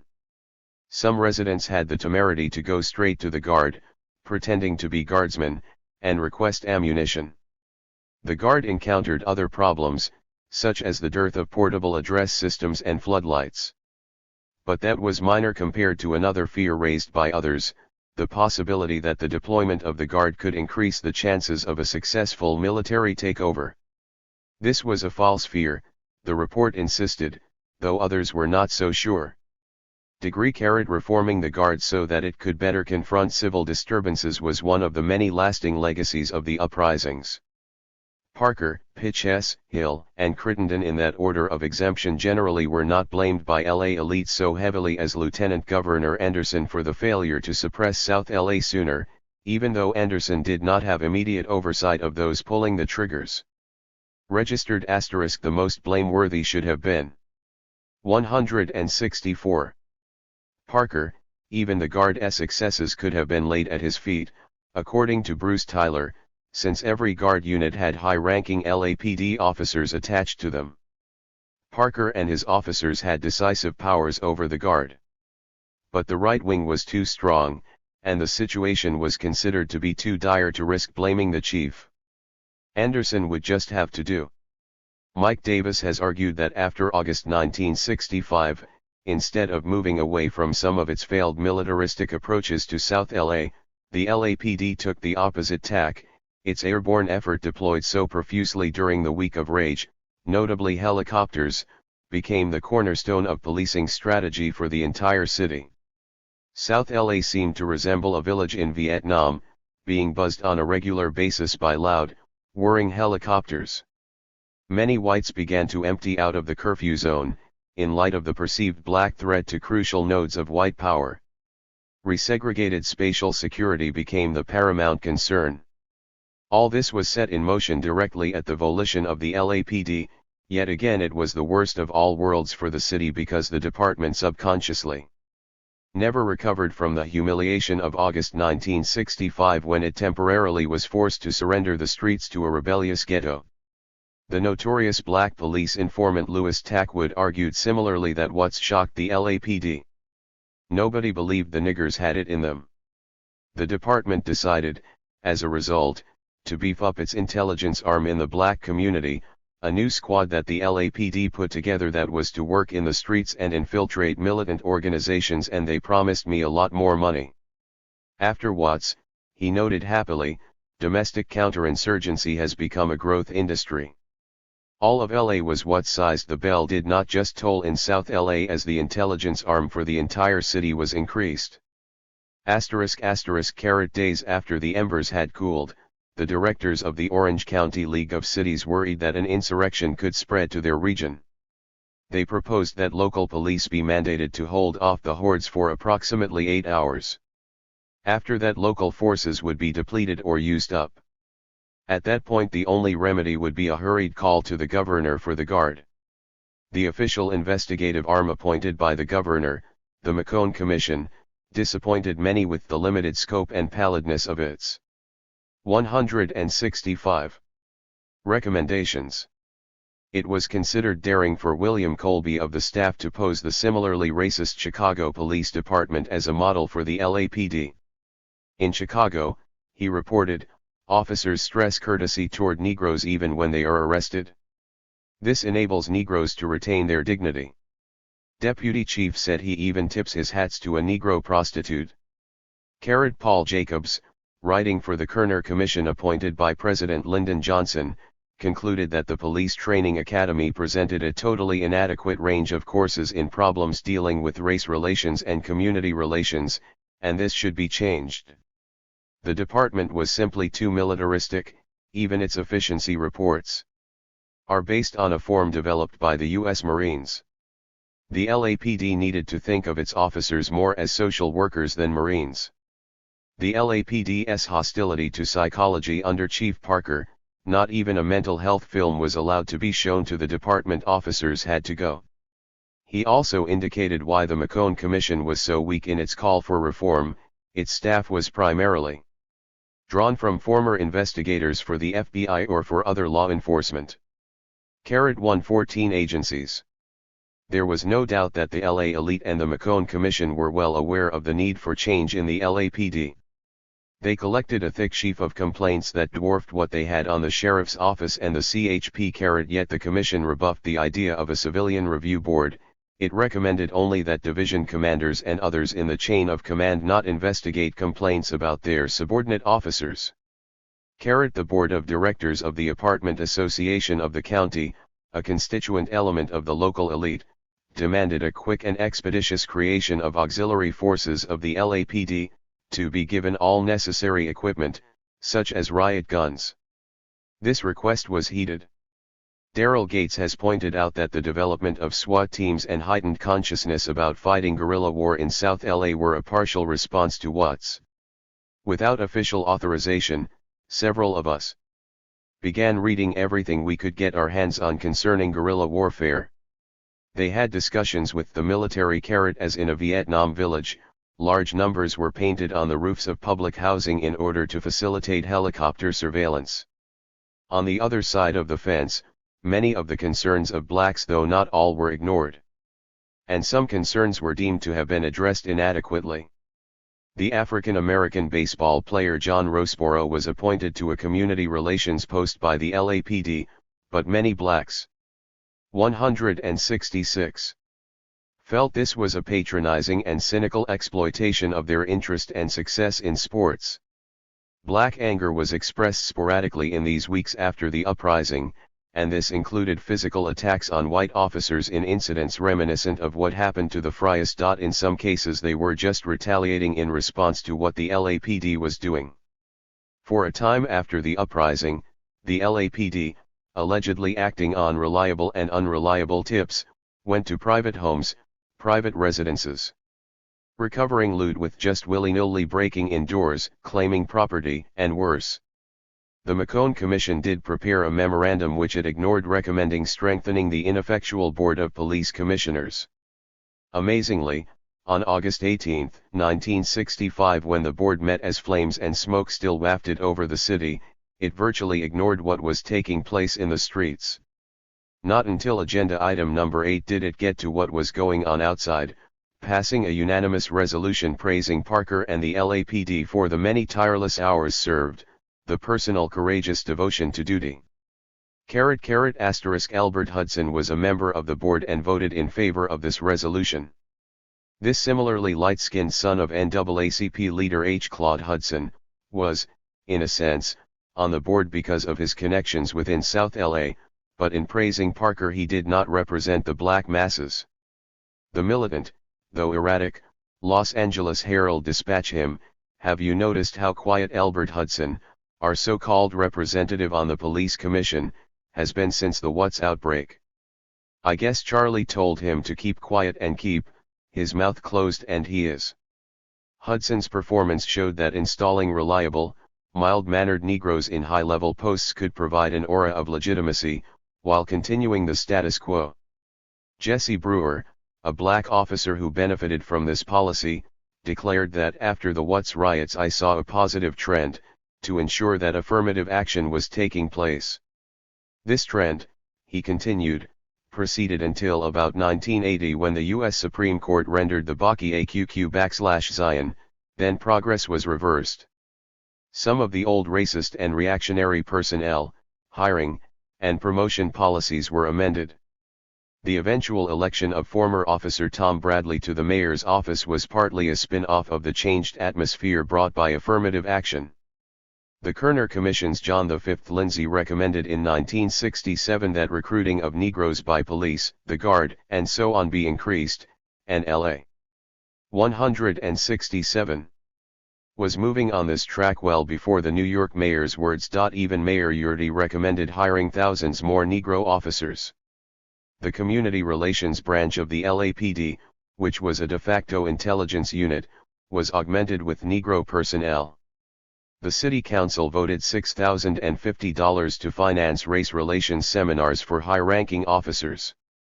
But Bill Lane of the Sentinel v. 2 LS boiling about the fact that even at these seminars there was rampant discrimination, for whites were being trained to be bosses of the Negroes who are schooling them. Happy face. So, after the excessive fire launched by the LAPD, there was widespread praise for Chief Parker, some flawed affirmative action, and a few other minor reforms. The black community was moving increasingly in a nationalist direction, angry at whites generally and their perceived designated representatives, a mostly white LAPD. But this sentiment was contained in crystallized form in the theological vessel of the NOI. There was the NAACP, which was perceived as being the spokesman for the middle class. There were gangs, some evolving toward the Black Panther Party. And there were the so-called cultural nationalists, who pioneered in the Black is Beautiful movement but allowed themselves to be manipulated against the Panthers. The Panthers had concluded that only armed struggle could repel the LAPD. Except for the Panthers, all of these forces had rudimentary middle-class ideas about becoming entrepreneurs or middle-level government bureaucrats, or managing illicit empires, or simply finding a way to survive U.S. imperialism mentally and culturally without challenging it. In the 1990s all except the Panthers continue to exist. The Red Scare warped the development of working-class organization in South LA. From roughly the end of World War II until 1956, there was a vibrant chapter of the left-led Civil Rights Congress, which brought together communities across racial lines to combat racist and political repression. But with its passing also went a kind of interracial militance that CORE only fitfully could replace. The vacuum was filled by the growth of cultural nationalism, which can well be considered a secular outgrowth of the NOI's popularity, and the development of gangs that branched off into the Black Panther Party. The clashing of these two trends, the cultural and the political nationalists, obscured the point that both were stained with male supremacy and corruption. The Panthers, in their insistent focus on police brutality and confronting the state, helped to catalyze police reform. The liquidation of the BPP opened the way for the proliferation of cultural nationalism with its insistent focus on subjective matters, such as naming practices. Nevertheless, the NAACP remained, as ever, the primary organization in Black LA, though its relentlessly middle-class orientation did not predispose it to play a leading role in a community that was not predominantly middle-class. During World War II, when Black LA was just forming, organization there even then was perceived as being overly middle-class in orientation. By the early 1960s the thoughtful black lawyer Lauren Miller was making the same point. By the time Watts blew up, even John McCone was aware that Black LA was no monolith but was riven with class distinctions. He pointed to two separate and distinct Negro populations.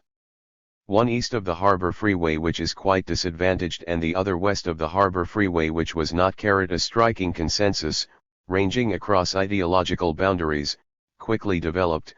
The rebellion was not only against the white elite, it was also against the black elite.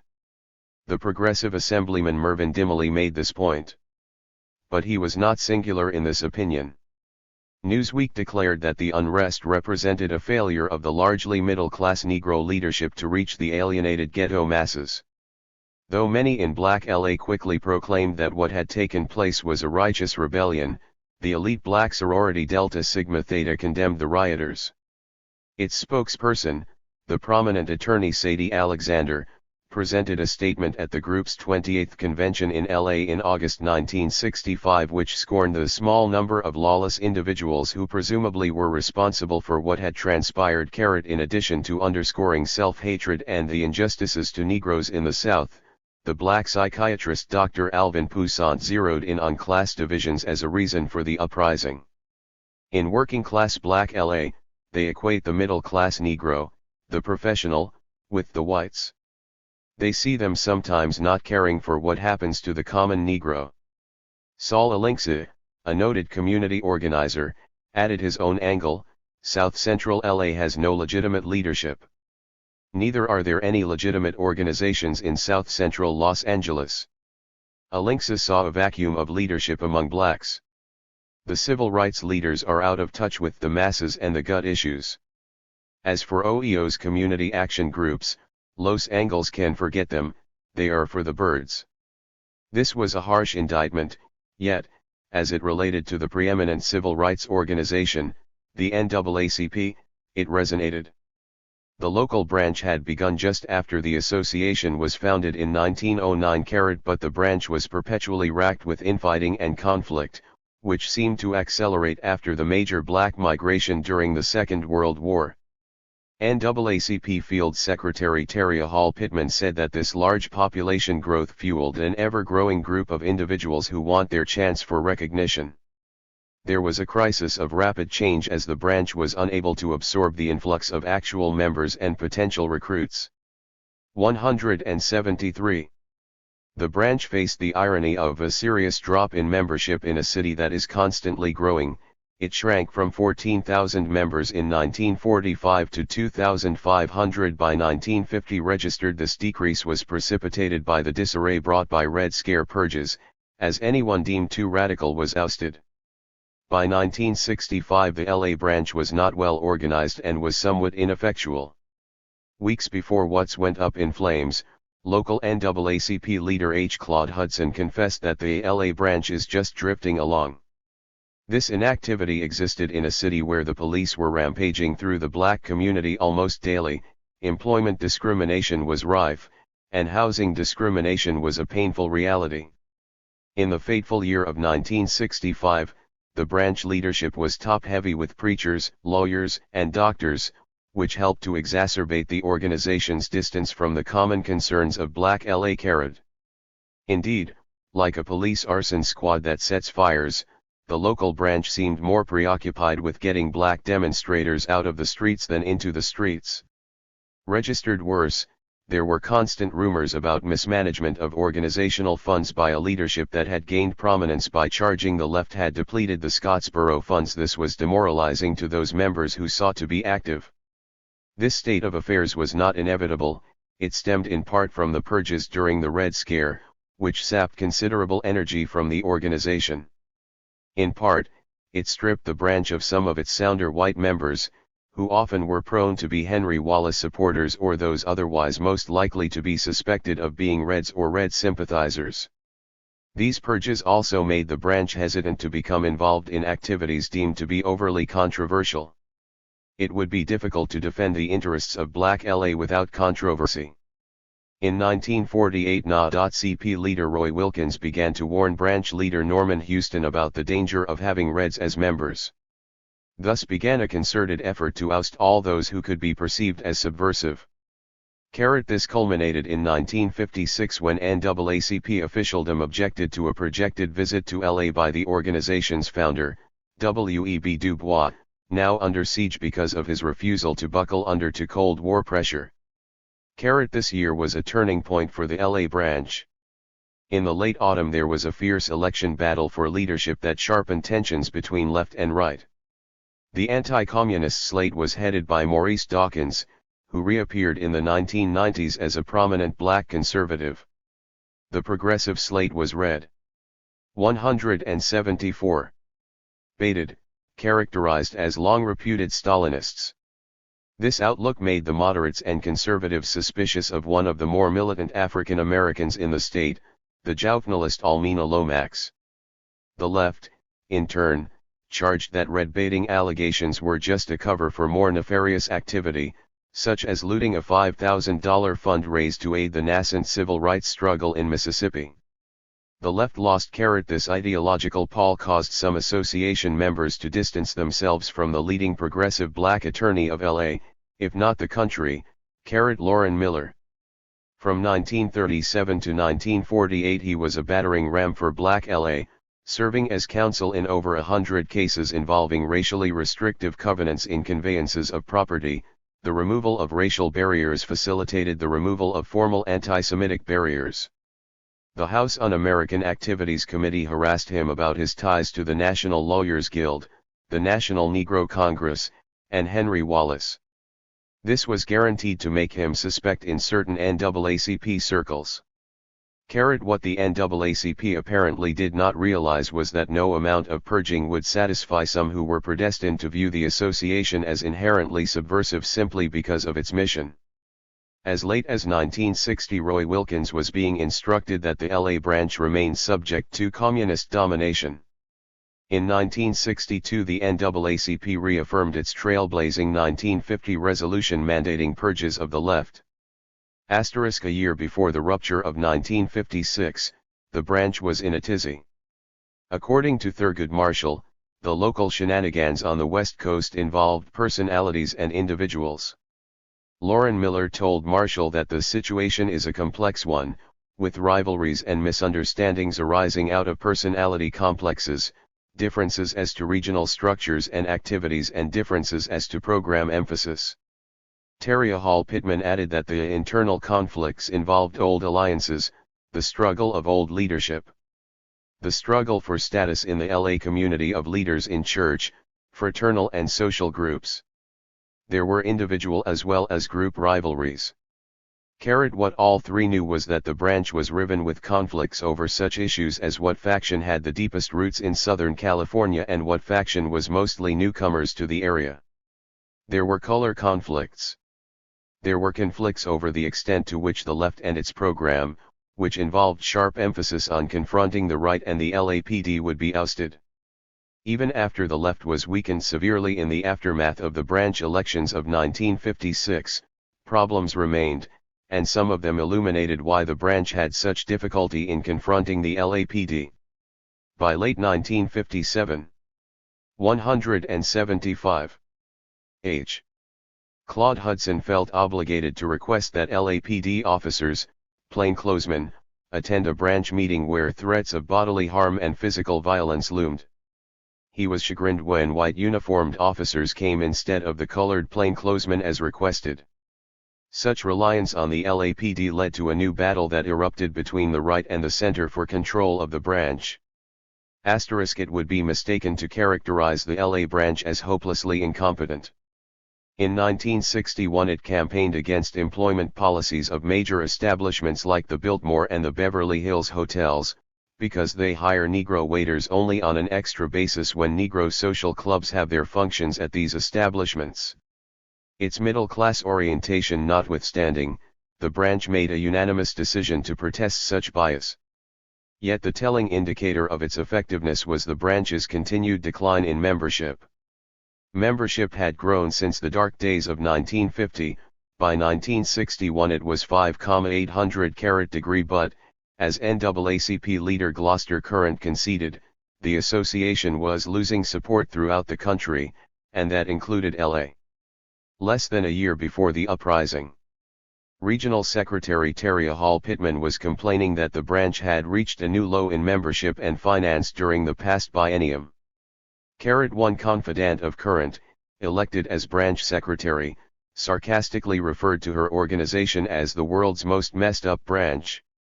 She told him that she was tied to Silk Stocking Group, which was bound closely to Hudson and the local black business community, including Colden State Mutual Life Insurance. They were opposed by more conservative forces tied to the black church.